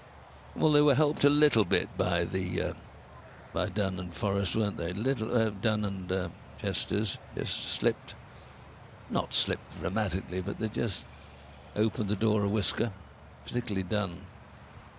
I thought he was going to get away with it, but in the end, he lost by 2. It's interesting you notice that obviously in the tour events, well, some tour events and minor tours, they've started to allow lasers, but here in the Walker Cup, you're allowed the rangefinders, the lasers, and just to give you the yardage, I wonder if it'll become fully available in all professional tours as well. Well, they keep saying they're trying to speed up the game, but they keep inventing things that slow it all down all the time, it strikes me.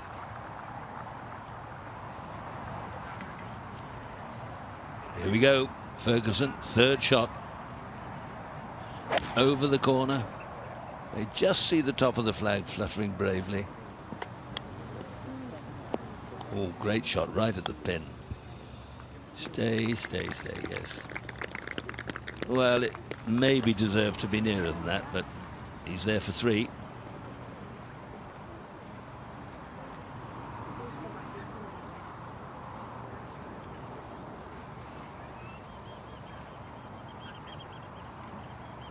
There we are. Looks as if he's taking the city film, doesn't it? Remember the old 8mm film? Trouble is from that distance, I mean, they are accurate. If you find you're hitting the camera tower or something else, though, and you're 10 yards out, but you can usually work out what you're hitting. Now, though, I consult my little book as well. And now I've got to consult the caddy's book, and then we throw some grass up in the air. And then we check to see on the card whether we're playing the right hole. And then we decide to send a postcard to Granny. And so it goes on. Now we put our glove on. Try that one, sir. You can just see the flag, can't you? They're just left of the camera tower, just a little white fluttering thing.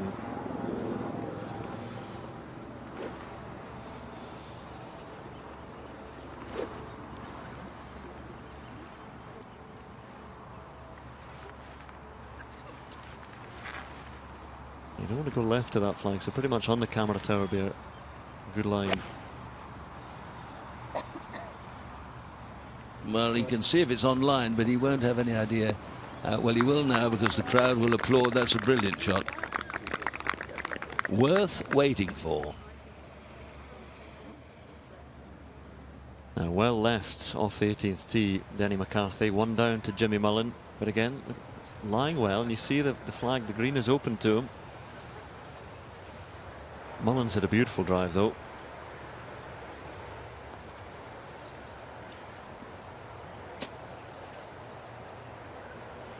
Well, anything going right, if it's hard enough to reach the middle of the green, if it's going right, it'll find one of those bunkers on the right hand side.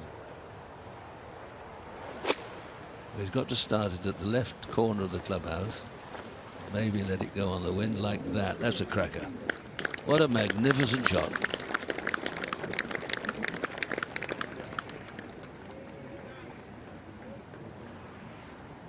Well, he's certainly testing Mullen. And the thing is, he's above the hole there, and we saw Paul Dunn had a similar putt. That's a big break, slick putt.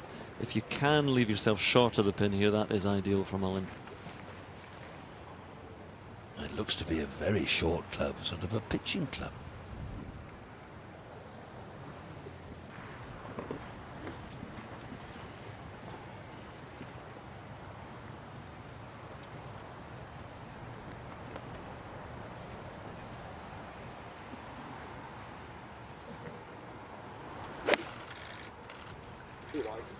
He likes it. He loves it. He loves it even more. Even more he loves it. What a super shot. Well done, Mullen. That's that almost embarrassed look about it, but he could be a good one, this one. 16th. And a bunker shot for Gary Hurley.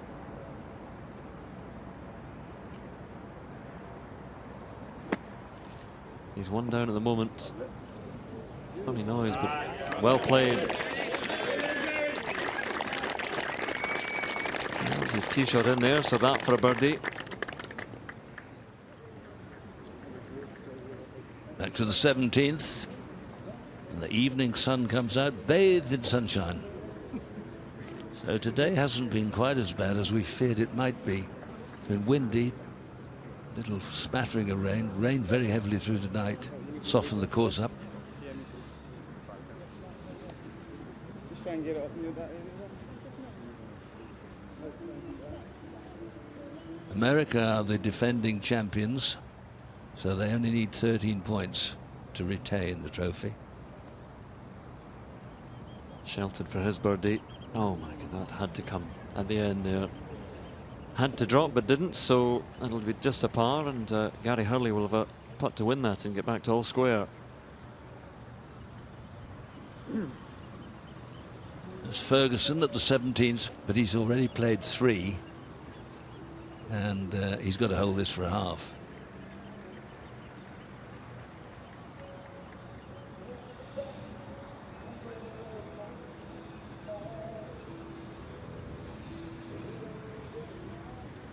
I think we can hear the music from the pleasure beach in the background. It shows you how sound carries.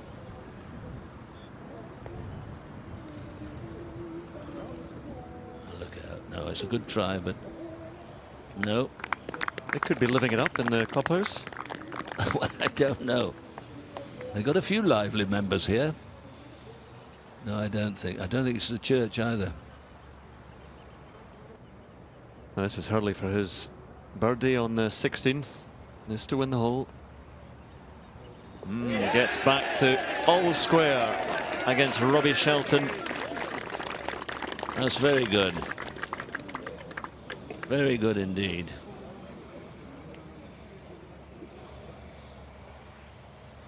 There we are. The first 3 matches have gone in America's favour. But you can see the bottom 5. There's no red on the right-hand side. Couple of matches all square. And much excitement to come.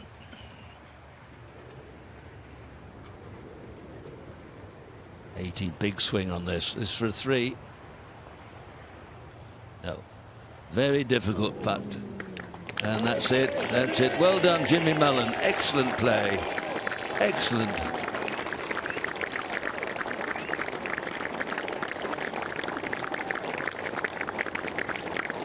He won this morning, won this afternoon. 2 points for his team. It was a brave, brave afternoon. Well done. A hug from Nigel Edwards. It's delightful. I think he has the look of an amateur about him at the moment. He'll develop, if he were to turn pro, well, when he does, be interested to see how he changes his look, everything. He looks slightly gauche at the moment, which is refreshingly pleasant. 17th and 2 putts to win the hole. Ferguson's made a 5. That's cozied up there nicely. So Ewan Ferguson's going to go up the final hole, 1 up with 1 to play. 2 lovely shots. Let's get that close to the flag in 2, 17.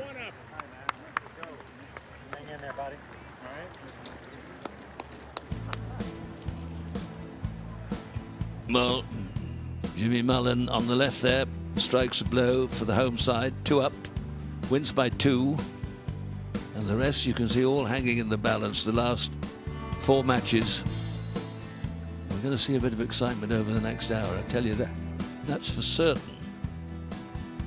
Moynihan bringing up the field, going very competently against Jordan Nybrugger.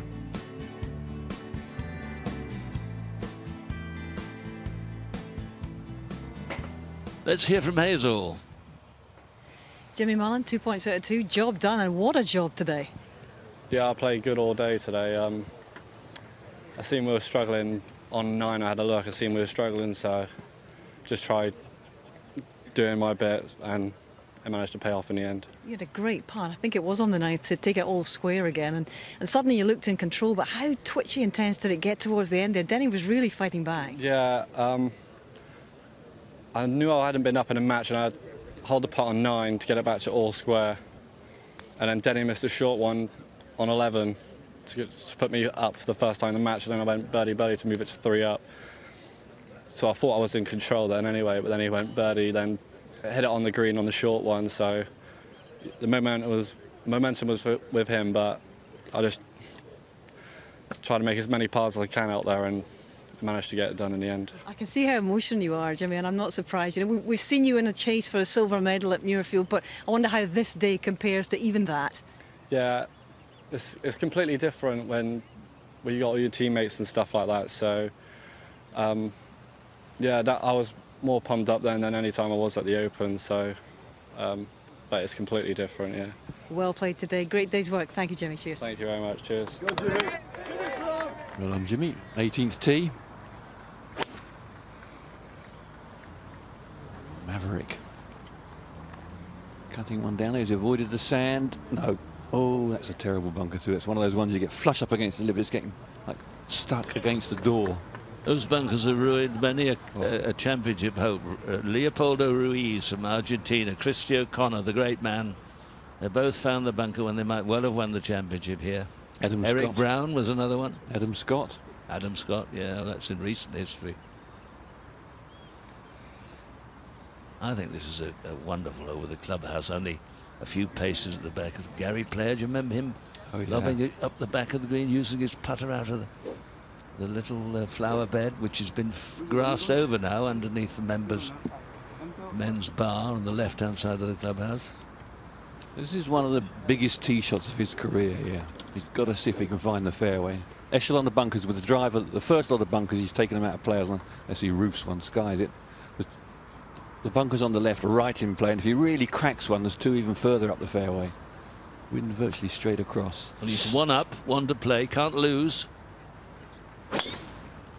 He's at, oh, where's that? Way left. I suspect towards the first green.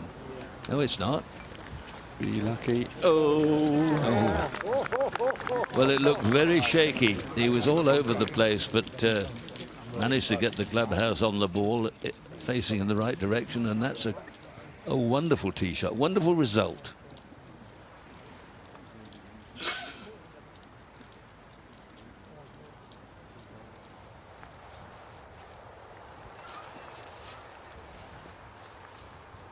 Seventeenth in the right-hand rough.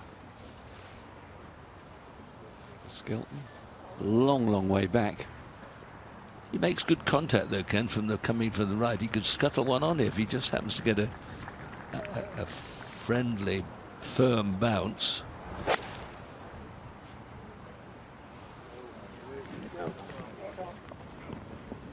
Oh, found one of the, that's horrid. That is bad. That's such a hard shot he's left himself there. Well, you've got to come across the other two bunkers, and there's no way of avoiding it if you're going to aim anywhere near the flag, so that's monstrously difficult.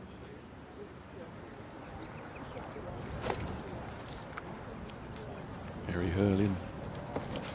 There's a chance the left-hand bunkers. He couldn't have placed the ball in a better spot. He shortened the hole up, just a mid-iron. Because you're slightly unsighted, you're never quite sure where the pin is. You look at the pin sheet, you've got to trust your yardage. You can see the TV tower. This is one of those classic holes. If you stand behind the green and look at it, the green looks so big, you think, oh, this is just a doddle. But when you can't actually see it, you can just see the top of the flag, you can be a bit edgy. Got to trust your swing, watch the ball, keep your balance. And play a good one. Safely done.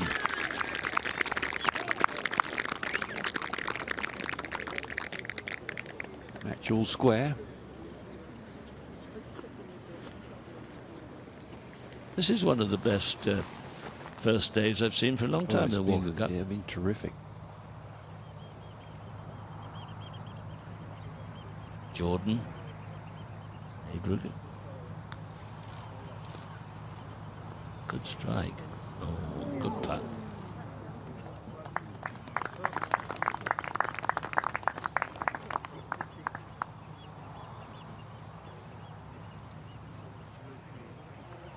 Well, the crowd, there they are. They don't look as if they're watching golf in Bermuda, do they? Well wrapped up. This for a half.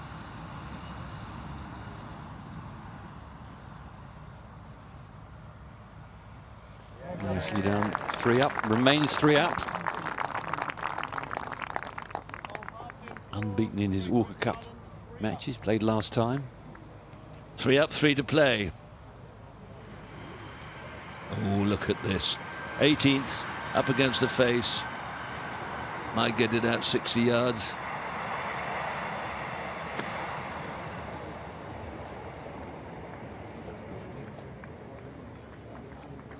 Yeah, not far ahead of his opponent, but he's played 2.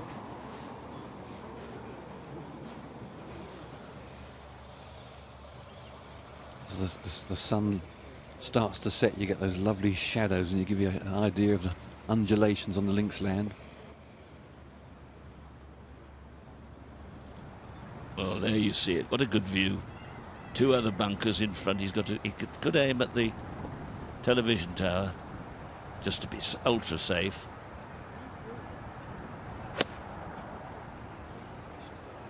Oh, the shot of the day. Very nearly the shot of the day.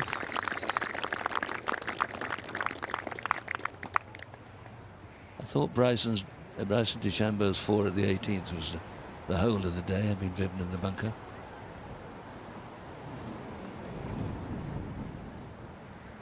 But don't take any risks here, Ewan. Middle of the green.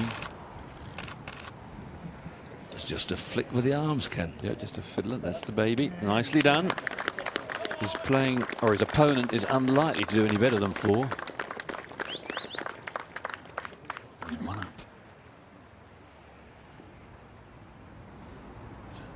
To the 16th. Bo Hostler against Jack Hume, Matchell Square.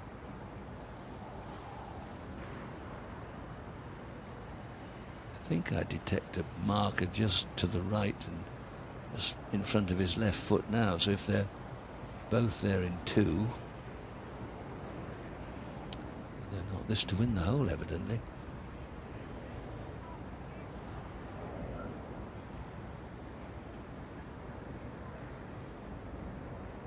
Oh, what a good stroke. Yes, all the way. That was a beautiful stroke. Good tempo, rhythm. Beautiful. United States of America, 1 up. So Hostler goes 1 up on Jack Hume. 2 to play. Well, the next hour may decide the matches. If GB and I get lucky, they could give themselves a really good lead going into the last day. Well, this has got to go fizzing around the cup. He's looking to pop this in.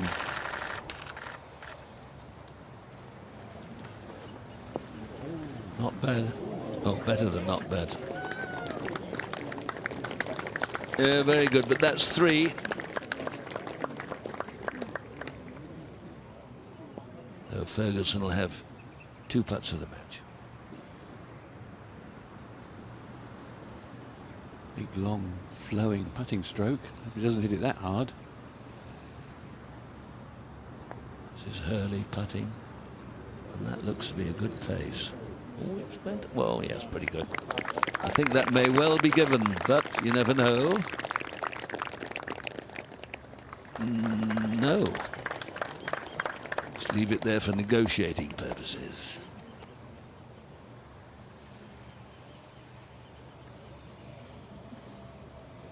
A great old clubhouse, isn't it? Oh. When they built that, the course opened in the mid-1800s, and behind on the left, back left, if you wonder what that is, they call that the Dormy House. There's, I don't know, 12, 14, 16 rooms in there. Never stayed there, Peter? Never stayed there, no.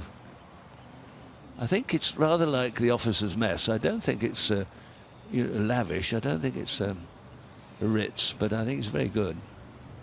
Look out. He's done it. What an up and down, Peter. God. That's the shot of the day. We did say that with the bunker shot. We've seen some terrific shots today. That's what I call conscious competence, or Gordon Kosh, an old Walker man, Walker Cup, he said that first, and I know exactly what he means. Holding shots from 100 yards, you just give the ball a hit, and somehow it finds its way into the hole. You can't really mean it. You're trying to do your best, but that was done in cold blood. Very good. Now this has got to go in.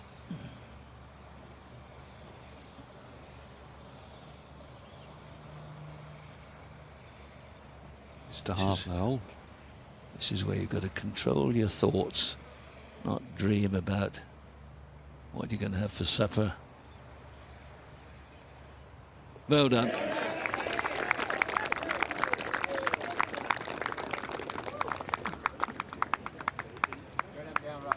Natural square, 2 to play. United States of America 4, Great Britain and Ireland 4. The match is Wonder all where we'll square. go for supper tonight. Choose Oriental cuisine, maybe. Look out for Sandra. Won't go any further on that one, Peter. 2 putts for the match. Don't be too bold or silly. Looks very, very tight. Oh, steady. Look at, oh, Ken. Ken.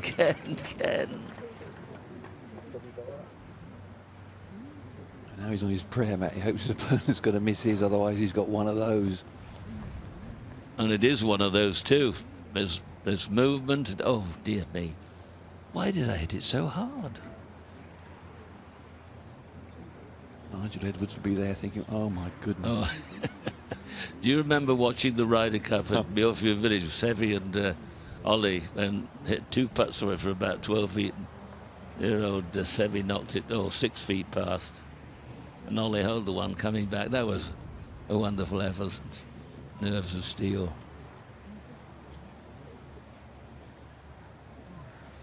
Well, he's given his opponent a chance here.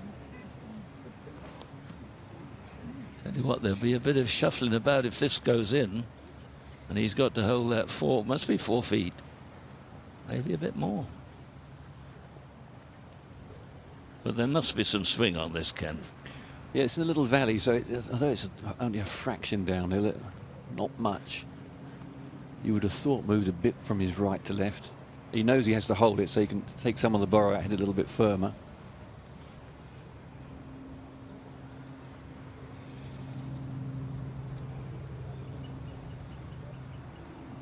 Yes.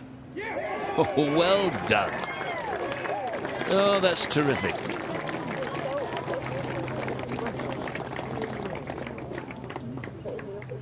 Massive, massive putt, this one, in the context of the match for Ewan Ferguson. You remember that wee putt that Stadler missed at the Belfry when he only had about a 20-incher? That turned the Ryder Cup match on that occasion. Certainly did.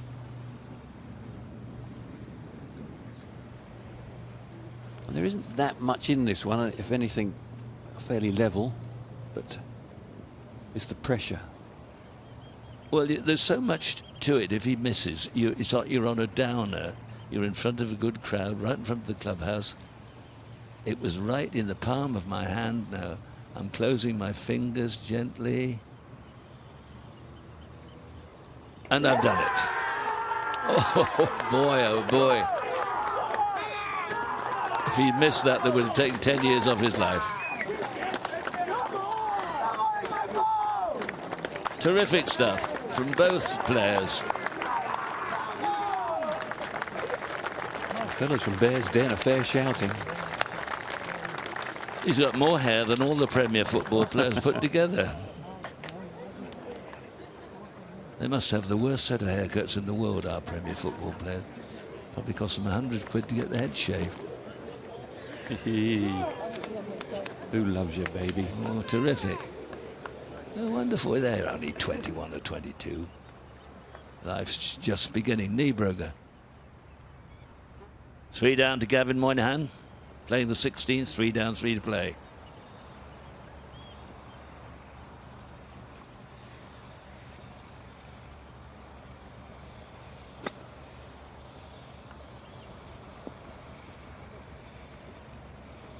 Oh, it got further up the green than I thought it would. It landed softly, but he's still got work to do there.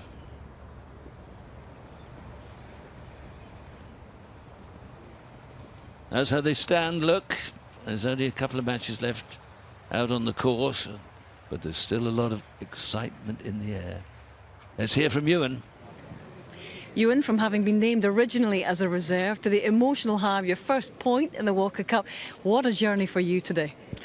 It's been quite incredible. All the support I've had from people from Bears Den and all over Great Britain, it's just been it's been amazing. I'm just so delighted to get a World Cup point, and it's just so happy right now. In some respects, Ewan, because you were named as a reserve, did you feel even more pressure to do yourself justice in this team a little bit? Yes, actually I did. I just wanted to show everyone that, you know, that not that I should have been in the team, but that I'm good enough. And I was disappointed to be left out in the doubles, but someone's got to be let down, and unfortunately it was me and Grant this morning. But I'm just so delighted to get a point on the board for Nigel and for Great Britain and Ireland. Well, you were 3 up very early on today, and suddenly you had that little knee knocker at the end to make sure. I was 3 up early on. I was playing really, really good golf, and I was putting nicely and doing everything right. And Maverick's just such a great player. He just never gives in, and he was always there and just never let me get off the leash. And I managed to just grind it out at the end there.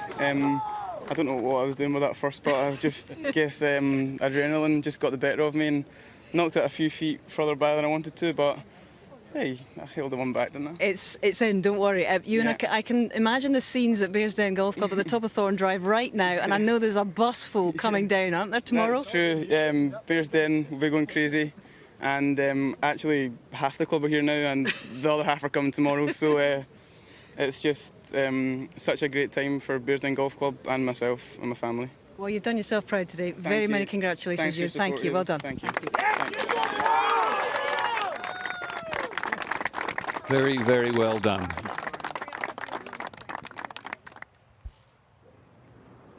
Moynihan at the 16th. Drove it in the bunker. Now we saw a shot played from here earlier on. It went right over the back of the green. That's better. Oh, that's a crackerjack.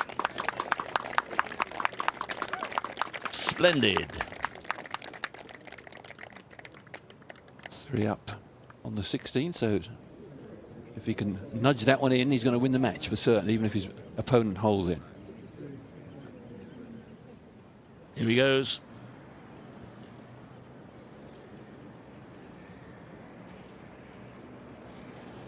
Got to hold this one.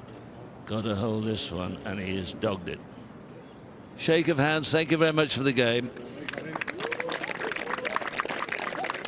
Well done, Gavin. Up the redheads.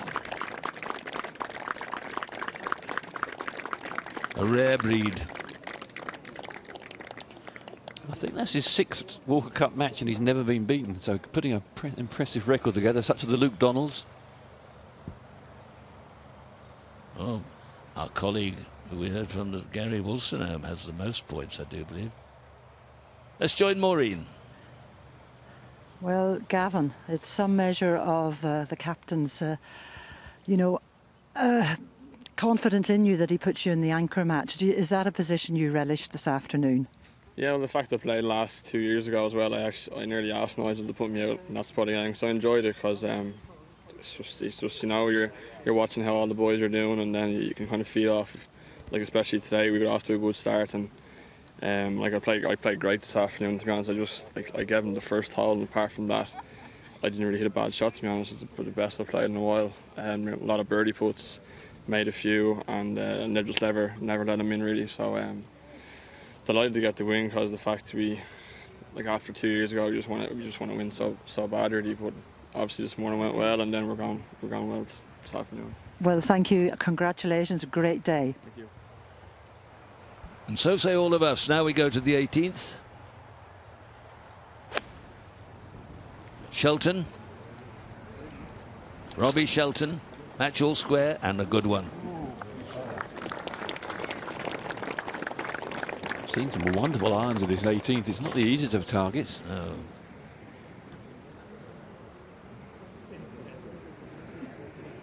The wind is not coming from the most difficult direction, Ken, there. It can be a little bit more sort of against, and that because they're hitting, if they get a good drive away, they're only hitting a short iron onto the green, aren't they? Wedge 9 iron. Absolutely, yeah. They were driving during practice when the breeze was behind. I played this hole when I could hit it a bit. A 4 iron for my second shot. Now this is a huge putt for the United States. They don't want to let this one slip away. And he's got the perfect angle as Gary Hurley to this flag. And it's in a little gathering area. If you get it right, it gets gathered up to the cup, but it's like playing into a washhand basin. All can sort of trickle around and finish in the plug hole.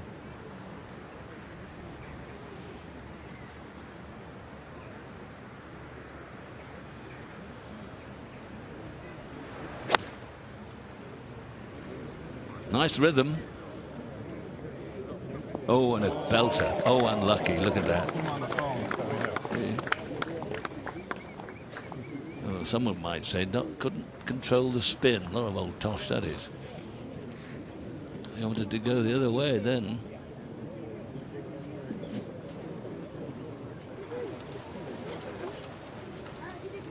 Oh, so nearly it. Just one forward roll and that was there. Bo Hostler, 17th, is second from a long way back. A big swirling draw in it. How's he judged it? Very well. Cracking shot. Oh.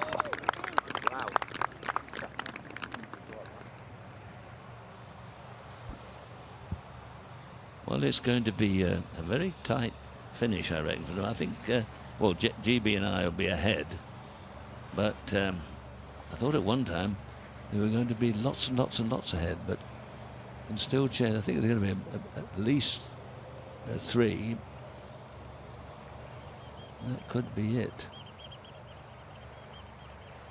But a good opening day. Early was unlucky there, played a beautiful shot in. It spun back, 6, 7, 8 feet. He's won, no, he's all square. Hurley's all square with Robbie Shelton. It becomes a bit of a putting match. A lot of support from his club. And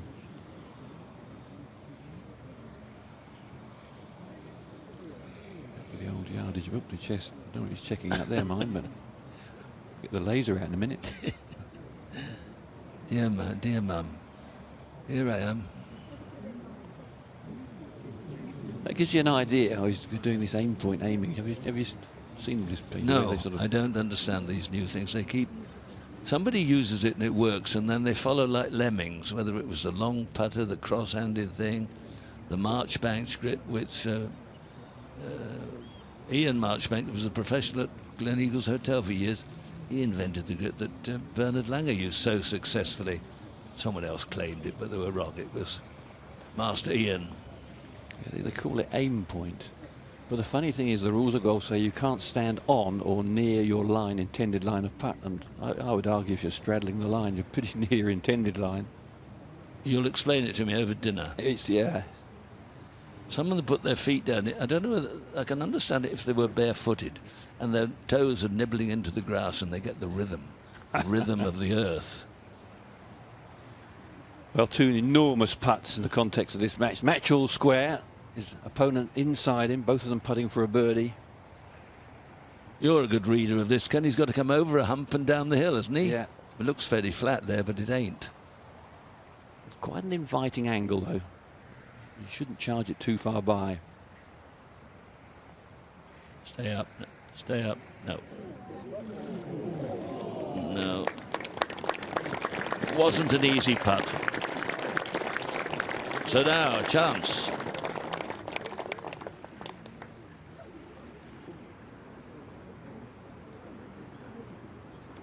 Jack Hume, 17th, his third little chip and run from right of the green. He's got a chance, you know. Oh, you little. He's one down. Very unlucky there. Seen those gobble up. Up to the 18th. Well, that's a fair distance away. He's only just inside Hurley for length.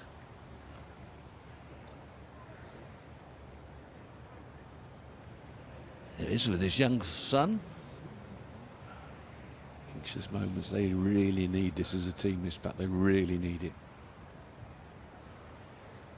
Keep it to the right. Looks good. Oh, I thought that was in for certain. What a brave effort. And I suppose a fair result. It was a good, clean match. They really had been played in a good spirit. Very good.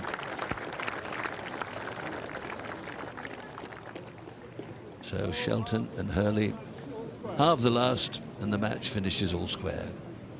So just one more game left out on the course, and they're on the 17th green. This for a birdie, this to win the match. Hostler. Has he hit it? No. Are you going to be asked to putt it? Yes, he is. Oh, he's not. Oh, I say very. Well, this is a spirit en temps cordial. I would never have given that No. at this stage of the Well, you're season. mean. Never. You are mean, Ken. Oh, yeah, but when the match is the Americans. You've got a need cruel to- streak in you. Yeah. But it was. You're quite right. I mean, it was at least 40 inches. What, a 36? At least a good yard, anyway. Let's join Hazel again. Gary and Robbie, I think it was only fair that the half was achieved and it was a real tussle the whole way around. You were in control for a large part of that. I was. I got off to a hot start and then fell apart in the middle, but it was one of the best matches I've ever played. Would you concur with that? Yeah, it was pretty good. I went down early and Robbie kind of let me back in, and I went one ahead, and then I let him back in. He actually made 2 birdies in a row, 2 great birdies, and it was real touch and go there for a while for both of us. Well, you know, both of you have experience of Palmer Cup in your universities, respectively, but I wonder how that experience compares with this. How much bigger does this event feel compared with that? It's way bigger for sure. I mean, all the people around was not like the Palmer Cup. This is way different, and they love their golf here, and it's a good environment to be in. Well, it looks as though the Americans are going to be chasing tomorrow in the pursuit of trying to retain this trophy. But Gary, from your perspective, 7-4 as I speak in favour of Great Britain and Ireland. How does that feel to you, and how does it look to you and your teammates at this point? Yeah, it was a good day for us today. We went out and we played well. And as you said, we're 7-4 up, but there's still a whole day tomorrow, 10 singles, 4 foursomes in the morning. So we're just trying to turn our focus to that and try and concentrate on that. Well done. Last match on the 18th tee, gentlemen. Thank you. There we go, back to the 18th. Hostler, 1 up.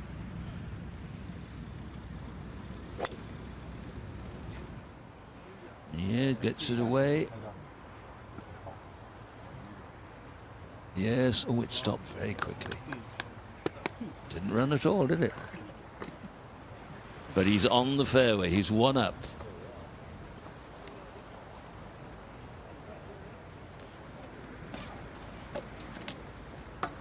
Jack Hume.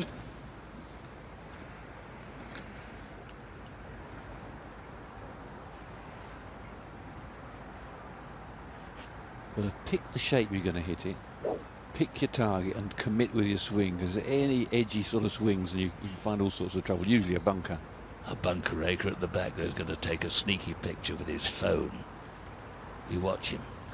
You watch him, he's there. He's pretending he's not got a camera, but we know. Go on, my boy. Have you cracked it away? Yes, he has. Look, man signals it straight down the middle. And by golly it is. Oh, it's just falling off the fairway, but that should be okay. But not the side to get the best line into the flag. Huge yardage book, isn't it? It's like a Encyclopedia Britannica. Like a Gideon's.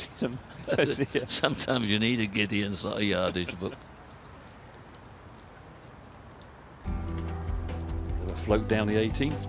413 yards, and you've heard us talking about these bunkers, and you can see how awkward it is. If you push it to the right, you often find that very deep pot, and then these 3 come into play, then there's another 2 if the breeze is helping you. 17 bunkers in the whole hole, and the pin is not in a dissimilar position as when that helicopter, in fact it's a fraction further right.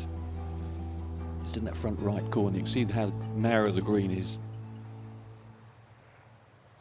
Well, it looks very different today. If you're wondering what all those grandstands were, there's some pictures that were taken here when the Open Championship was played here, when Ernie Els won, and Adam Scott sadly fell to pieces over the last 4 or 5 holes.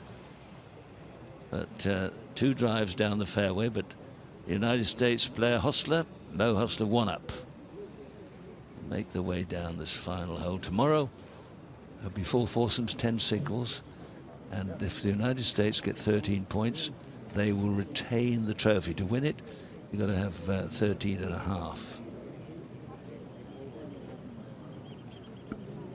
And the weather forecast, well, the forecast for today wasn't very good, and it's worked out quite well. In fact, very well, considering tomorrow's supposed to be warm and not so much wind, maybe. But we'll have to wait and see. Davis Cup tennis next week, remember, for you tennis fans. Australians, oh, they're semi-final up in Glasgow, I think it is. All live. You've still got a bit going on, you see. We'll be there. I won't. Too difficult game to talk about, but I love watching Federer. He excites me, Federer. I think he's glamorous and rhythmical and wonderful. I haven't seen many golfers like Federer plays tennis. But they were older people. You might remember Gary Miller. Luke Donald, elegance, easy, makes it look simple. We've got a few Nadals in the world of golf, but not many Federers. No, this will be a little bit, oh, he's measured up. There we are. You see, they don't trust that marker on the fairway. We'll have a look through our... I see no ships. So we're good, though. Yes, you've got a little target in the lens, and you can aim it on the flag, and you press it, and it tells you how far it is to the flag. And also, you can get ones that tell you how much uphill and downhill it is, but I don't think you're allowed to use that. I thought that was cheating when you get these artificial aids. I didn't. But I suppose the flag has to have something in it, does it? No, it just hits the flag and the beam comes back. But is it worked by the little people up in the sky on some satellite? It's almost like voodoo. Years ago they used to call it voodoo. Well, I don't vacillate too much. Oh. Here's how all is. Hostler is 1 up against Jack Hume. They're desperate for a point, the United States team. There's no way this wind has helped. I don't think the wind is helping, no. I don't think so. Well, we've lasered it. We've looked at the yardage on the sprinkler head thing, and we've now thrown grass in the air, and we've said a silent prayer, and here we go.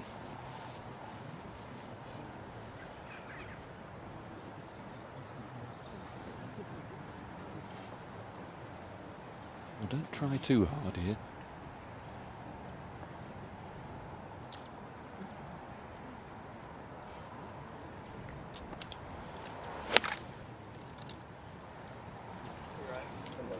Be right. Be right. Yeah, good safe shot, Ken. One up, middle of the green, 20 feet away. Jack Hume's got it all to do. Played in the US Open this year, made the final day, which is an outstanding effort. Hume's ball just crept into the rough, and that's just going to make control this maybe a little bit trickier. Well, not the best angle to come in from, but it also will stop the ball spinning too much, and it might just pitch on the front and just release over that little crest which have caught so many people out.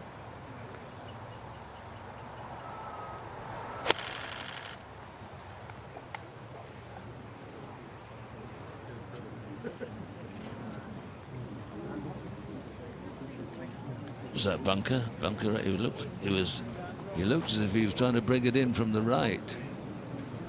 It's all deathly quiet. His shoulder nudging made it as if it could have gone to the left. Was it in the front left bunker? I'm not sure. Nigel Edwards. Pride of the Valleys. Been a great captain. All the players have said what a lovely job he's done. He's a sort of amateur version of McGinley. Paul, I thought, did a terrific job. Oh, he's in the sand there, look, Ken. Well, we've seen bunker shots hold.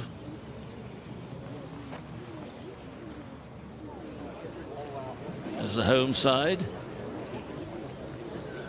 Oldest player in the home team is 26 or 27, and the oldest member of their team is 52.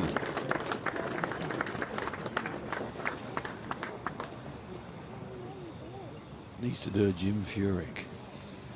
Flip him in.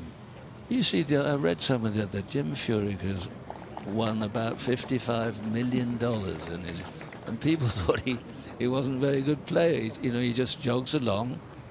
Amazing man.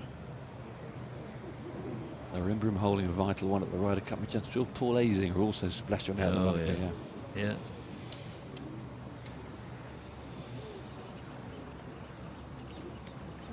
This is a delicate one, Ken, isn't it? But fortunately, he's in a position where he can afford to go for it. He's going to lose a match if he doesn't play a good one, so he can be a bit of a tiger. But the thing that style today is to open the face and really take a full swing and hit it hard.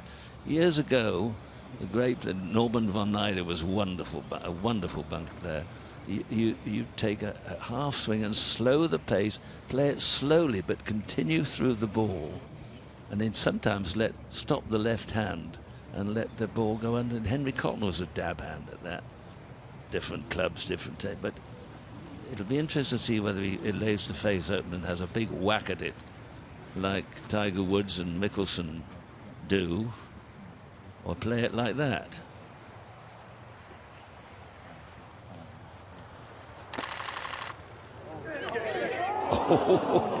Well, it was a bit sharp, but a wonderful effort.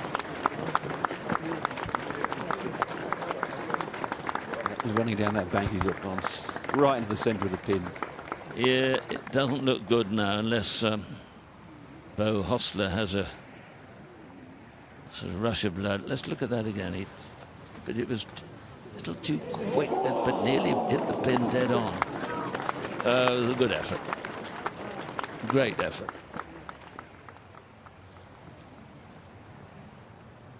Two putts for a point.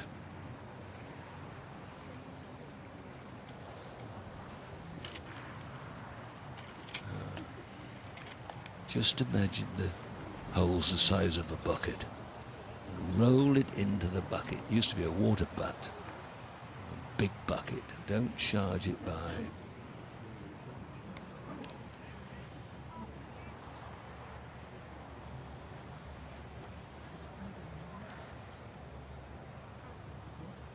Two putts for a point. Two putts to make it 7-5.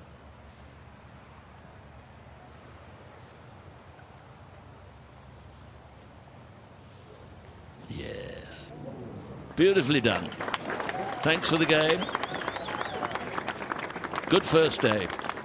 GB and I lead 7 matches to 5. And all to play for tomorrow. Good opening day. And they've halved the single matches 4-4, which it was such an interesting.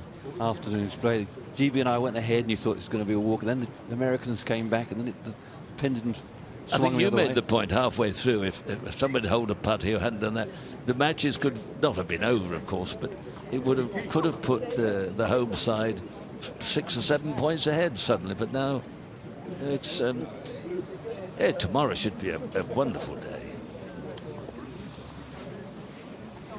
A good night's rest, boys, because you're playing these courses 36 holes in a day. Whoever's done that, very tricky, tiring, mentally tiring as well.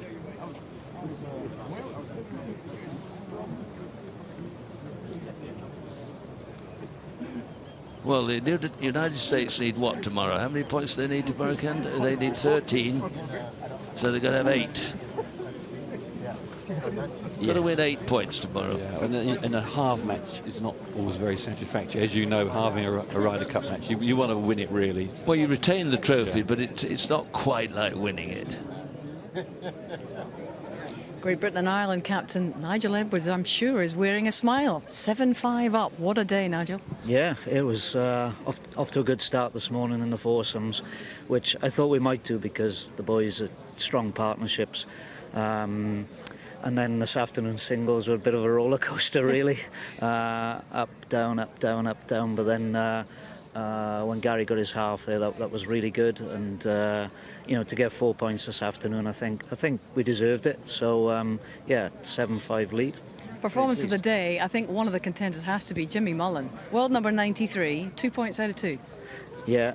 I think Jimmy should be a bit higher than world number 93. So he's a great character, and he's a great competitor. He loves match play, and he thoroughly deserves his place in this team. Yeah. You know what it's like to captain a winning side. Did so in 2011. Yeah. How hopeful are you at this stage, this time, Nigel?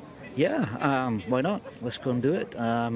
It's a great opportunity that we've given ourselves now, and more foursomes tomorrow morning and 10 singles tomorrow afternoon. So yeah, really looking forward to it. The boys have been great all week, and I don't see that changing for tomorrow. And your message to your men going out for the foursomes tomorrow will be what? Enjoy it. Well, everybody is enjoying it. It's been a fantastic spectacle today. Thank you very much, Nigel. Thanks. And that may the better team win tomorrow. Thank you very much. Absolutely. Cheers. Thanks. Cheers. Thank you. All right.